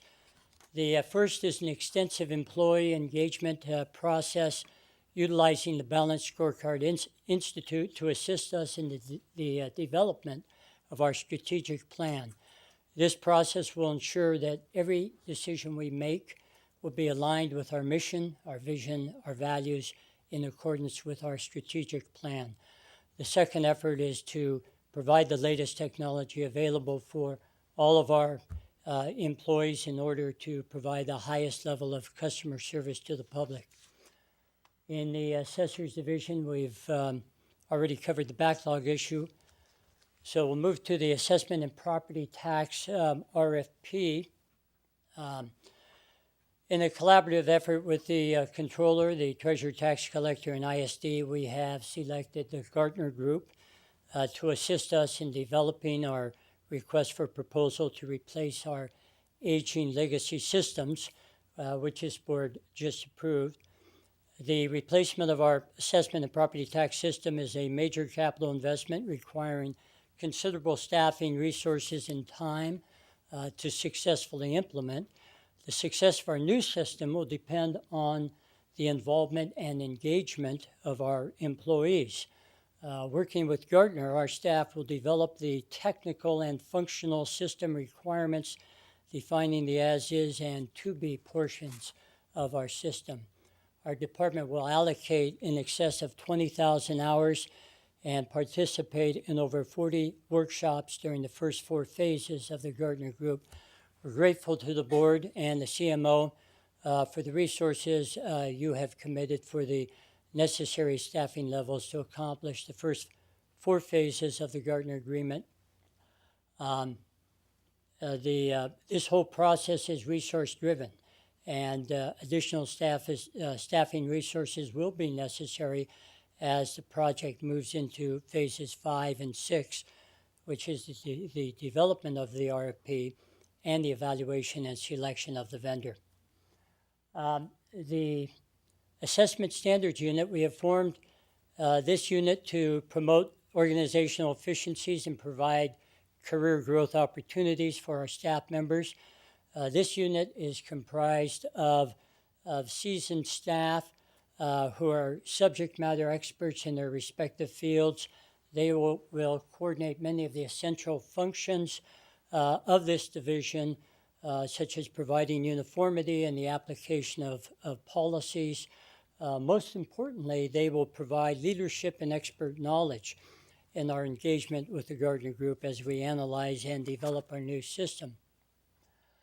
Our Assessor's Annual Report is a valuable resource for our constituents. The next one will be published in October. And we've already covered the items under the Clerk Recorder Division. So we'll move to AB 2028, all-mail ballot elections. The county was successful in advocating the passage of AB 2028, and I want to thank the board for its support of this legislation. This legislation designates San Mateo County as the first urban county to participate in a pilot program to conduct all-mail ballot elections. We will need to engage in an outreach effort to encourage all jurisdictions to participate in the pilot study. We will also need to engage in a voter outreach campaign to ensure that voters understand that these elections will not be traditional polling place elections and instead will be all-mail ballot elections. At the conclusion of the pilot study, we will provide a report to the state legislature and the Secretary of State, and that report will be helpful to them, I'm sure, in deciding the future of all-mail ballot elections statewide. Fiscal year 2015-17 highlights. The first two items we've covered. So we'll move to preservation of historical documents. Many of the county's historical documents dating back to the formation of the county in 1856 are in a fragile state and they're physically deteriorating. This year we will be allocating $200,000 to start the preservation process and engage interested community stakeholders to join us in this endeavor. And last item is we will be hosting the California State Assessors Association annual conference, bringing together assessors from throughout the state to discuss and share best practices, new legislation, and issues of common interest. And Mr. President, that concludes my report. If I might, I want to take a moment to thank my staff. This is a team effort, and none of this would be possible without them. I'm fortunate to have an excellent group of professional staff members who work hard throughout the year, provide excellent service to the community, and I want to thank them for their support throughout the year. I also want to thank this board and CMO's office for the support that they have provided our office as we move forward with some of these significant measures. We really do appreciate it. Thank you. Thank you, Mr. Church. Appreciate your presentation. Questions from the board? Mr. Horsley? Thank you for deferring to me. Just a couple quick questions about the preservation of historical documents. You know, San Mateo County has probably the best historical documents any county in the state of California. Have you worked at all with Mitch Postal and the History Museum? Yes, and we are going to engage the community stakeholders to join us in this endeavor, and we're going to be talking to Mitch, and he's obviously integral to the success of this program, the Historical Society. And quite frankly, there are historical societies almost in every city throughout this county who may be interested as well. Sure. Yeah. And you're going to be hosting the California State Assessors Association. Where are you going to, where's it going to be? Well, we haven't signed the contract yet, but if all goes well, the Hotel Sofitel. Oh, I was going to say the Oceano, but our backyard. okay. Our backyard. Pardon me? I was going to say the Oceano and on the coast side because the TOT comes to San Mateo County. I see. The TOT in San Mateo County, unincorporated. That's correct. Well, okay, no, it goes to the whole county, not to just rather than Redwood area. City. Okay. And it's a great venue, lots of great restaurants. If any of your assessors have other interest, the coast side is just a gorgeous scenery. There's a new Devil's Slide Park. There are trails. There's the Green Valley Trail. Sounds like a PSA, if I do say so myself. Mark, if you want to do it in my backyard. I can give you a list of all the restaurants. Yeah. I've tried them all, Good I golfing. guarantee. Thank you, though. Thank you. And we'll take that under consideration. As I said, as an alternative proposal, if you'd like to use my backyard, that's also available. I had a couple of quick questions for you too. I guess I hadn't previously appreciated that our voter registration is below state average, which surprises me given our our demographics, our wealth, our level of education. So I don't know if you have any thoughts on why that might be, and I guess more importantly, I think we really got to improve that. We ought to be in the top 10. It seems to me. So I just didn't see that before. Thank you for those comments, President Pine, and I agree with you. With our demographics, we have a sophisticated constituency, and there really is no reason why we shouldn't be higher than that. And so this is, as I say, one of the areas we're going to be looking at. We're going to be looking at what we've been doing, which is the traditional approach to voter outreach. Perhaps that we need to develop a new approach. The old approach doesn't seem to be producing the results that we should be getting. We've got to be able to reach all segments, maybe more in the social media realm, mobile apps, this type of thing, rather than the traditional booth. We should still do those, but various other approaches as well. So we'll be taking a look at that, hopefully push those numbers higher. Marin County has a pretty high percentage, and they also always have a high turnout. I see no reason why we shouldn't be as high. Keep us apprised on that. With the new all-mail ballot option that is presented to us because of the new legislation, can you remind me when is there an election that we were targeted to implement that, or we're going to target the UDEL election in November of next year, 2015, and then the UDEL in 2017. Between those two elections, we'll have most of the jurisdictions in the county participating, so it will be a good gauge for the legislature to evaluate. And then there'll be one other election. We're allowed 3 elections, and the third election will be a local special election to be determined. Great. Well, it's exciting that 11/15 will be here before we know it. Yeah. And then finally, could you just give us a quick update on kind of the status of our ongoing deliberations or litigation with Genentech? I know that they were in front of the Assessment Appeals Board. We're waiting for their decision. Is that correct? We're waiting for the decision. It's under submission. We were hopeful for a decision here before the end of the year, but it's under submission right now. Right. Thank you for the reminder. Yeah. Thank you.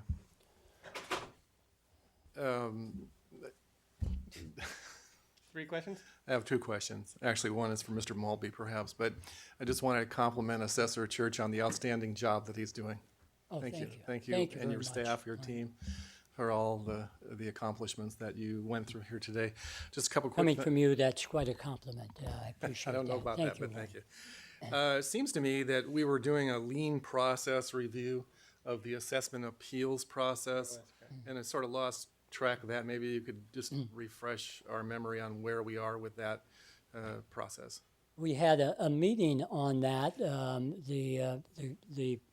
All the stakeholders had met, deliberated, and came up with a number of recommendations, which they presented to Mr. Maltby and myself, and to the AAB. Dennis Pantano was there. I think that it's ongoing, and that there will be something concrete coming out of it in the not too distant future. But there were a number of excellent suggestions that were made. Thank you. Yeah. And just one other thing. Some time ago, you and I talked very, very briefly about the idea of online campaign reports, which would allow candidates, citizens, press to access campaign filings online rather than having to rely on the paper. And I realize that you are embarking on this major property tax system and may not have capacity at the time to take on another project, but I'd be interested in exploring that at some point in the future when appropriate. I don't know if you have any updates on that, but thank you. Well, we do. Thank you, Supervisor Slocum. There is a vendor that provides software that will help to accomplish the posting of the various campaign disclosure forms. The vendor is South Tech, and we have a meeting set up, is that correct? In October, and you're going to be invited. That meeting was just set up the other day. So you can attend and I'm sorry. you can attend and hear firsthand from the vendor as to Thank you. what's involved. But there, it is the software needs to be certified by the Secretary of State. There are some staffing issues involved, scanning, indexing, and then some redacting, and there are other issues involved. How long we keep them posted, this type of thing. But there are, we are scheduled for that meeting in October. We'll send you an invitation, and I'll be happy to, we can discuss that further, as we said. All right, thank you. Over lunch Thank you, Mr. sometime. Church. Thank you. Further questions or comments? Thank you very much, Mr. Church. Thank you, President Pine, members of the board. Thank you.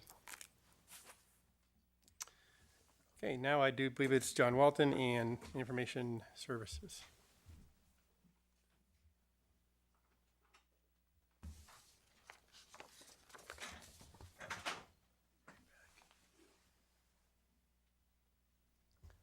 Good afternoon, President Pine, members of the board, Mr. Baltme, Mr. Byers, John Walton, CIO. Go quickly through our presentation here. We're one of the small departments, so we won't take up too much of your time and hopefully leave some time for questions and answers at the end. One of the things I just want to point out is our mission statement. One of my favorite words in there is collaboration, as I think you heard from a lot of the other departments that presented before us.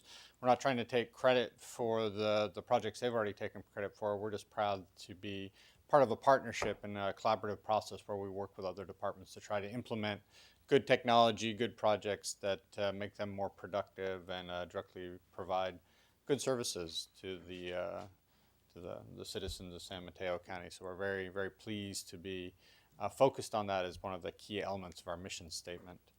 One of the things I just want to point out is, and I'll be glaringly obvious in the presentation, is we're a department that's rebuilding right now. We had a 2-year rebuilding plan we put together when we started this budget year. And one of the keys you'll see in this is part of that rebuilding process, aside from our budget, is reestablishing almost all of our performance metrics. We've spent a lot of time over this last year redefining our services, meeting with our customers, measuring our financial data, measuring our performance, and that's generated a lot of good energy in the department. But a lot of these measures we'll be presenting to you are new. So this time, for this presentation purposes, unfortunately, we don't have a lot of historic data to present to you. It's starting the process of being honest about where we are and where we need to build towards. Having said that, our first performance measure is the percent of our projects that we want to do on time, on budget. And then the third soft element is, are the people happy with the projects at the end of the day? So it'll be interesting. We're going to measure all three sub-elements of each project. We have over 75 projects now that we're tracking online in our online database. They add up to over $30 million. That some of them are internal projects, some of them are working collaboratively with the departments on. And so we're going to shoot for a 75% goal of those projects to not only do them on time, on budget, but have the customer happy at the end of the projects. The one thing I want to point out on customer satisfaction, this score is a lot lower than we'd like it to be, but it's an honest reflection, I think, of two different elements. One element is when we did a customer satisfaction goal, in the past we've only asked people, what do you think about ISD in general? This time when we asked a question, we did it in partnership with the CMO's office, and we actually measured 12 different services. And the scores ranged anywhere from 55% satisfaction to above 90% satisfaction in some of the services. So The 74% is really an average of all 12 of those services blended together. But what that's helped us do is really pinpoint the services we need to focus on the most to do a better job at. So we're very happy to see where we're doing a good job, but we're also owning the fact that there are areas we need to make some significant improvements in. And the recent survey that the CMO's office helped us conduct as part of the county-wide survey has really helped us pinpoint those areas. So we have a plan we've put together to really raise the bar in those areas. The comments that came back from our customers that we feel like we need to do a better job on, that some of our projects are actually designed to do a better job on, is the response time to the customer's needs. We haven't been as responsive in some of the areas as we should have been. It takes us too long to get back to our customers. And so we've revamped our processes internally, our communication processes, and I'll talk later about a new help desk system we're putting in place where we'll have a lot more interactive chat features and online features that you don't always have to pick up the phone and be more mobile and agile. And the one that I take to heart the most probably is just the courtesy of our staff. In some areas we're very courteous, we're very friendly. In other areas we tend to be too abrupt and too short. So we're really focused on our training plans on how to raise the bar about our interaction with our customers and providing that good customer service that people want, that friendly service and timely service. The next one is a new baseline for us. This is a standard in most all governments. You'll see in most businesses as well, as you probably heard some of the big outages recently with Facebook and eBay and others, is uptime of our core systems. We have a lot of old technology in the county that you've shown us great support and funding the replacement of.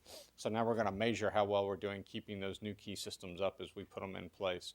There isn't a lot of historical data on this. There's a lot of anecdotal data, just not a lot of metrics. And so we've put new monitoring software in place where we're gathering data every day, every minute of every day to see how well the systems are performing.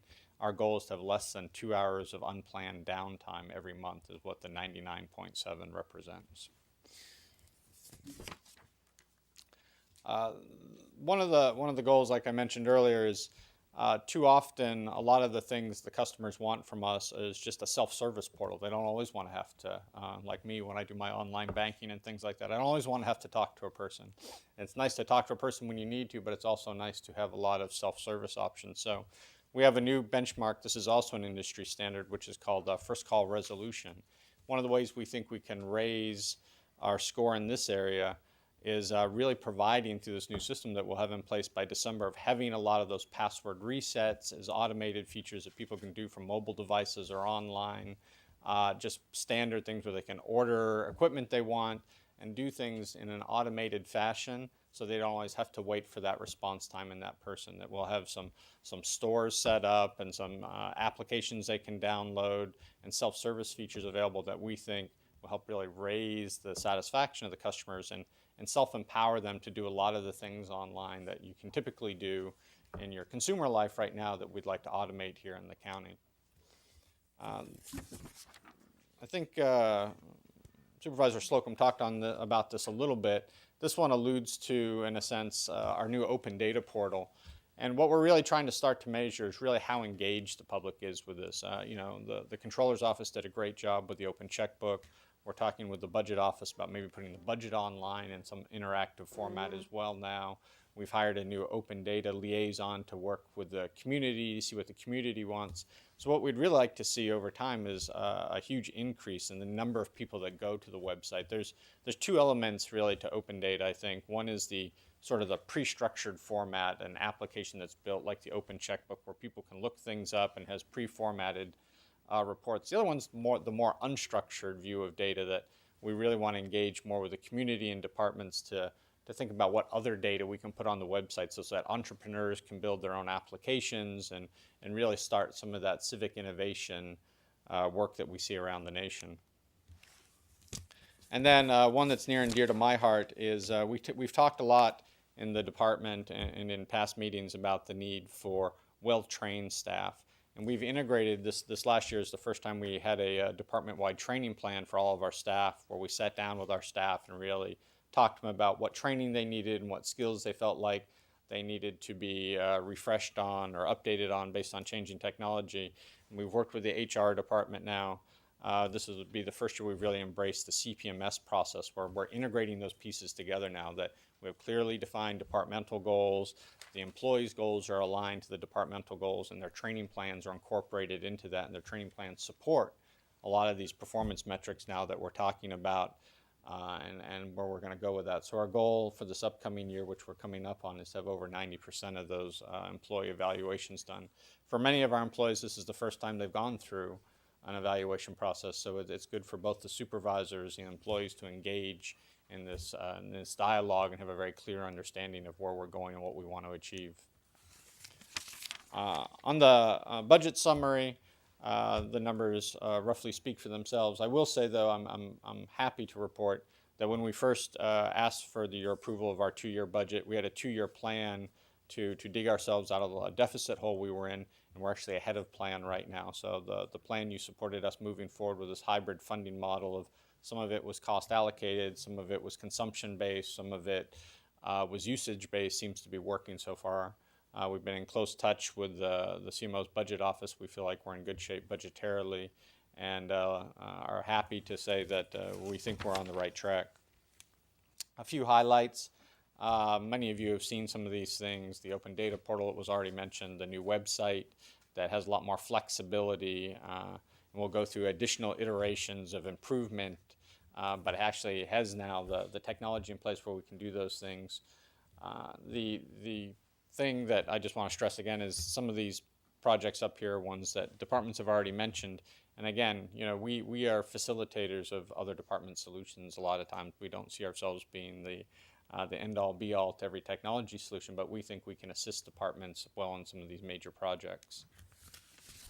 I am proud that we've gotten the public Wi-Fi project underway. In addition to the 2 pilot projects we did, we have an additional, we reached out to stakeholders, to the school district, to the department heads, to many of you. We have a list of over 40 additional sites where we've been told that people would like to see public Wi-Fi pushed out to, and we're close to presenting a prioritized list of those to the Executive Council in an upcoming meeting, so we can get some finalized plans around continuing to roll that out. We won a national award for the new P25 radio system we went live with. That was a long time coming, and thank you for your recognition of Steve Dupre and his work he did on that important project. So we have a lot of recent successes, and we're hopeful this rolls into these additional projects we've been talking about.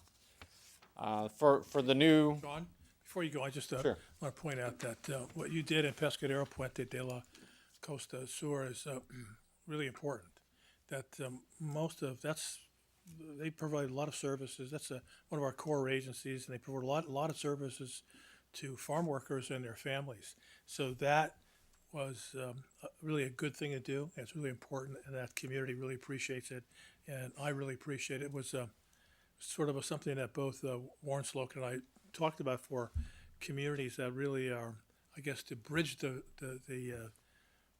internet divide. That's kind of one of our first cases. I really want to thank you for being able to accomplish that. It was not easy to do, but you did it. I appreciate that.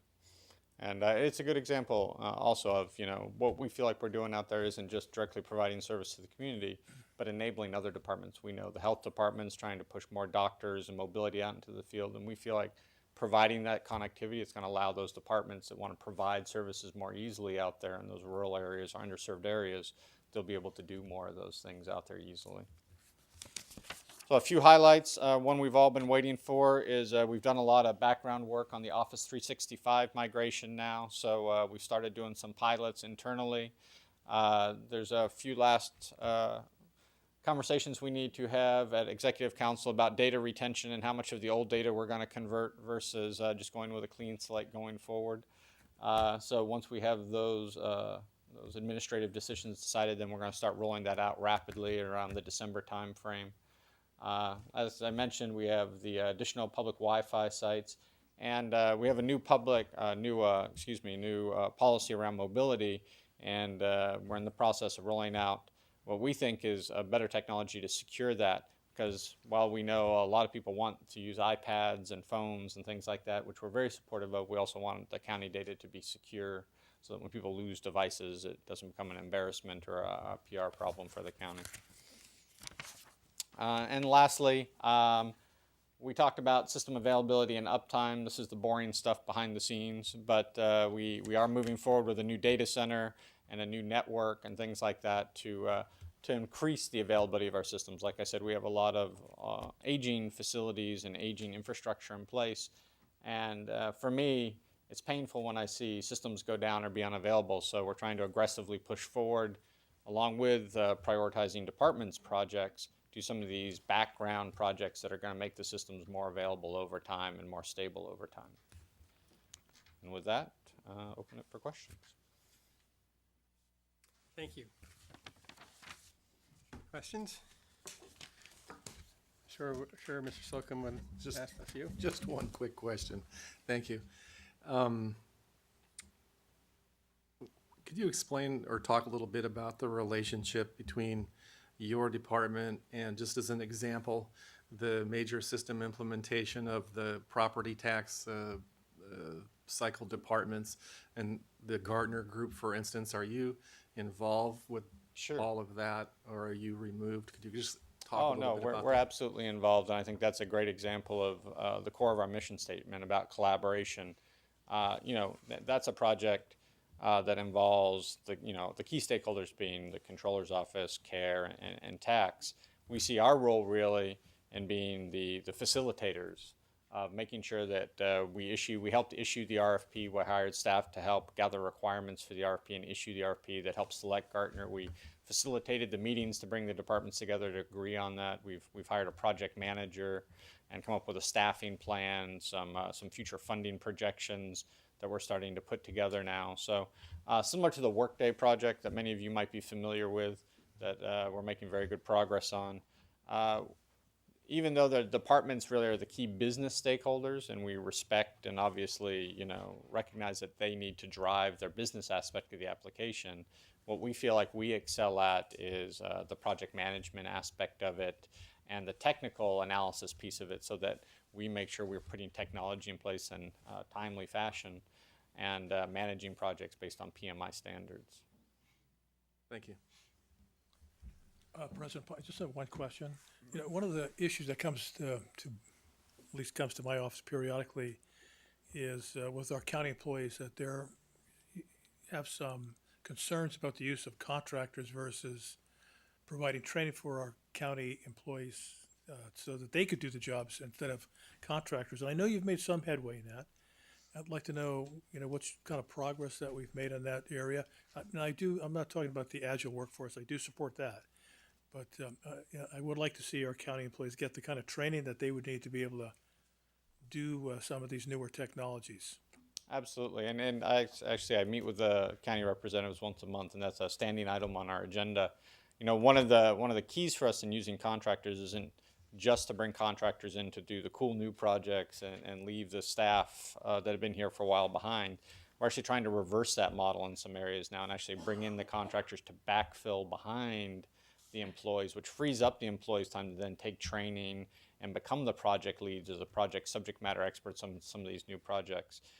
We just did that on our data center project, and rather than hiring a consultant to come in and be the project manager, we took our existing data center manager, turned him into the project manager, and are going to provide him training on project management techniques and tools and things like that, and brought in people as contractors behind him. So I think that's the model for the future in a lot of areas where we have to find that balance of sometimes, like on the Workday project, you need specialized skill where you're going to bring someone in just for the implementation one time to implement a special project. But other times when these are long-term projects and new technologies we're putting in place, we actually have to backfill, using contractors to backfill behind employees to free up the employees' time to get that training. And that's why we've incorporated the training plans now into CPMS, so that the supervisors can have that conversation with the staff about what training do they need for the future, not just to support the old systems, but to support the new systems as well. Thanks, John. John, I had two questions for you.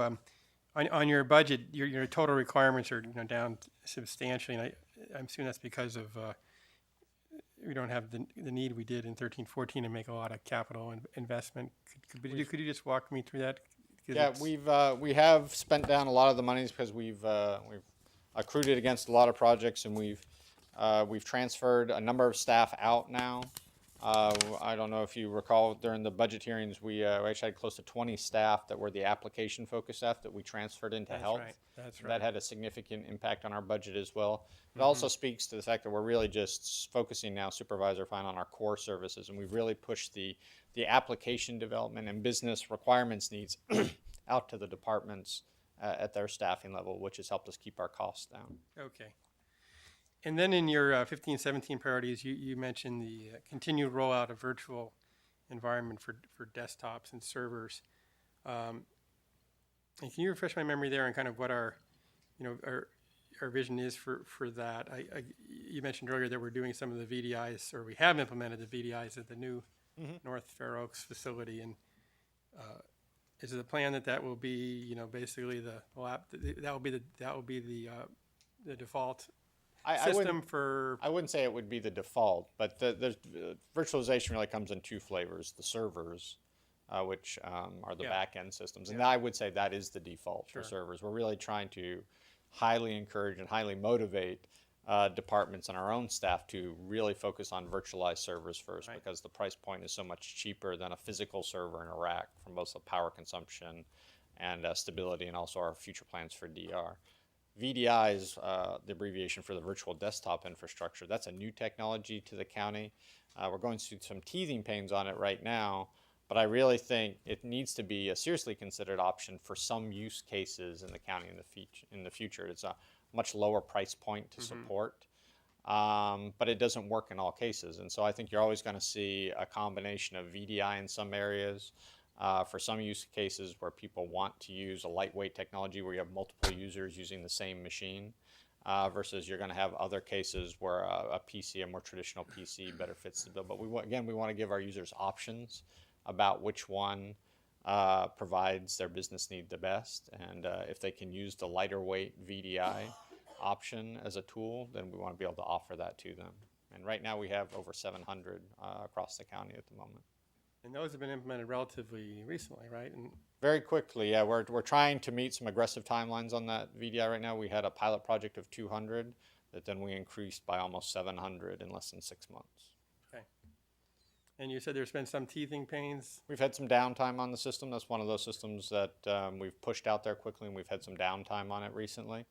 That's one of the things, speaking to our downtime numbers, we've got to fix those types of things when they go down. And that was one that we had pushed out quickly and hadn't built in a lot of redundancy into the system. So now we're having to go back and look at what the single point of failures are in that system and how we increase redundancy on that system. Okay, thank you. Any other questions? All right, thank you for your report. Okay, we will move now to our HR department, Donna Valancourt.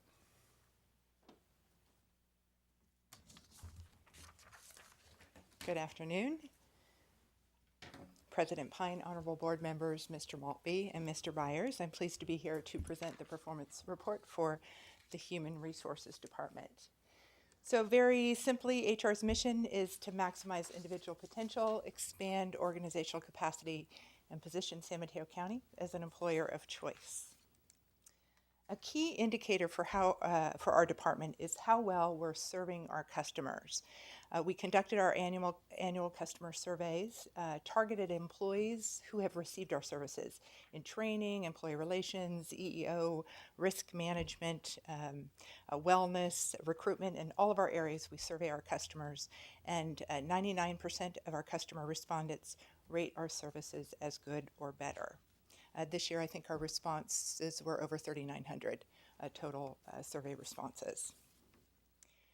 We also received notable feedback from the annual countywide employee engagement survey. The question, would you recommend San Mateo County as a great place to work, is a key indicator for the level of workforce engagement. And 83% of our employees answered yes to that question. The Employee Engagement Committee, who you heard from earlier this year, is hard at work implementing countywide strategies to improve engagement. This year they're focused on telework policies, on a new onboarding program for new employees, as well as expanding our essential supervisory skills program. Recruiting and selecting the best qualified candidates and more quickly remains a key priority for us. We've kept the time to fill under the ICMA average of 8 weeks, and this represents the time from the requisition to the time a list is given to the department. We do between 4 weeks for internal recruitments and 5 weeks for external recruitments. And this is without sacrificing the quality of the candidates. We survey our managers and supervisors after 6 months to see how the candidate is doing and if they're satisfied, and we get a 98% satisfaction rate for that. We continue to design and implement new recruitment strategies. We just recently launched online testing for some types of tests, which has made this more accessible, especially for out-of-state candidates. We've reduced some of the exam steps to better manage time and resources, and we continue to create new exams and ways of evaluating applicants to make sure that we're getting the hiring managers the quality of candidates that they need. Maintaining a safe and injury-free workplace is a priority of ours. We think every employee should end the day going home to their family and friends safe and sound. The chart reflects the number of workers' compensation claims per 100 employees. And you can see we're right at the equal with the ICMA benchmark of 12 per claims per 100 employees. But we also include in this data are incident only. So if we were to take those out, we'd be at 9.4 per 100 employees. We're employing strategies to reduce injuries, including a new process for reporting and triaging employee injuries called Company Nurse. And we've also rolled out some software programs to reduce and prevent repetitive stress injuries. In a workforce that is as large as ours, with work as demanding and challenging as it is, there will be employee issues related to conduct and performance. We're proud of the fact that most of our employee relations and EEO cases are solved at the very lowest level. So 93% for employee relations and 97% for EEO. This benefits the employees, the work environments, and our bottom line. As you know, once the cases enter into the formal arena, EEOC, DFEH, arbitration, they become very costly in terms of both human and financial resources. One of the strategies that we employ to keep these cases informal is through comprehensive hands-on training for our county managers and supervisors. We're also very grateful for the excellent support and guidance we receive from County Council and have a great partnership with them.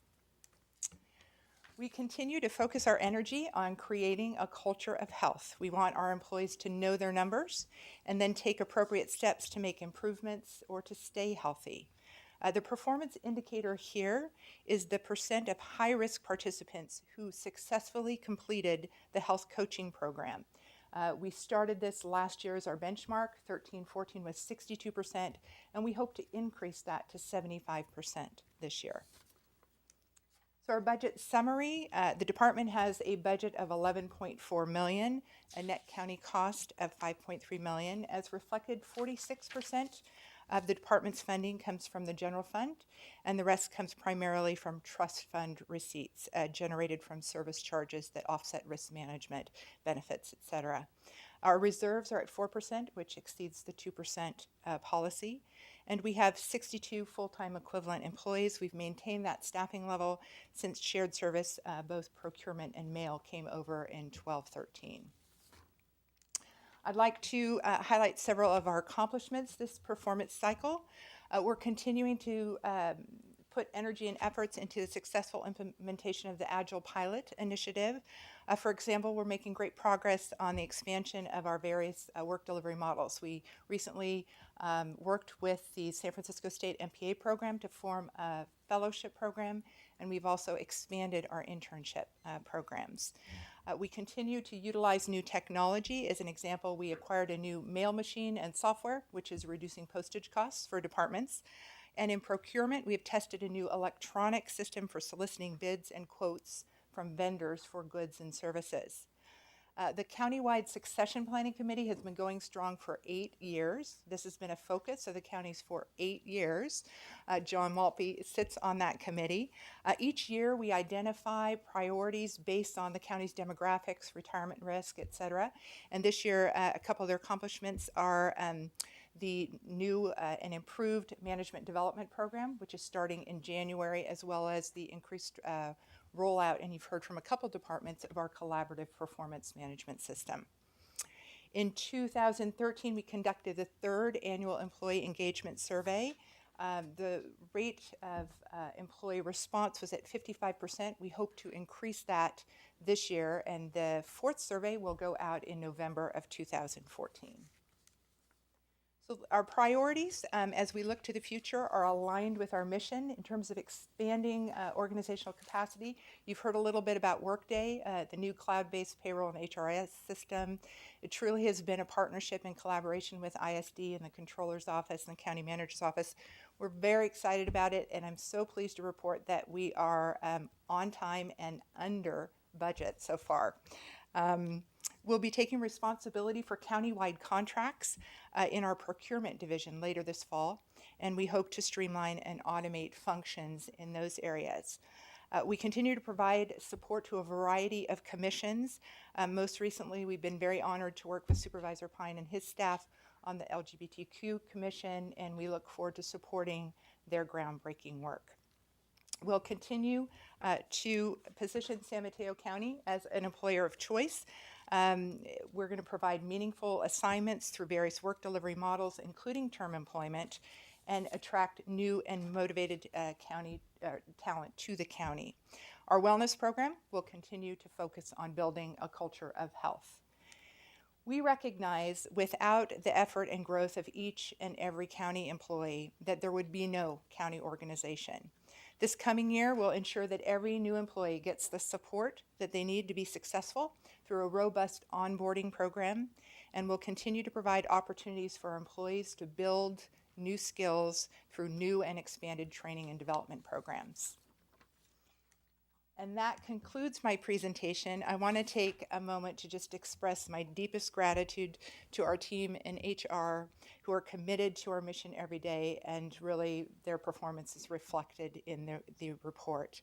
I'd also like to thank your board and the County Manager's Office for your leadership and support. And with that, I'm happy to answer any questions you have. Thank you, Donna. Questions? No, I would just say you and your department do a great job, and thanks. Thank you. I'll certainly second that and appreciate very much your support of the new LGBTQ Commission. Just had one question. Of course, with the Great Recession and difficult budget times, we were doing a lot of hiring, and now we're able to fill positions. And so, if we look back over 14, 15, how many new people have we brought into have we hired in? I mean, I know not necessarily incremental head count, but just people how many people did we hire in the last fiscal year? So over 400 new employees. That's a pretty substantial number. Right. I mean, that's a very big number.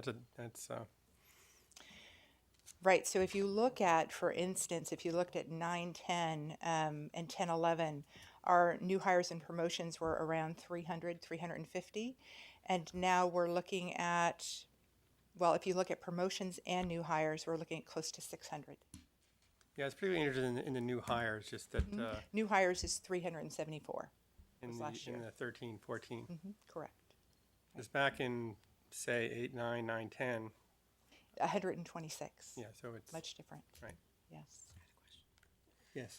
Donna, looking at those numbers, are most of them filling in for people that have retired, or since the market got better, have a lot of people left for higher paying jobs? Our turnover is actually remaining pretty constant. We did have high turnover in the 1 year where we closed Burlingame long-term care, and that increased our turnover, of course, as people exited the organization. But we've seen it pretty steady. It is a concern that as the economy improves, that we have what are called free exiters, people that could leave. But we are monitoring and managing the turnover. And then one other question on the workers' comp. I know what you're looking at, the average ICMA average, but it seems awfully high, almost 10%. You know, for every 100, has it, I see there's other time, well, it's always been at least back to 2011, Yeah, I 12. think we've had it between 11 and 13 potentially over the last 6 or 7 years. So this is, again, and it includes everything. It could be poison oak, a bee sting, it could be a fall. So it really covers the gamut. So when you say incidents, those would be incidents Yeah, versus the carpal right, tunnel and. right. There's some that will be incidents where people just want to record and document that they had it, but they don't necessarily have lost time or any cost associated with it. Oh, okay. Okay. All right. Thank you, and thank you for your great work and your staff and all. Okay. Thank you. Thank you very much. Well, next we'll hear from Good memory. Thanks. County Council, who we hear from multiple times a day, but we will love to hear from him now as well. Yeah. John and I are going to stay in our box over here.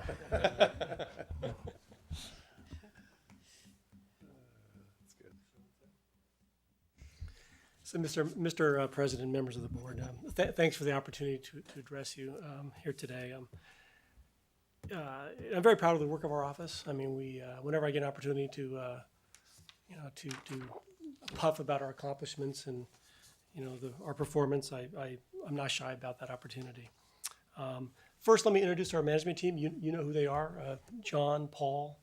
There's no Ringo. John, Paul, Angel, and Kathy. This is the A team here. Perhaps without Mr. T, but this is the A team. These guys are the best. In fact, I live in fear most days if they're going to get poached by other counties. So, very very proud of this management team. This is our mission statement. This is densely worded. If I were to, I guess, summarize this in a line, I would say our mission is to be right and to be responsive and to kind of observe and maintain the highest ethical standards in being right and responsive. The truest test of our value is if clients call, and they do. And I think that's they call only if we're good at what we do. And I've seen attorneys in our office. I'll give them a what's considered maybe a 0.2 client, 0.2 assignment, and they very quickly, just based on competence and responsiveness and all of those things you would expect from a talented lawyer, they turn a 0.2 assignment into a 0.6 assignment because their competence feeds more calls and more questions and more counseling, more advice. So I'm very proud of that trend. We have over 27 attorneys and 16 support staff in our office. We have a lot on our plate. We ask our staff to go the extra mile quite often, and frankly, I'm humbled every day by their willingness to go the extra mile because they know the work that they do is important, and they genuinely appreciate and support each other, their colleagues, and they genuinely like their clients. They value their clients, and they get very close to their clients.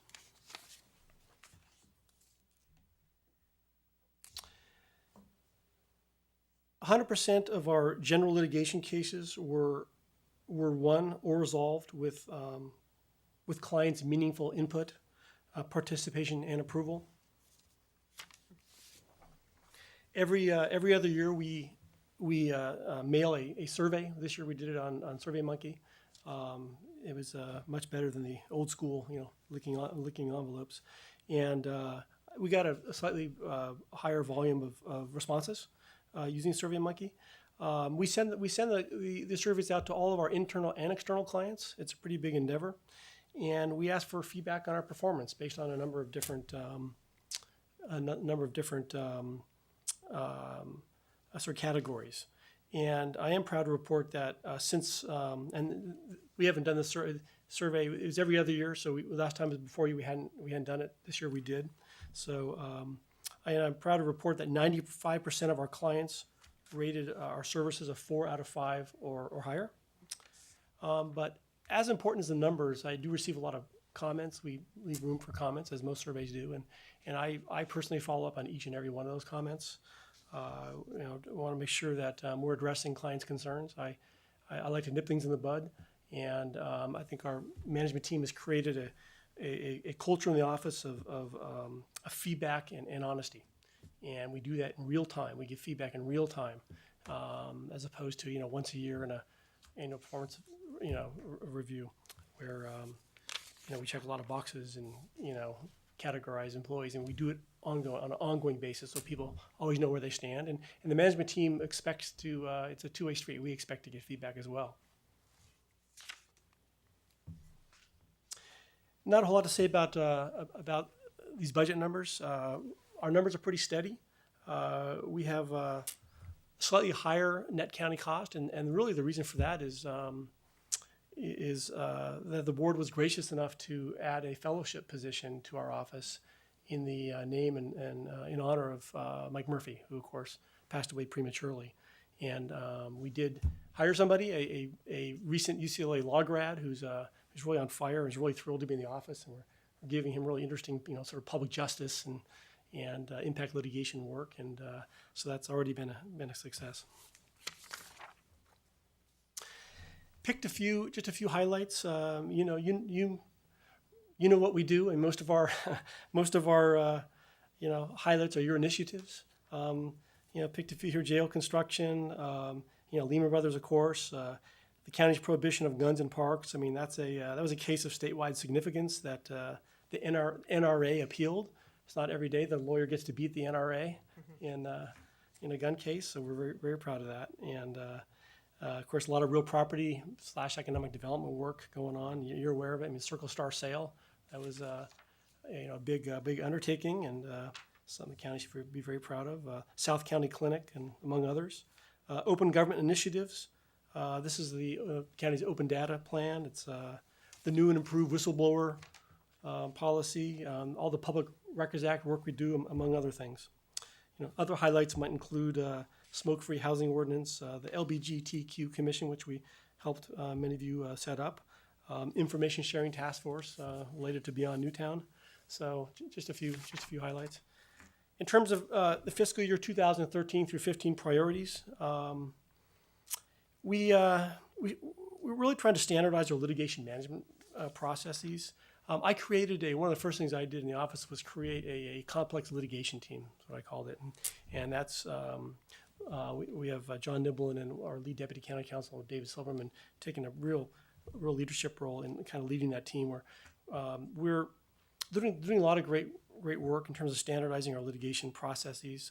We create a brief bank, so you don't have to reinvent the wheel every time you write a brief on issue A. We've already got a brief bank, which has done a lot of great research on issue A, for example. We have a litigation checklist now. We have templates for discovery, just making our work a lot more efficient, among other things. So that's been, I think, a very successful effort, and they're continuing to do good work. We have a new practice management system. We had an antiquated data practice management system. It's called County Law. We replaced it with Pro Law this year, and it increases our efficiency and sort of integrates our work better. We do a lot of training on new laws and legal developments. A lot for school districts. There's a lot of training we do for school districts. I mean, we must put in, I don't know, hundreds of hours for the various school districts on all sorts of topics, and I think that's been well received.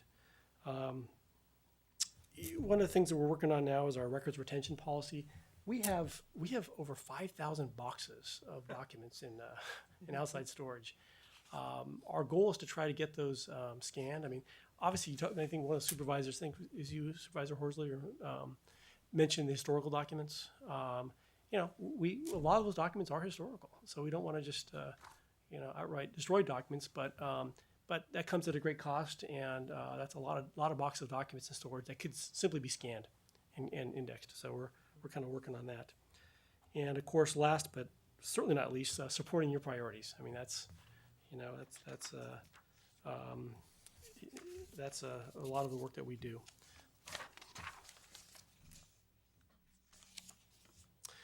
So that really concludes my report. I want to thank all of you and the county manager for all of your support. I really value the partnership. So. have any questions? John, I have one quick question on, when it says total requirements at 10 million and that the net county cost is 4.5, does that include the utilization of outside attorneys? Is that where that additional cost comes in at times? No. Oh, it isn't? No, It's- no. Okay. Where does that money come from? The total requirements is, no, that's, I think if we hire outside counsel, that's usually, that's a departmental or county manager cost. So we will consult with the department. I mean, it's, as you know, it's, sometimes it's insurance. I mean, it depends on the matter. Let me put it that way. It really does depend. But you know, we're very proud of the fact that we rarely use outside counsel. I mean, of all the county councils across the state and certainly the Bay Area, we're one of the lowest users of outside counsel. Obviously, it's my job as your general counsel to recognize if it's an occasion where we ought to get some additional firepower or some highly specialized outside counsel. And we do when necessary, but or if there's a conflict of interest where we need to bring in additional counsel, but those times are pretty rare, and so yeah, well, that's correct, and some of the plaintiffs' cases that we've associated counsel and we're the plaintiffs, those are all on contingency, so there's no attorney's fees there, and those are all contingency recovery. So I just want to see if this is your exact operating cost or if there's something included. I mean, that's the basic cost. So this is your salary. What are the team? Okay, thank you, John. Thank you to your team. You have a great team and great office. Just through President Pine, just one quick comment. When I was the sheriff, I was the favorite client of the county counsel's office because I had so many interesting cases. Interesting ones? Interesting cases, and you won them all. But in any case, I do appreciate the working relationship. Now, as a board member, I think you and your team do an outstanding job. You probably had the most on this I board, had too. I had the most interesting cases that are, in some cases, some of them are actually, whatever you call that, like Horsley versus Gordon, was really, that was a landmark case that still, police agencies still use that. It was a case where essentially I took away the peace officer powers of somebody who had abused them, and I know it's taught in all of the internal affairs classes.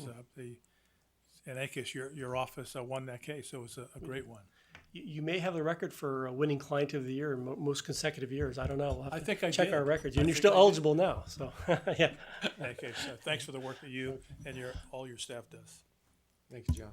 Thank you. I will certainly want to express my gratitude to John and the team. It's a pleasure to work with all of you. You know, not only your superb attorneys and very responsive and very creative, you know, so many things we do in the county, you know, require just a lot of different stakeholders. And I think you do a really good job of kind of, you know, going beyond your pure legal role to kind of just keep things moving, which is not an easy thing to do in the public sector. So on many of the projects I've worked with, you know, you've really been able to help, you know, keep the process moving. And that's important, really important. So I'm very grateful for that. In my next life, I might work in the county council office. I really enjoy, you know, talking with John and your staff. You know, and if I don't feel my brain is working hard enough, I call you up and talk about the fine legal points, which I enjoy very much. Only thing what two lawyers would do together. As I always say, man, God love those lawyers. So thank you. Can I just add one comment? I do want to thank John and his staff for all the help they've done on Beyond Newtown, all those task force and things. I mean, that's been a huge task. And they've done a lot of heavy lifting there, and a lot of good work's come out of it between the county and the County Office of Education and all the schools. I mean, that was just a tremendous effort. So I really do appreciate all the work on that. You're welcome. Thanks for mentioning that. Very good. So our final report of the day is the county manager and board of supervisors. This should be fascinating. I just might add parenthetically that I understand that most of the historical records in the county have Supervisor Horsley's name on them. So That may be true. That may be true. They're really old ones. Mr. President, members of the board, friends of the county manager's office, want to first of all begin by thanking my staff for the incredible work that they do during the course of the year. Often they're here at nights and weekends, special events they're regularly in attendance at. And they certainly, I think, epitomize the outstanding work that county employees do as a whole. And they have my personal admiration and thanks for that. Our mission, quite simply, is to implement the direction of the Board of Supervisors and to preserve and record that direction as county clerk. One of the friends has just come back of the county manager's office. Basically, the board's vision of a healthy, safe, livable, prosperous, and environmentally conscious community are all things that we try to incorporate in each and every aspect of our work during the course of the year. Some of the programs of the board and the county manager's office, obviously county management, clerk of the board, and then a variety of special projects and programs. New to our office this year is the Office of Sustainability, which we're quite excited about as the county undertakes more and more challenges about creating a sustainable and livable community. I see the role of this office expanding and really moving forward in a number of different ways, from education to policy. I think the board showed great wisdom in establishing this particular function. North Fair Oaks Forward, led by Supervisor Slocum, has been an exciting effort, long overdue in a large unincorporated community of the county.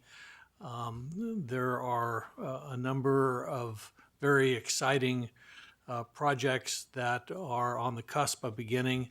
There's been great community involvement, and I think everyone concerned should be quite pleased with the direction that the Fair Oaks community is moving in. And of course, our version of LEAP, Center for Continuous Process Improvement, is an ongoing undertaking.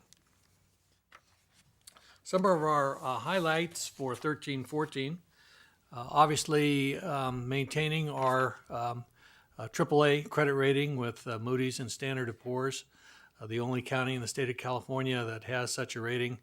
Obviously, further down the list, when it comes time to issue bonds, such as we did for the Maple Street Correctional Center, that rating pays off handsomely in terms of the ratings that we receive and the actual interest that we pay for projects like that. Our implementation of our 2-year budget and performance plan and the Measure A allocation process, we think this offers great promise for the future of the county in terms of allowing departments to concentrate on performance and not always be involved in the minutia of preparing budgets on an ongoing basis. And it also gives us a chance from a financial standpoint to do a little bit more forward planning in terms of a 2-year window rather than a single year window. And the Measure A allocation process, I think everyone involved from the board on down can congratulate themselves on a very open, inclusive, and thorough process. And in October, we anticipate bringing back to you an item for discussion on the next process, and building on the success that we had in the last one and improving it even more. And we look forward to that discussion with the board. The accelerated pay down of our pension debt led by President Pine. As you know, our unfunded liability is slightly less than $1 billion, but through a very aggressive process over the next 10 years, we are optimistic that we can reduce that unfunded liability to zero, which of course in turn releases millions of dollars that are now used to pay down that debt, if you will, for other important county programs and purposes. The Unified Reentry Program, obviously led by Supervisors Tissier and Groom, has really gained traction as we've seen a multi-departmental collaborative effort on the part of all of the departments that are involved with taking those that are returning to the community from prison or from jail and helping them acclimate back into the community and hopefully achieve ongoing success as contributing members of our society. I mentioned the Maple Street Correction Center bonds, and finally the North Fair Oaks forward, particularly Middlefield Road and Friendship Park. We've had an extensive community outreach process over the last year or 18 months. The board will be receiving recommendations from the North Fair Oaks Community Council relating to the configuration of Middlefield Road in the unincorporated area shortly. We have opened the North Fair Oaks Clinic and have a few items left to complete that project, as the board is well aware of, but those will be undertaken in the very near future. I want to thank Mr. Byers and his fine staff for their aggressive advocacy on behalf of the county in getting this project completed. And obviously, at the end of the day, the patients that are served there and the community that is served there, I think will have a very, very positive experience. This clinic is comparable to anything that PAMF will be opening in our community, Kaiser has, and I think that's what the board expected, and that's what's being delivered. We're also in the final stages of acquiring property adjacent to the 2700 Middlefield site and look forward to engaging the community in a planning process for the utilization of that property, which I think offers many exciting opportunities to further enhance services and living conditions in the North Fair Oaks community. And finally, we're about to bring to the board, it's been a long time in working with the library and HSA to get just the right configuration of the existing building, but we will be bringing a recommendation for library improvements to that particular community, expanding the library and being able to offer greater services than we can presently. We've also talked about earlier today the various process improvement workshops, onboarding, the agenda review process, HFSA benefit renewals, and of course assessment appeals. Sale of Circle Star Plaza. Obviously, timing is everything.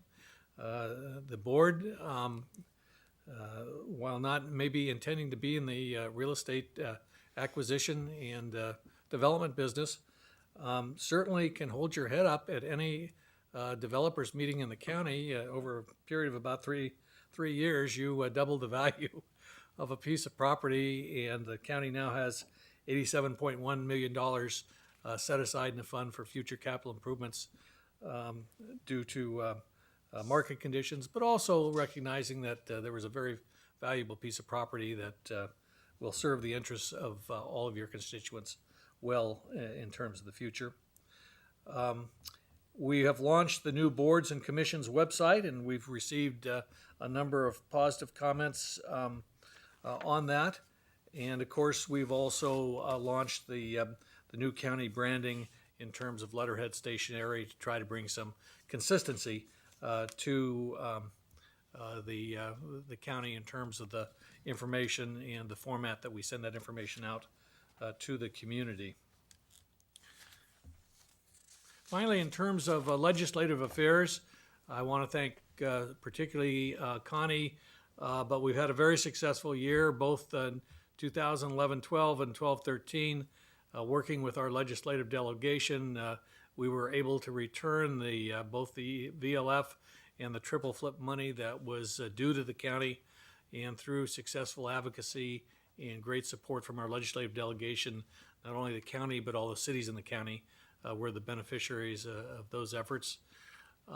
We also have begun to receive pre-2004 mandate reimbursements, and about 1.6 million, I believe, this year will be coming back to the county in that format. So the state of California now is only a decade behind in reimbursing local government for work that it mandates.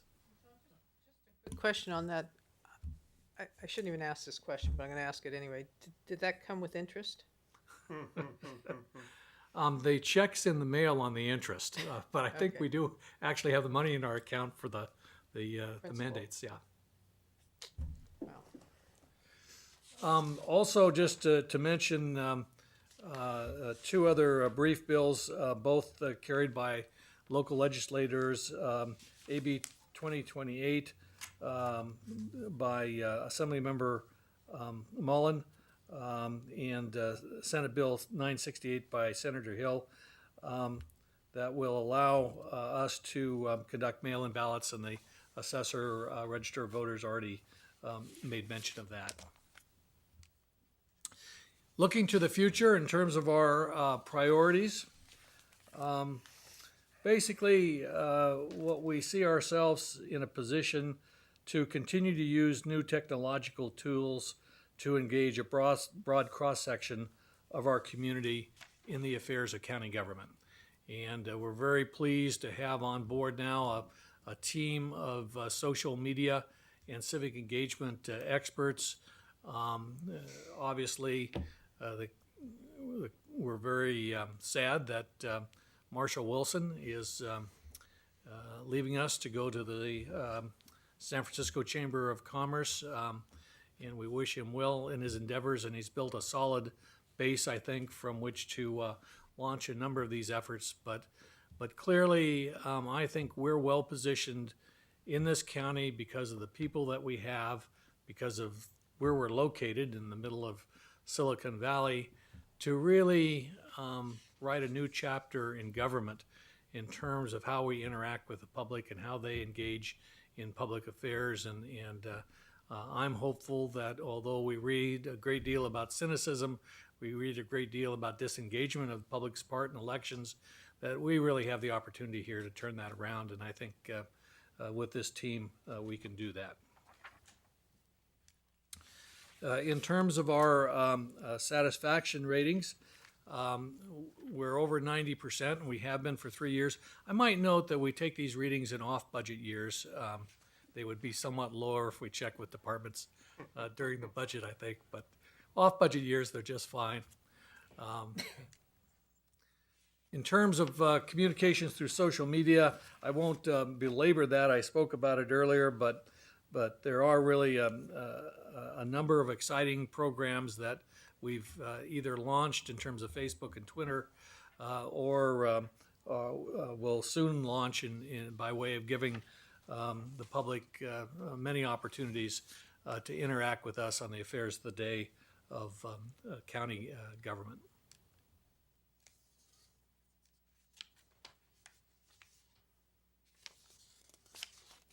And we're stuck.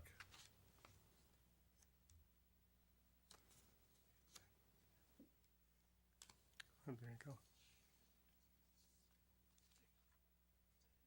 Yeah. We'll go on to the budget. Budget resources this year are about $1 million more than 13-14, primarily reflecting the addition of the Office of Sustainability and funding for a number of special projects that are budgeted in our office but really have countywide or unincorporated area significance. And that concludes my presentation. Mr. President and members of the board, if you have any questions, I'll be delighted to answer them.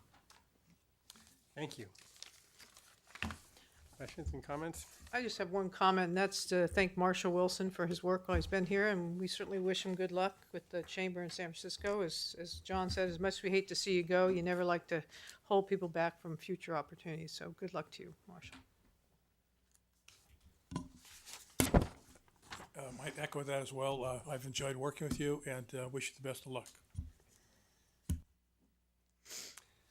We will miss you greatly, Marshall. You've definitely set a great foundation, as was mentioned by the county manager, and brought in some fantastic people to take us to the next level. So thank you for that effort. I want to thank the county manager's office for, all they do. I don't know if this is a good analogy, but I'll make it anyway. So, when you exercise, they're always talking about the core muscles, man. You got to have those core muscles strong. And that's what you guys are. I mean, you guys, you're the center of everything, and you do your job extremely well. And without that, everything else wouldn't work. So I appreciate that. And, as I've mentioned on other occasions, I think our emphasis on performance measures is very exciting. It's a very difficult undertaking to measure things effectively in the government sector. It's not as simple as revenue and profit, but it's the way we got to go. We got to somehow evaluate how we invest our funds, and so we've taken some baby steps, and I'm hopeful that we really, as you say, can be a leader in that. And then this Office of Sustainability is just such a critical initiative. And the timing couldn't be better. The challenges we will be facing in San Mateo County, across the nation, across the world over the next decades are substantial with climate change, and I think this office can be of great help in trying to get ahead of some of those issues, because it will affect everything we do, from our water to our health to our shoreline. So I think that this Office of Sustainability will be a great asset to us.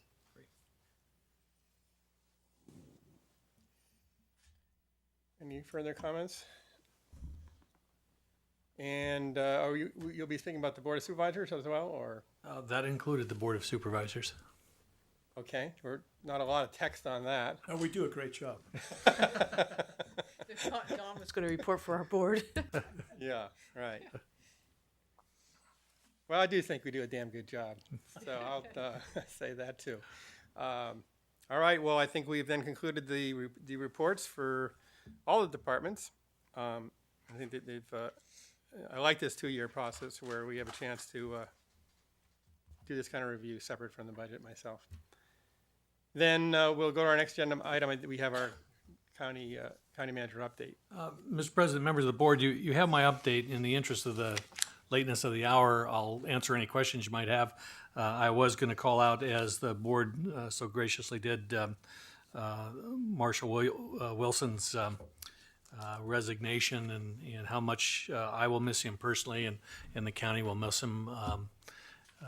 But other than that, if you have any questions, I'll certainly try to answer them.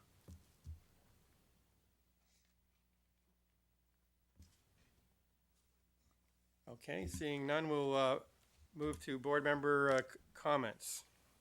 Would you like to start today, Mr. Slocum? I would, thank you. Just one quick calendar announcement. Assemblymember Kevin Mullen and I are co-hosting Connect 14 on Wednesday, September 24th at Facebook headquarters in Menlo Park. The event's now sold out.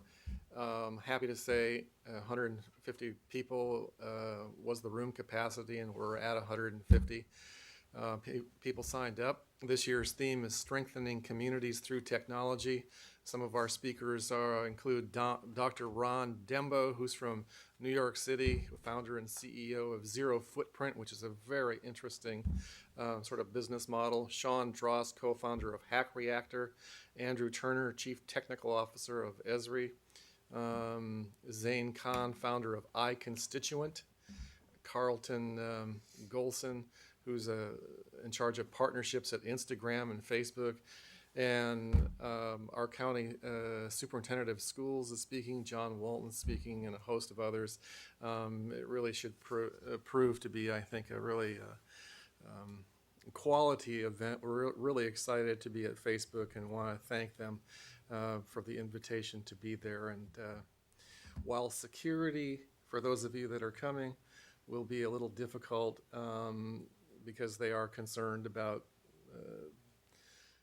security. But once we get past that initial check-in point, I guarantee you it'll be a really quality conference. And for just as a special aside, if you have a Facebook account after the conference at 3 o'clock, Facebook experts are going to sit down and do one-on-one coaching with those of us that have Facebook pages. So encourage you to, if you're brave enough, to come down and show Facebook your Facebook pages. So that's the end of my report. Thank you. Thank you. Supervisor Tissier. Yes, on Saturday, September 20th, from 11 to 3, there is the second annual Latino Health Forum. It's put together by the San Mateo County Latino Collaborative and the Healthy Weight Collaborative. It's called Sana Colita de Rana, and that means care for yourself today for a better tomorrow.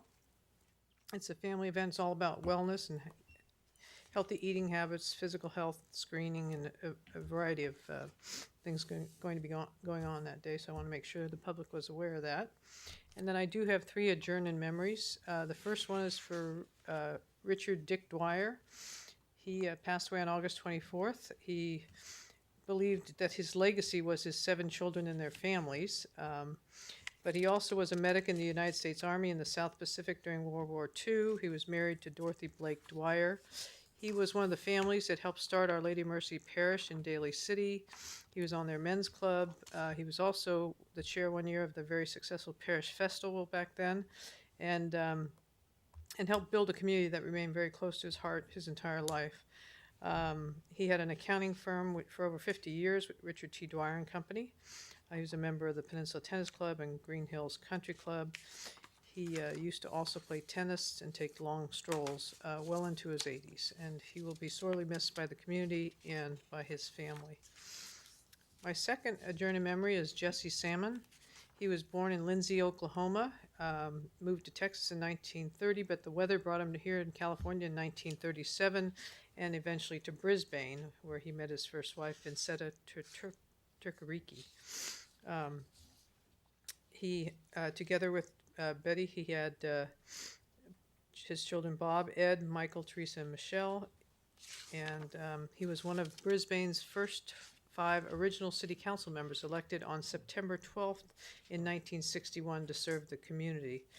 It is said that Brisbane would not be the community it is today with its small town feel had it not been for people like Jess who fought hard to protect the city's natural resources while also ensuring its fiscal health. So our sympathies go out to his family and to the community of Brisbane. And last is Rena Kelly. She was a native San Francisco and a longtime resident of Daly City. She passed away on August 4th, the same day she came into this world in 1939. She was a graduate of my alma mater, St. Rose High School in San Francisco, and she attended Lone Mountain College for Women. She was the bright light in her family. She had a huge heart, a zest for life, a love for entertaining, and a passion for travel. She was the past president of the Italian Welfare Agency and a past board member of the Pomeroy Recreation Rehabilitation Center in San Francisco. And she's survived by her husband of 53 years, Ed, and her 2 sons, Patrick and Christopher. And our sympathies go out to her family. Thank you, Supervisor Tissier. I would just like to note and adjourn in memory that today is actually the 4th anniversary of the San Bruno explosion.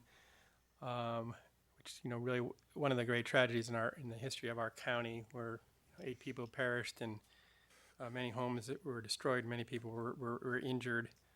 The ramifications of that tragic event, are with us now as fines are being levied, and the leadership in San Bruno and Jerry Hill and others, and holding PG&E accountable has been very impressive, and in the long run will make our entire state, maybe our entire nation, much safer. But today is a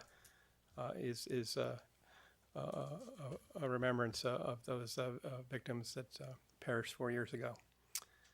That's all I have. Two adjourned memories. One is a developer. It's Ryland Kelly of Woodside. He was a Palo Alto native and Stanford graduate, prominent real estate developer who, with his brothers, responsible for such planned communities Lindenwood and Atherton and Ladera in Portola Valley. He and his wife Shirley were founding shareholders in the Palo Alto Weekly, and publisher Bill Johnson called Mr. Kelly as a vivacious personality. And he also said that he was an enthusiastic and active supporter of the Weekly, and he was a source of countless ideas on how we could best serve the community. High expectations and aspirations for the paper, set a high bar for both the staff. Some of his developments, though, included Pajaro Dunes and Monterey Bay, at the 10-story, 525 University in Palo Alto, tallest building between San Francisco and San Jose, at least at the time. Maybe Redwood City's going to exceed that. He was a fearless advocate of far-sighted, if contrarian, initiatives. One of his friends, Bruce Kelly, said he helped stoke anti-war sentiment by serving as a strategist to his friend Paul and Pete McCloskey, who of course opposed the Vietnam War, and even as a moderate Republican ran against President Nixon. He actually built the community of Hidden Valley and Woodside and Pajaro, like I said, Pajaro Dunes.